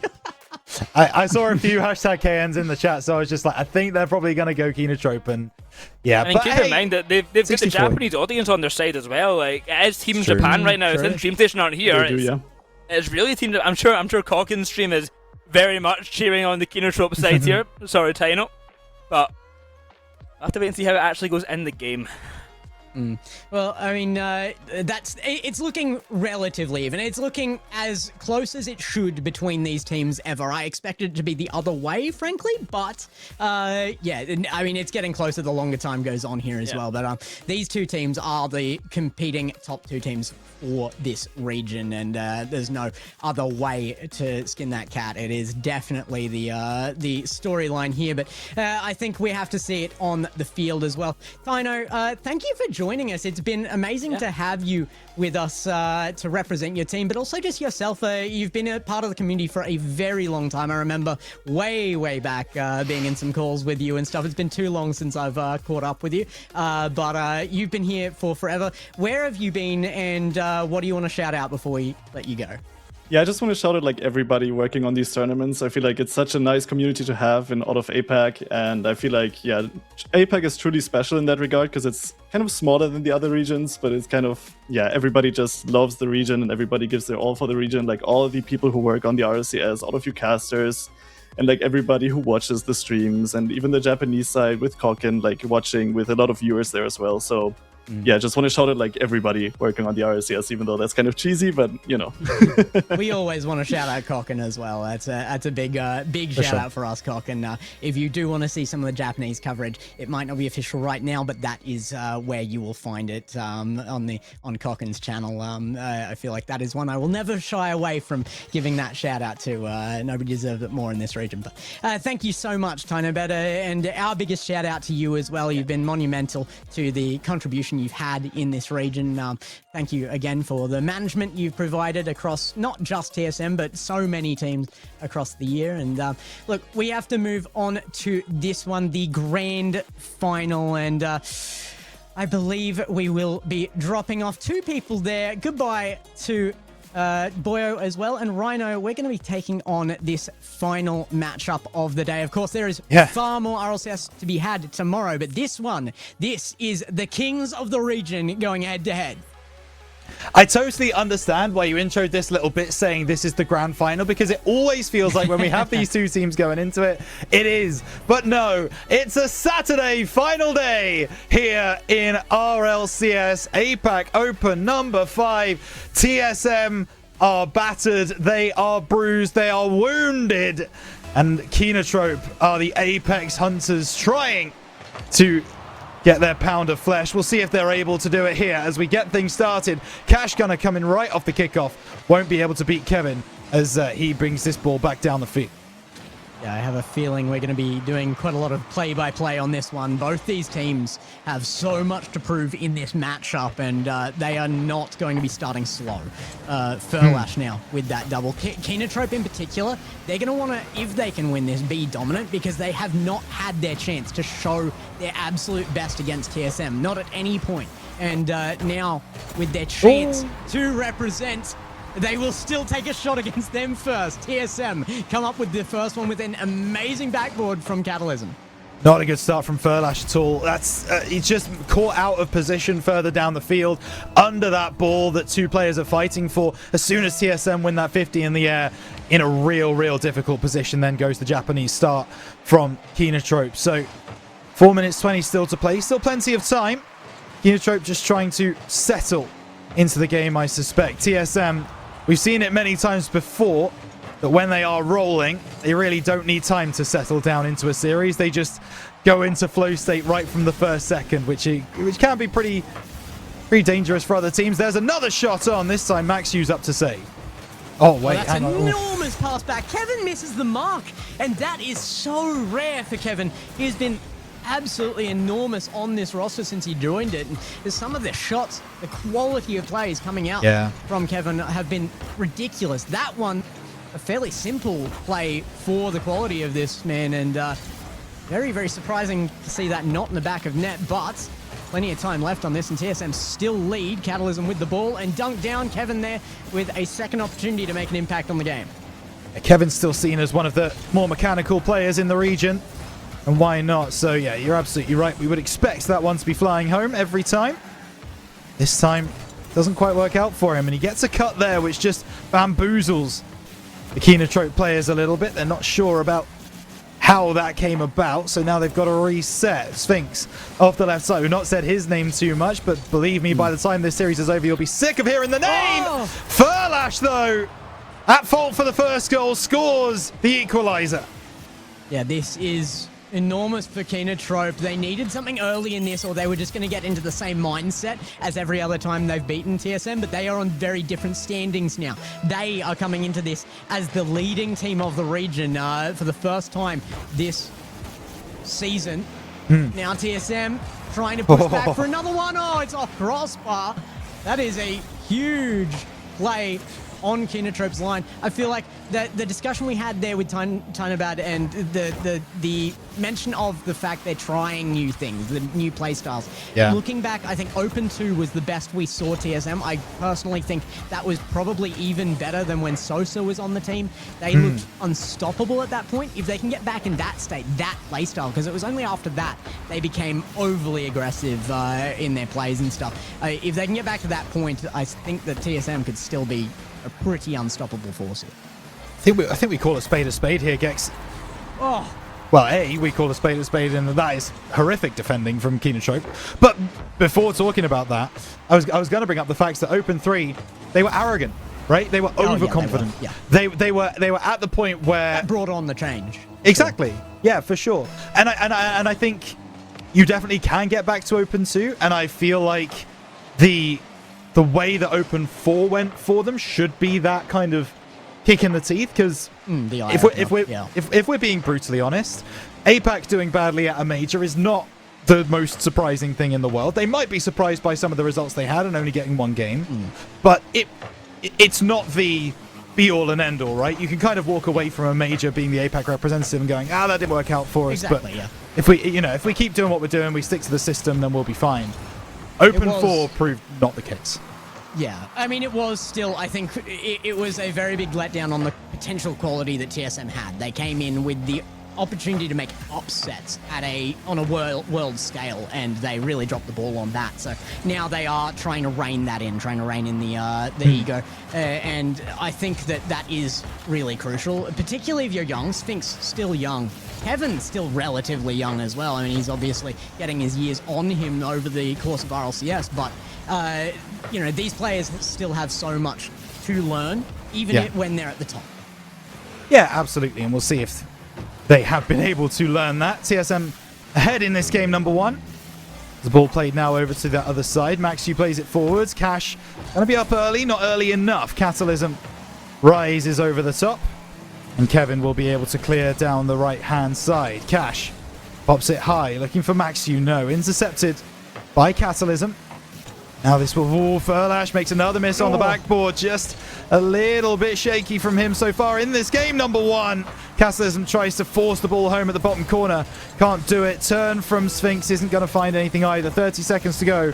TSM still lead and look good for it.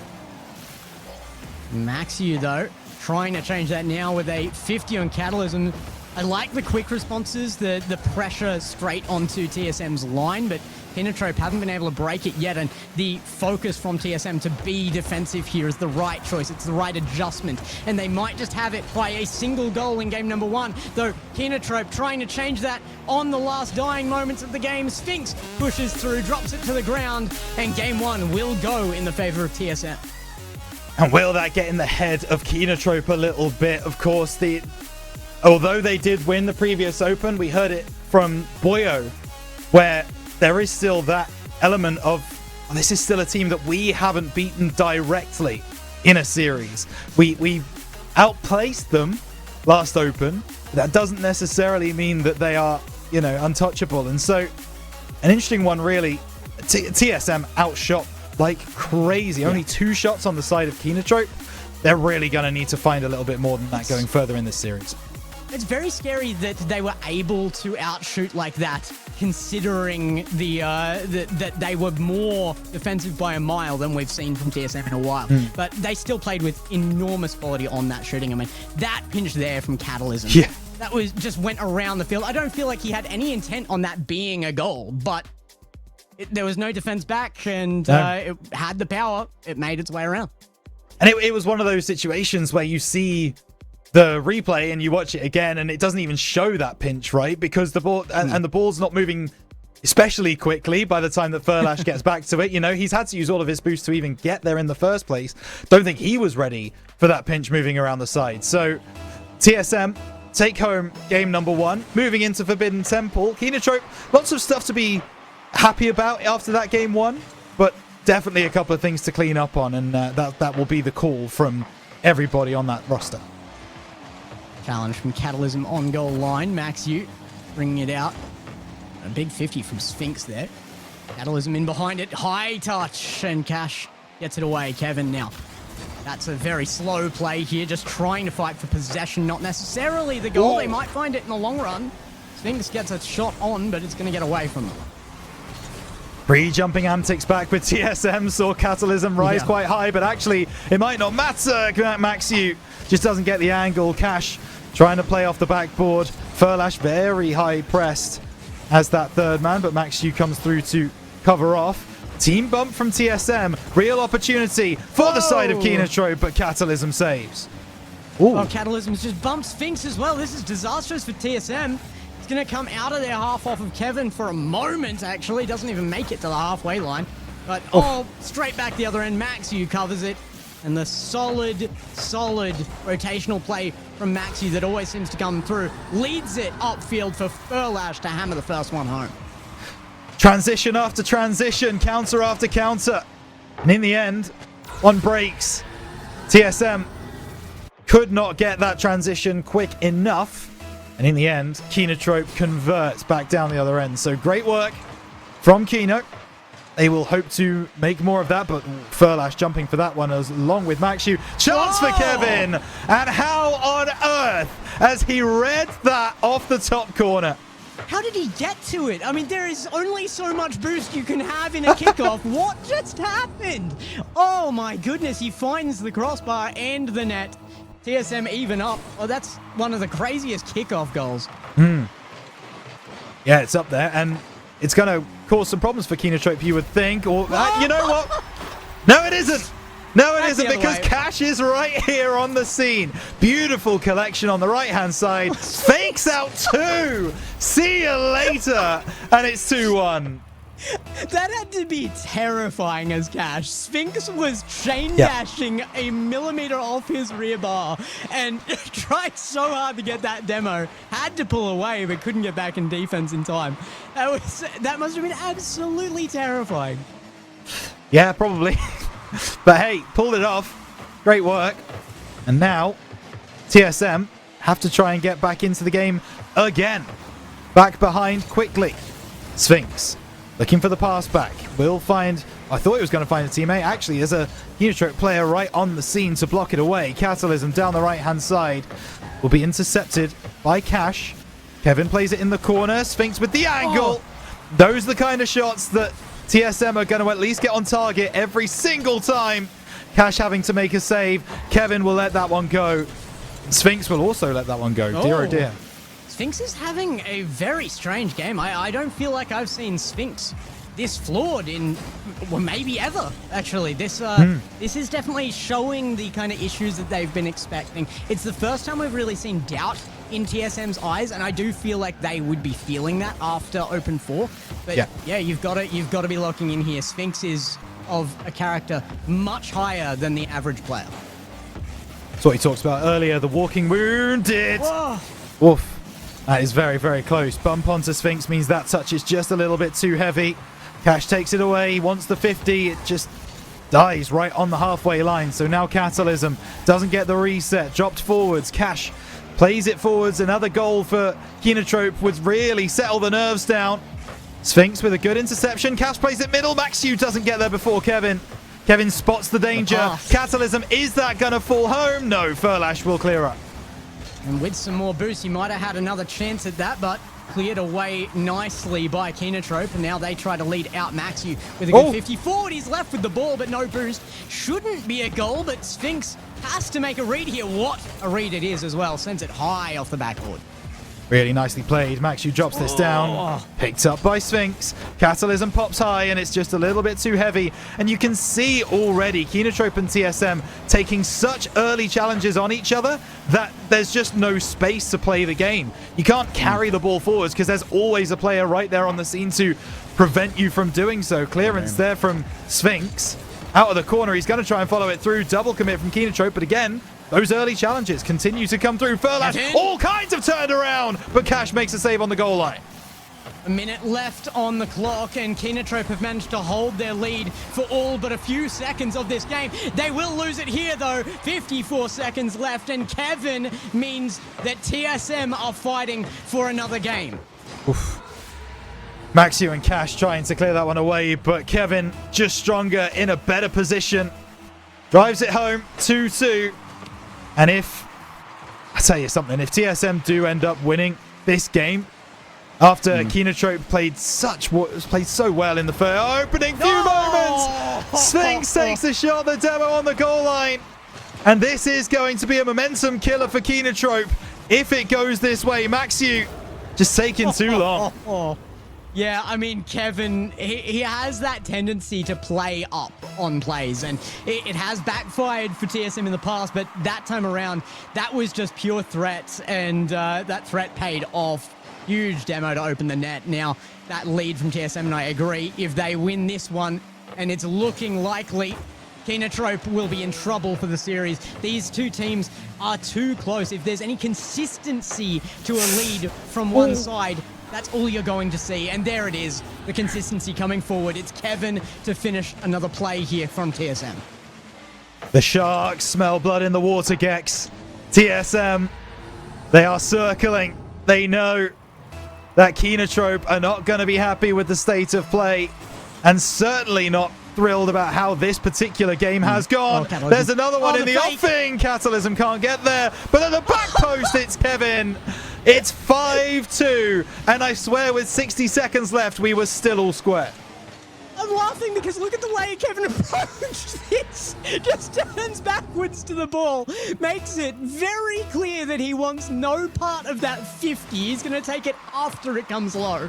And he gets the ball, puts it in the net. That is a disrespectful way to score. Sure is. Cash trying to get there, but you know what? Kevin jumped for it. No play from Maxu. Furlash passing back. A goal would do wonders for the Kinotrope confidence as Cash tries to get there. Oh, and there you go. That's a nice one to get the juices flowing. Cash down the left-hand side, finds the pass, go ahead from Maxu. In fact, it's a pre-jump from last year. Goodness gracious. And on 0 seconds, Kinotrope do at least have one back. It will still be a TSM game, though, guys. I was wondering where he came from, and looking at the replay, I don't blame myself for asking that question. Sure. Yeah, Maxu just appeared. He had pre-jumped from Friday's GSL bracket, and appears at the ball just in time to give them some momentum at least. TSM takes the game, but Kinotrope still with potential here. Like you said, though, I think there is a very, very high likelihood here of TSM coming out dominant over the series. After that game, the mental has to be back in a similar position already for Kinotrope as it has been after the first few beats on them from TSM. Yeah, because that was 17 shots to 7 in Wow. favor of TSM. I mean, considering how close this game was, for as long as it was close, how on earth is that the stat line that we see? And I was right, 54 seconds, that's when TSM got their equalizer. And after that, it was just all gas, no brakes on this train. And somehow they were able to get an extra 3 over the line. Kenotrope get a nice goal at the end, but yeah, Kenotrope timeout is being taken, and I completely understand why. Yeah, if you take those two games back to back, that's the instant choice. Oh, It has to be. At TSM, though, what I like is that they've always been the team to be shooting more, but they've done it in such a dangerous fashion before now. They've done it from in front of the ball, like 90% of the time. It's been redirects, pre-jumps, and where that works, it's great, but it's not been in rotation. It's been taking chances. This game was different. They played that one far more safely, and they still proved to themselves, very importantly here, that they can make just as an aggressive a stance from a much safer position. Yeah, and that is a key realization. It really is, because as soon as you, the phrasing that we've been using recently is measured aggression. You can be aggressive, you can push forwards, you can get in the face of your opponent. But every single time you do, you have to be measured in your approach. There has to be a man back. You have to make sure that it's not possible to get that ball over the top of your offense. And as soon as you learn the exact balance between those two things, I mean, it's very, very difficult to break down and beat. It's a complicated subject, but I mean, what it boils down to is attack with defense. You can't not have any defense when you attack, and that is such a more complicated thing than we're saying. But my goodness, already attacks from Kenotrope. It looks like that timeout has given them the breather they need to be at least offensive here. Kenotrope did have some display of that. Great drop down cash, taking control of things right now, but that is a leave and a half from Kevin. The comms on fire, and Sphinx seems to be firing on all cylinders again. Yeah, when Kevin and Sphinx are singing from the same hymn sheet, it's very difficult for opposition because they definitely have a sixth sense in the game sometimes that you just never see from other teams. Sphinx going through, getting the bump, Catalysm, top right corner, no. Won't be able to find the finish as Kevin keeps the pressure on Kenotrope. Maxiu not confident in that catch. Gets beyond Kata. That's as far as it goes. And now Furlash trying to bring it down the field. Gets a good 50. And now Catalysm has to respond.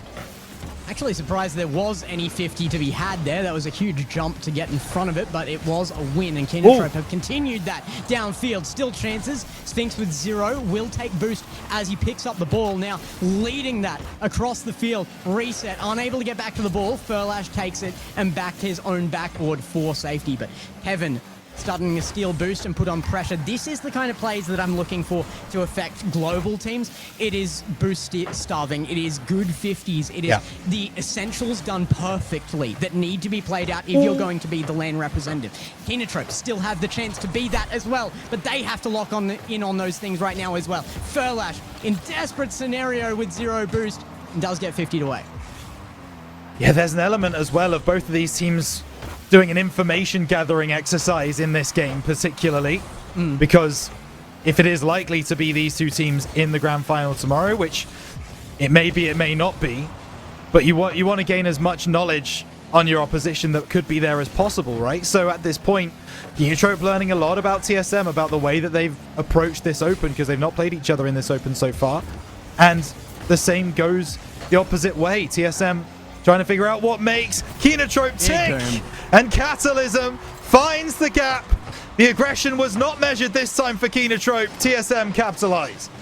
And another big statement for the changes being made from TSM. They wouldn't have even been there to make the big, just long, clear shot previously. That is the kind of basics they're locking in on right now. It's the kind of basics they're leading off right now, even if it is only by bare margins. Kenotrope are still in this, but there is just a little bit of a gap here, and I feel like it's become... With the changes that TSM are trying to make, the entire intent with that is to make themselves consistently that little bit better.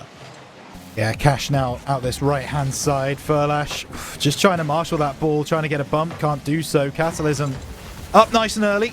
to push it away. Gets bumped for his trouble. How dare you 50. rise so high to get Ooh. that ball. And now Furlash will work back towards his own half. Cash gonna look to try and take it around Sphinx. Gets a fake, but isn't following through with the opportunity. Sphinx takes out Furlash in frustration. And now, still 1-0 with less than 2 minutes to go. TSM just looking to steady the ship. Kevin can't find a second. Nearly left it well for Sphinx regardless. Catalysm now with control in the corner. Another one across the bow. TSM getting all the chances right now. Kinatrope, they need some offense. They need... I don't know. They need some backbone right now. They are shrinking back. They need to stand tall. And it's been tough to get the confidence. This could generate some though. Oh, Max, you nearly missed that. Off the post, he does find it into the net. And they even up. Kinatrope have to generate confidence off this. Nah, not even close, mate. No Never stress. close. Not even close. Easy goal for Max. Off that right-hand post. Yeah, the ding, but luckily the ball doesn't bounce out away from goal. So Kinatrope, I think you're absolutely right, have been a little bit lackluster in this game. TSM have been taking more of the opportunities. They'll be given another one there, but Furlash gets in front. All they need to do is stay in the game, Kinatrope. And as soon as TSM start worrying about the staying power of Kinatrope, that's going to really unlock doors for the way that the Japanese org want to play. Sphinx gets completely bumped off the ball there. Furlash not interested in what he's selling. Less than 60 seconds to go. Maxu's gone ahead, gets the angle. Great save and a great push away as well. And another shot towards target. Not going to be a problem for Kinatrope there. It has been very tense gameplay here, 1-1. And on the only game that could really bring this back for Kinatrope, they need this desperately. Yeah. Out of corner it comes, Sphinx. I feel like Kinatrope know it as well. That's why they've probably been playing so reserved. While they're still in a deadlock here, they do not want to be the team to concede, and now there's no time to be. One goal here is all it will take to edge out the other team and be that top and possibly take it through for the rest of the series as well, if Kinatrope's timeout has had the effect they hope. Yeah, the fact of the matter is either of these teams can score from pretty much anywhere on the field, which means an overtime is just that much more unpredictable. And we are indeed heading that way. So 2 games down. And with 0 seconds on the board, we do go to golden goal. Whoa. Oh my goodness. Thought Sphinx might have tried to push there, but again, I think that's a chance he would go for. If we were talking about last open or in split 1, decides to reserve And they would himself. have been scored on. Yeah, they would. They absolutely would have lost that if they had gone for it as well. That's the kind of thing that was leading them to game losses that they weren't worried about either, and they should have been. Now, this is very different. TSM, they need to lock in if they want to be that team, but Kinatrope, they need to lock in to prove that they can be. That is the big difference between these teams right now. Kinatrope just trying to get a grip to show they can be that team. And it's desperate for them right this second. Yeah, it sure is. Maxu down the right side. Ooh, early jump not found. So Maxu still with ball. Just about 60 seconds played in this overtime. Chance for Cash, looking for the top right corner. Not on target. Ball out of that side wall. And now, actually, Kevin being given so much space until Furlash closes it down because Kevin didn't have any resources to work with. Kata pops it high. Sphinx, reset. Maybe looking to do it alone, but Cash goes to meet him, and now Maxu in an awkward position. Still gets the clearance to halfway. Huge pinch forwards for TSM, but no one to follow through again. Catalysm gets his chance as it pinches. Big demo on Kevin as well. Now it's Sphinx, reset found. Now touch high here. Tried to make the play himself. The 50 still in benefit of TSM, but not for long. Furlash now gets that away to Cash, and wow, Kevin so quick to answer. Yeah, absolutely rapid to get back. Catalysm popping high. Furlash just watching and waiting. No real boost, but still gets a block. Needs another one. Cash there to save the day. Now off this right side, no, big interception from Sphinx. And these early challenges are so well measured by TSM. It might not be now. Sphinx still able to make a play, even when he's not in the best position. Double commits. We know how good he This is, could and be that clearance happens. dire. TSM, they've been gifted an opportunity, but nobody with boost can go for the play. Kinotrope, very lucky there. Furlash was really a savior to them through that whole last section of play as well. Just taking good control, and that was the reason they got into TSM's half. They need that kind of play again. Big 50 there. Maxiu leads it to Wall. It's going to go very high here as well. 0 on Maxiu. They are in dire straits as far as defensive opportunities go. Kinotrope right now. TSM just continuing to put it on the pressure. Off the backboard. Chance for Sphinx. He goes wide, and now it goes back the other way. Yep, Kinotrope trying to build. 3 minutes gone in this overtime and still not really close to finding out who's going to get it. But now we are! Oh. Sphinx with the finish. Off the right-hand side, Catalysm takes it through, but it's all about Sphinx here. Just nudges beyond Cash. Maxiu can't make the save. 2-1. TSM 1 game away from top 4. And they could do it in a sweep if they keep this up. But that was a big step up from Kinotrope. But, I mean, it was miraculous seeming at times how much TSM have filled in their defense, because that last counterattack from Kinotrope I thought was going to be promising. They didn't even get past halfway line. I don't know how TSM was there. They just continually form that again and again. This is a big adjustment from them. And look again at the stats here in Sphinx. Really stepped up. Oh my goodness, yeah. Such an impressive game from Sphinx. But you know what? It's funny because it's an impressive game from all 6 players on the field. Sphinx did step up, absolutely.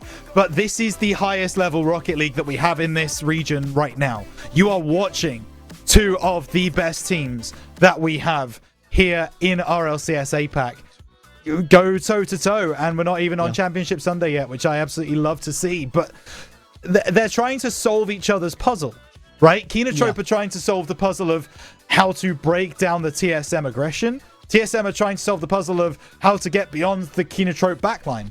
And at the moment, TSM are putting the pieces together quicker than Kinotrope are. Yeah, it seems like it is that game of rock, paper, scissors yet again, and TSM just keep finding the right choice of those 3, and it's rock to Kinotrope, scissors. I don't think anybody's weak enough to pick paper here. Who does that in rock, paper, scissors, really? That's disgusting. Yeah, that is absolutely something you should never do, for sure. So it's like, does paper really beat rock is the question I want to ask people. I don't think it does. Anyway, moving on. There's a game to watch. As Sphinx looks to drop this one down. Good 50 by Maxiu off the backboard, but no, Cash sends away. And now Kinotrope on the counter-attack off the right side. Cash has read it really nicely. Drop down, no. Saved by Catalysm. It's Kevin.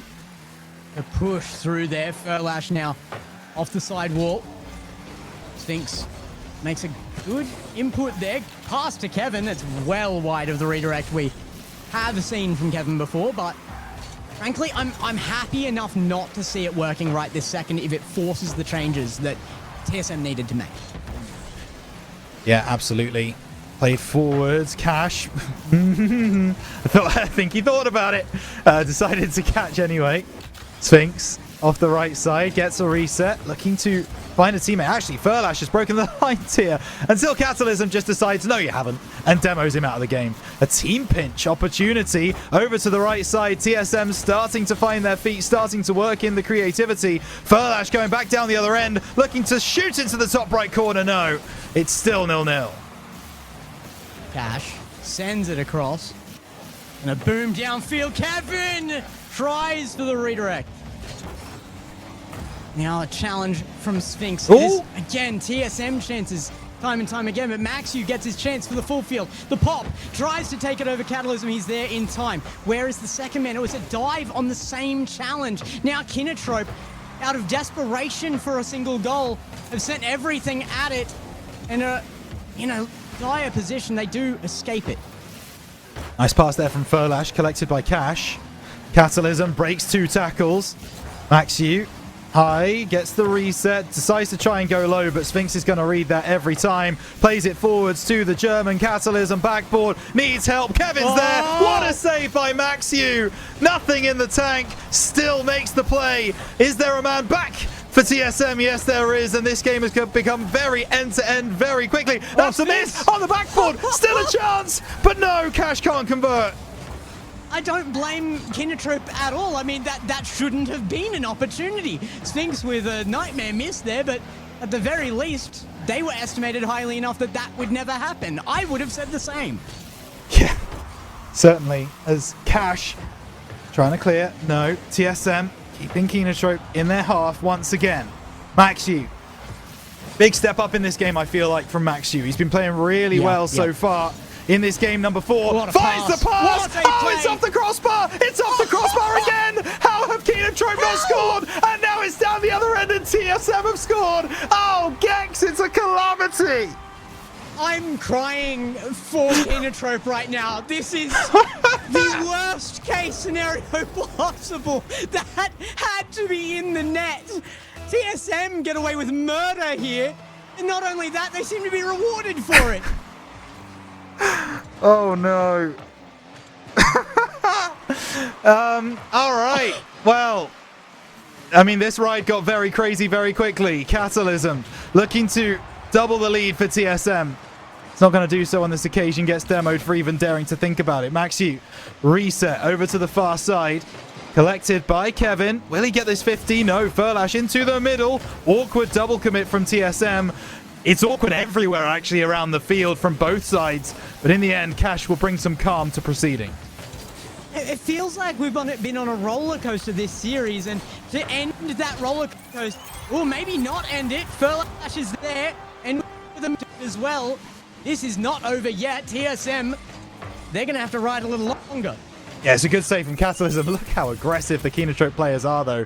All 3 of them around the goal for TSM, and I mean, that's come back to bite them once. It's worked for them once. So, you know, 50-50. Maybe try again. Kevin off the left-hand side looking for the shot. Maxu clears away beyond Sphinx. There's a go-ahead opportunity. What has happened there? And now a redirect back down the field. We're playing pinball. What's going on? I don't think anybody predicted the last 5 seconds. And we're not predicting this either. Cash gets a chance on what effectively for Cash is an open net. This is a great pass from Furlash. What a fake on Kevin. But where is the TSM defense? Again, they're getting just too big. They think they're infallible and they give away a goal. Yeah, absolutely. And that is a real problem for TSM. They need to bring that humility back a little bit, I think. Kevin moving forwards. Whoa. Oh, gets the dunk. Oh, no. Had a real chance to get the equalizer. Doesn't happen for him. Backboard found. Cash takes it beyond the attacker. And now Sphinx. Dropping it down. Furlash. Layup. Nothing in the tank. And now Cash can bring it away. But the 50s are just being won by Kinotrope right now more than they're being won by TSM. And that's what has given them a way back into this series, it feels like. And don't get me wrong, it was a good shot there from Kinotrope as well. An enormous play on that fake, but there should have been a third in net as well, and there was not. Cash now trying to play against a defense that's certainly there this time around. Kevin makes a touch. It might not matter. Kinotrope don't need anymore. Send it to ground. They've got at least 1 game in this series, but now they have momentum. Does that correct TSM? That's the question. It's interesting that Kinotrope take game 4 after taking a timeout before game 3. This is not the game I would have expected them to be able to win. And it may, we kind of touched on it there a little bit, it may go back to the hubris that TSM have. It may go back to that arrogance of Catalysm, Kevin, and Sphinx that, oh, well, we're 3-0 up in the series. We've already won it. We can try and do a load of random stuff. And it hasn't worked out for them. It doesn't work out for them. They've already proven time and time. Oh my goodness! Don't make me watch this again, please, production. No way are we watching that again. There's no way that's in a highlight reel. That is the lowest lights I've ever seen. Unfortunate for Kinotrope on that one. TSM get away with, as I said, just get away with murder. But again, the win for that game. The responsibility on it was not only Kinotrope for playing well, it was TSM for letting up on it. It was TSM for playing too far upfield, for playing offense when they're in defense. It's just a bizarre way to see a good team play. It is. It absolutely is. We'll see what happens this time. Both teams come out with the exact same kickoff strategy. Nice to see that's that coming through there for a moment. Furlash, left-hand side, gets a really nice 50 over onto that right side, but there's no one there to respond. Now Sphinx will take it through, intercepted by Cash. Taken through by Sphinx again. What on earth is happening? Catalysm collects the ball eventually, gets the reset, goes top shelf, needs some help, doesn't have it. Sphinx gets boost. He has to turn back on this as third man, though, and was beaten well to that. That's awkward from Cash. Not the controlling touch he would have wanted. Catalysm will get a reset there, uses it to go to ground. Maxiu from top left corner finds the clear with the help of Cash. Looking to turn it into a play now. Big 50 and TSM, so they're not worried about that one. Not for now. Cash. Whoa! I Right. wanted to see it. That's his second attempt. They say third time's the charm. I'm watching for it. Cash, I'm watching for it. There's a We've chance. had more attempts at that across the length of today than I think I've ever witnessed in RLCS. It's Yeah, I think you might be right it's there. an enormous amount of psycho attempts. Yep, sure is. But hey, we're yet to see one actually work out, so Yeah. you never know. Well, I Maxi- mean, as a goal, yes, they've been successful, but not in the True. goal score. Yes. Sorry. Yeah, you're absolutely right. So successful in the sense of scoring. As now Cash down the side. No, Sphinx cuts him off. Looking for the pass back, but Cash has read that well. 3.5 minutes still to go, and actually the clearance from Furlash could be huge. Needs to try and win this 50, can't do so. Cash off the left side gets bumped off the play massively, and TSM collect possession. Would have been the second Ooh. fake play Furlash had pulled off as well. They're still fighting for chances here. Maxiu looks infield. There's no second available immediately, but that 50 is huge for Cash's control off ceiling to backboard. Can he spike it down? No! Furlash has to take back calm control, and he goes over the net of TSM. Yeah, but at the angle, there's no one back. Catalysm just about making a play, but bumping his own teammate. It's all over the place now. There's Cash, backboard, double! Saved to the top corner from Kata. Gotta be. Off the It's gotta crossbar! No way! Have Kinotrope been denied again? They're going to look for one more opportunity, but Kevin goes to meet them. Cash into the corner. Sphinx clears his lines. This is the closest game we have had so far, and it is down to good play from both sides. I don't feel like TSM are committing too much here. Agreed. Kinotrope have found what is working. Ooh. Now Sphinx looking for one. The fake underneath, and it gets Kevin to the ball with an open net. I mean, this is a great play from Kevin to find a pass down the field, but Sphinx, to win that 50 against Cash is so difficult. A lot of things have to go his way, especially for that ball to be stopped dead right there on the scene for the follow-through from Kevin. Gorgeous play from Sphinx. Kevin finishes the job. Kinotrope in a hole once again. They're going to try and dig themselves out quickly, but it's going to be stopped right at the first time of asking. Ball into the middle, cleared away. Is a clear to be controlled by somebody. Camera a little bit disadvantageous to its right there. Up it goes. No Ooh. control found on this either. Furlash will get one here as well. And Kinotrope even TSM once again. The double commit from TSM. Sphinx not trusting his third. Yeah, something else I might not have seen the first time around, but as soon as you see it on the replay, it's so obvious. Sphinx and Catalysm getting their wires crossed, costing... Not sure what's happened there on the kickoff. Costing TSM the goal. It's very weird between those two players on the team particularly because Yes. this is their second season in a row playing together. That is like new roster kind of miscommunication. You're allowed that once in a blue moon. This is that scenario, but it is surprising and it's worth mentioning for sure as a symptom of TSM being under a lot of pressure right now. Yeah, certainly is. Cash has got 2 demos to his name. Maybe looking for a hat-trick here as he moves down the right-hand side. What is but that? actually, that's just a complete whiff on that wall. Furlash, It was once a again. back pass. Was it? Why did Sphinx go for that? Not sure. I'm It's not absolutely good. stumped on what Sphinx is doing right now. He's better than this. I don't understand. TSM are throwing this out right now. I mean, they've got plenty of time to waste, but this looks terrible. Yeah, it sure does. As now, actually, again, very few players back. Sphinx will be able to win this ball. Try and bring himself back into the play, and that's a nice way of doing it. Mechanical Play to get around the first defender. Double commit again from TSM. How many times can they make the same mistake? Maxu down the right side. Catalysm and Kevin. Catalysm arguably in a better position. Kevin should have probably gone over to the goal line. Another miscommunication. Another goal for Kinotrope. I mean, TSM, we've talked about the losses due to arrogance and stuff, but we've never seen a loss due to what we're seeing right now. Just unbelievable amounts of errors. Oh my goodness. I don't know how Kevin finds an angle on that straight into top bins. Huh? Goodness gracious. Oh, that placement. There's actually a 50 as well on there. Like, Kevin gets to the shot, but there's a blue trail off it. So there is a challenge from Kinotrope that is just not strong enough. Oh, what a win on that second touch. Demo's the right choice from Kinotrope. I like that. Yeah, for sure. There's 40 seconds to play. TSM have not been good enough in this game. Number 5. Oh my goodness. Cash doesn't convert, but if they were to take this game to OT, I mean, it would be one of the biggest injustices we've seen in Apac for quite some time. As Furlash off the right-hand side, looking for a teammate, cleared away by Catalysm.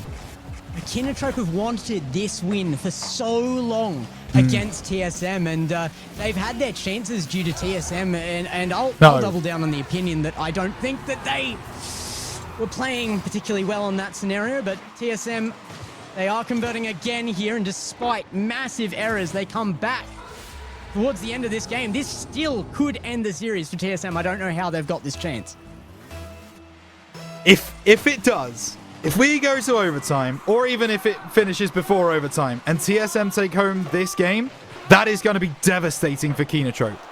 They were in the driver's seat. They were the ones who had total control of this game 5, and they have thrown it away in the final 30 seconds. Sphinx off the right side, looking to do an individual masterclass, blocked away on the goal line by Cash. Actually, it was a combination of all 3 Kinotrope players. Sphinx on the wall. Going to take good control. Oh, trying to get it over the top of Furlash.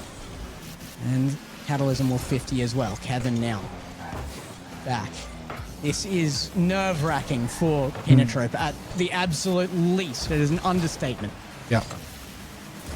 Really is. Kevin, no. Maxu, big interception. Cash waiting on the 100 boost. Wanting that boost steal. Chance at the back corner. Catalysm's gone by. Kevin comes back to save his team. And a bump onto Maxu is huge as well. Furlash will collect. Catalysm in the middle of the park. Probably just going to let this one drop. Where you jumping there, Sphinx, buddy? That's it's not towards the ball. And now Kevin can bring it away for TSM. Furlash now. Going to take control of that. It goes left onto wall and back out to Catalysm. Oh, it nearly ends the series, but it continues. The minute climbs, and 3-3. This is absolute agony for Kinotrope. They barely scrape by that one, and they might not survive the next if they can't clear now. There is the clear found, though. Maxu missing the second touch. It needed to stay that way. Back to Kinotrope's backboard, and TSM shooting. It's denied again. Look how many resources are forward for TSM. They push everyone up the field to try and get that goal. It doesn't happen for them. They make the defensive play now. Cash popping it high. Sphinx has misread that. Now over the back. What a recovery. Yeah. Wanted the initial play. Knew he wasn't going to get it, so instead read it off the backboard. That is impressive game sense. He's fortunate that he had the time to do it, though. Sure. That was an opportunity for Kinotrope, and they didn't take it. They're so concerned with just making sure they're not scored on right now. They have to push some offense when they've got the chance, and that one is an opportunity as slim as it was that has gone past them. Kinotrope still in their own half, taking shots, and Sphinx shuts it out. 2 minutes 20 on the clock. It's not the best way they've done it before, but TSM, they come up 4-1 in the series. Was that an own goal? Was it going to be saved at the first? Yeah, I think it was coming just out of the goal with the first save. Oh, that's a rough way to lose as well from Kinotrope's perspective. Nice shot from Sphinx, though, obviously. So powerful to fire into the heart of the goal.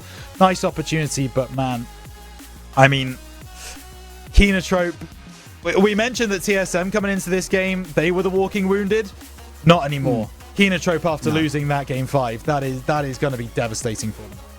Yeah, they'll be walking down into the lower brackets and playing out from there. TSM will be going straight through to the top 4, probably as predicted by, well, I would have said most, but you guys in chat, big doubters. I gave Kinotrope their chance because, you know, they deserved one on the desk, but TSM, they are the big dogs of this region, and with a bit good correction, which, you know, they had to be looking for, they were likely to have this result. TSM, again though, I will repeat, not the way they would have wanted to do this. And had Kinotrope taken their win as well against TSM playing poorly, that's not how they would have wanted to do it. After the amount of time they've spent strategizing and getting better to make that win happen, it's got to be off their own backs. It can't be off of TSM playing sloppily. 7 seconds to go and you don't leave a third man back on your goal line when you're 3-2 up. Oh my goodness. Yeah, I mean, you are right in what you say there, Gex, for sure. And this is a TSM that don't even necessarily look rejuvenated. They just look more structured in their approach. Yeah. And I think that's going to be a real problem for a lot of people in the region. I believe we can now bring back in Boyo, who is watching that one on the sidelines. And yeah, Boyo, talk to us a little bit about that series, because we're still trying to make sense of it between ourselves, I think. I mean, I think coming into this one, no matter how that series went, it's not the grand final, and that is the biggest takeaway to have of it, is that if this match happens again in the grand final, it is going to play out differently. Even if it's still a TSM victory, it's going to be a different match. And I think that is a very important thing to keep note of. I do think that TSM were, you know, coming back with a vengeance in a sense. They really want to just win this event. They need to win this event to keep themselves in the running for the major, to keep themselves in the kind of holding that world slot. Like, they've got to fight for it now, and they've put their backs against the wall, and they are fighting well. I think that Kinotrope made some mistakes, but I don't think it's anything we need to be too upset with them for. I think that it's a Saturday game. They now can just run through this bracket, though they do have Godspeed waiting for them in that semi-final, which could prove to be a difficult match because of how Godspeed have looked today. And then they've got... Hello, everybody. Apologies for the short delay, a power surge on our producer. We are back online. We have power again. The lights are on, and we are still here and talking at you. I'm so sorry for you guys, but it's not going to be only us. We do have an interview in a moment, so stick with us. It has been an epic day, though, and what we were just talking about was that big win for TSM, who seem to be back in form. There were some concerns still there, and I think that's probably down to the fact that they knew that they've been having issues. There's probably still a lot of anxiety about fixing that on the line, so maybe not the best mental state they've ever been in, but the more they win, the more that will change again as well. 100%. I mean, there's plenty of time now coming into tomorrow to get themselves back in gear and make a big run for both of these teams now, because both of them are fighting for it, but we have these other contenders like North Star, like even Godspeed now making that top 4 and possibly further. And it's excited to see kind of where tomorrow goes into. Yeah, absolutely. And I mean, tomorrow is already shaping up to be quite an interesting day. We have the potential for the rematch of the semi-final from Open 4, which sent TSM into the 3rd-4th playoffs. So it's going to be interesting for sure. And Kinotrope versus Jungle Juices as well is going to be one of our first matches of the day, which looks very interesting indeed. Well, we had plenty of big matchups today, and our interview is going to be from one of them, of course. It is going to be Godspeed coming in for an interview in the form of Dansku. You guys had probably the performance of your lives on broadcast, at least. This has been the best we've ever seen you on broadcast, and it was very compelling. Dansku, you've got to be happy with how you performed. What do you put it down to, the changes to come in and look like that? We've done a lot of work as a team, and Luke joining us as a coach has definitely helped a lot. And he also brought along a translator to translate everything to Eco, because he doesn't really understand spoken English as well as us. So that's definitely been a big help. I was going to actually ask about that with Eco being a Japanese player. How did you manage before having a translator coming in dealing with that kind of comms issue in a sense, where you're maybe struggling always to fully articulate what you mean or what is wanted for the team? It wasn't easy, and I don't think we never quite got it working. We tried, talking in Discord through messages if we had to say something about the gameplay, but I don't think it really worked at all at any point. So yeah. Fair enough. That is fair enough. You guys have had an exceptional Open 5, I think it's fair to say. A lot of the results that have come through have been so impressive. None more so than yesterday, going completely 6-0 through GSL must have been a good feeling. How do you see Open 5 having changed outside of just the coach from your perspective? Like, is there something in the gameplay specifically that you guys have changed from previous Opens that has made you guys so effective today? Well, trusting each other as team, like just being one unit instead of 3 individuals has been the biggest change, I think. Yeah, I think that's very, very valid. We've seen multiple teams in the region, speaking of valid, that have had communications issues, and it has been an effect on the team. So yeah, it is great to see that the org is supporting you as well in bringing those that quality of staff on board to make that possible. It's a big step up from you. I want to ask you personally, though. I mean, we will be speaking mostly about your entire team, but you personally, you've got to be happy with how you're standing right now. I know that you are looking forward to points towards representing your entire nation. How's that going for you? Are you feeling pretty confident about the ability to do that? I'm feeling excited. I think as things are looking right now, Finland is a very strong contender for getting into ENC, and I think more than likely I will be representing the country, which will be nice. So it's good to perform here now in RLCS and just keep that performance going elsewhere too. Well, coming in to tomorrow, you're already in that semi-final spot because of your win. You then have the absolute, joy of having to play against either Kinotrope or Jungle Juicers. Now, obviously, Kinotrope are the favourite coming into that one, but Jungle Juicers do have the other Finnish player in here of Tossus. Who do you expect to win, and how do you feel about your kind of upcoming opponents? I expect Kinotrope to win. They're definitely the favorites going into the series, but I have some hope inside me that Jungle Juicers will clutch the series and somehow take the win. Hope for you, or hope for them? Hope for Finland. Yeah, it's hope for us, but also hope for them, because on paper, Jungle Juicers is definitely the easier team to play against. I think Kinotrope has a higher skill ceiling, so if they're having a good day, it's gonna be way harder to win against them compared to Jungle Juicers. So, yeah. I mean, speaking of preferences, though, I mean, the option here you've got is probably that you've taken Kinotrope instead of having to face on TSM. Is that a positive to you? Do you think that, I mean, obviously TSM and Kinotrope are still kind of going head-to-head right now. I think that TSM versus Kinotrope is kind of a paper, scissors, rock kind of thing, that TSM are beating them more dominantly on play style. I think that on quality, they're quite similar teams still. Do you agree? Are you happier to face Kinotrope, or would you have wanted to see TSM instead? I'm actually really happy to face Kinotrope instead of TSM. I think TSM is like... I feel like they're on another level. And the playstyle they play is like... Especially for me with hyping, it's really hard to play against. But like, scrims against Kinotrope, for example, they're like not that far off. Like, if you're having a really good day, I think we can take them on. Yeah. Right. Well, thank you for coming on board. It's been an excellent day for you guys. It's been an excellent day for us as well. Really no boring series as well. Rhino, do you want to ask one more question before we finish things off? The only thing I wanted to ask about really was the game that you guys played today, Dansku.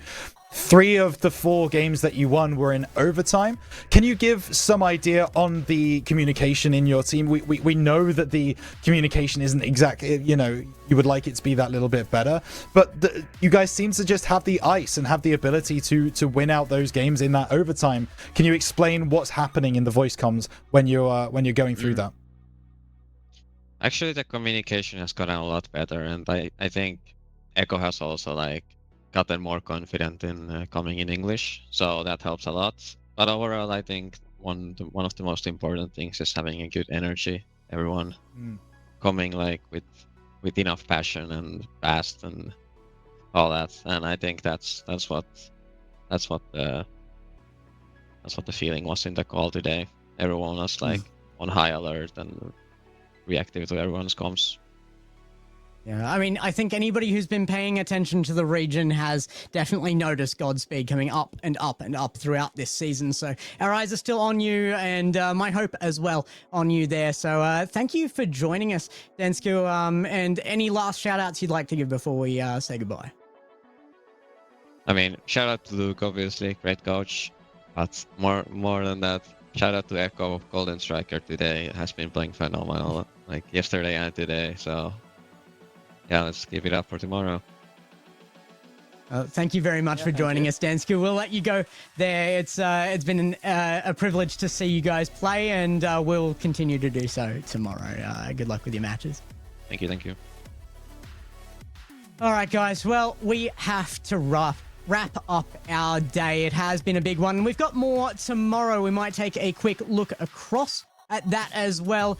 Here is the bracket there on your screen, and you saw some amazing matches today. We did have as close a series pretty much across the day as I was expecting. Not always in the fashion I was expecting, but I think it's going to continue through in a large way into tomorrow as well. Oh, I mean, yeah, we had 2 Game 7s in the lower bracket, and then 2 pretty entertaining, Game 5s in that upper side with the Godspeed upset over Northstar, and then TSM regaining and taking down Keenentrop in that upper bracket game as well. Now we got our bracket set. Keenentrop versus Jungle Juicers, RHHS against Northstar Gaming, and Godspeed and TSM waiting in that semi-final position. And of course, we've mentioned that kind of 3-horse race for that number 1 spot there with TSM, Keenentrop, and Northstar Gaming all fighting for it tomorrow. Well, that race is going to get even tighter.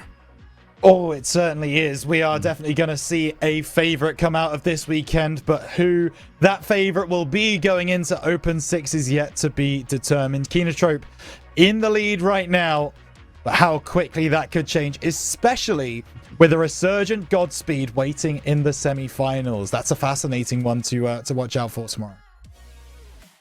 It's not the only worry that TSM might have here, though. They have the same bracket potentially ahead of them, Northstar. Yeah. They did it last time. Yeah. It could be done again tomorrow, so pay attention, guys. TSM, the top team in the region, almost inarguably. Almost. But Northstar, they did take them down last time, prevented them from a grand final appearance at all, so they need this one. They will have to lock in and make sure they make the grand final at all, and Keenentrop still in the play as well. So come back, watch the new up-and-coming Godspeed in their top 4. Come back and watch all of the action, the chaos that is Apac. Until then, though, it has been Gex, Boy Arroyo, and Rhino Casts. It's been an excellent day. If you want to find us on Twitter, it is at GexCasts, at Boy Arroyo RL, and at RhinoCast11. It has been an excellent time with you guys in the chat. So thank you again for coming out. Thank you to our staff, and we will see you tomorrow for Championship Sunday on the other side of hopefully a good sleep. I'll see you then. Bye.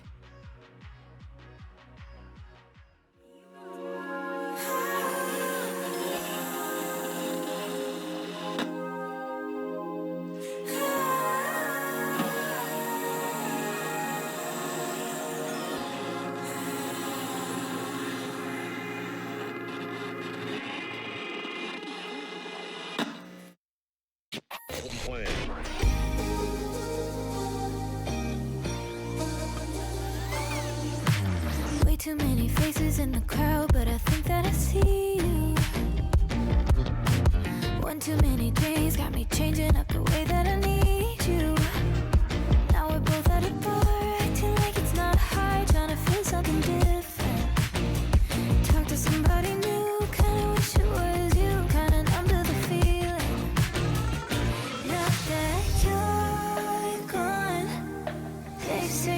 should heal, but it's been too long. Couple months and I can't seem to move on. I can't seem to move on. I can't seem to. I can't seem to.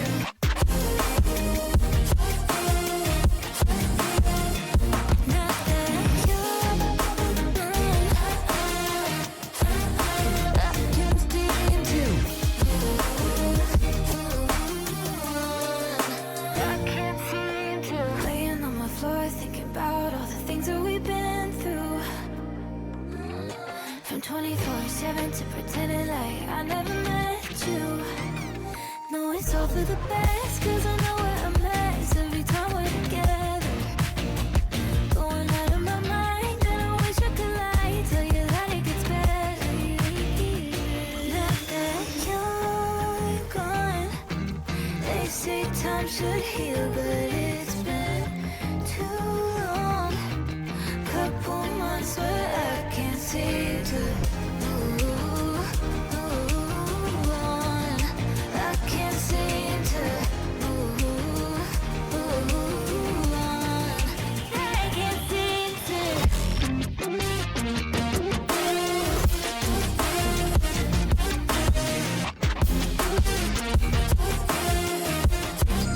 I can't seem to. I can't seem to.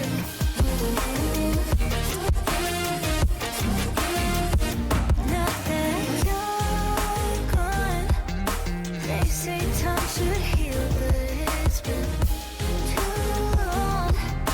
Couple months and I can't seem to move on. I can't seem to move on. I can't seem to.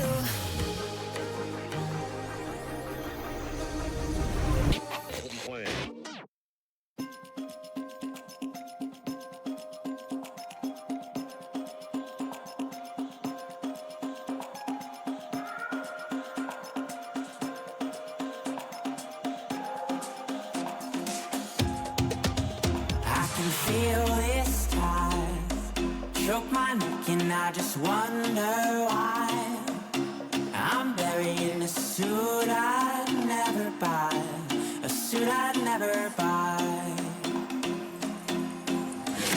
Cufflinks on my wrist, I can't act surprised when the shovels hit dirt in the earth. Did they start to die?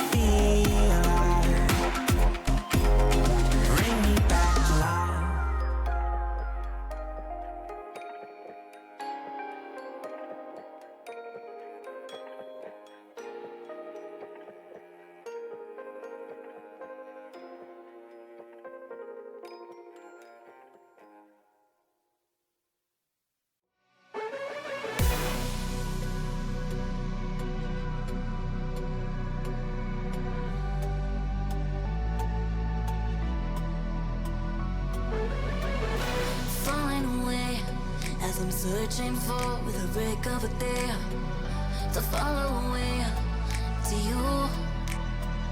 Cause at the end of the day, I ain't looking for no reason to change. Cause everything is good for you. Baby, I can see we're gonna shout it out to the sky. Tell our secrets to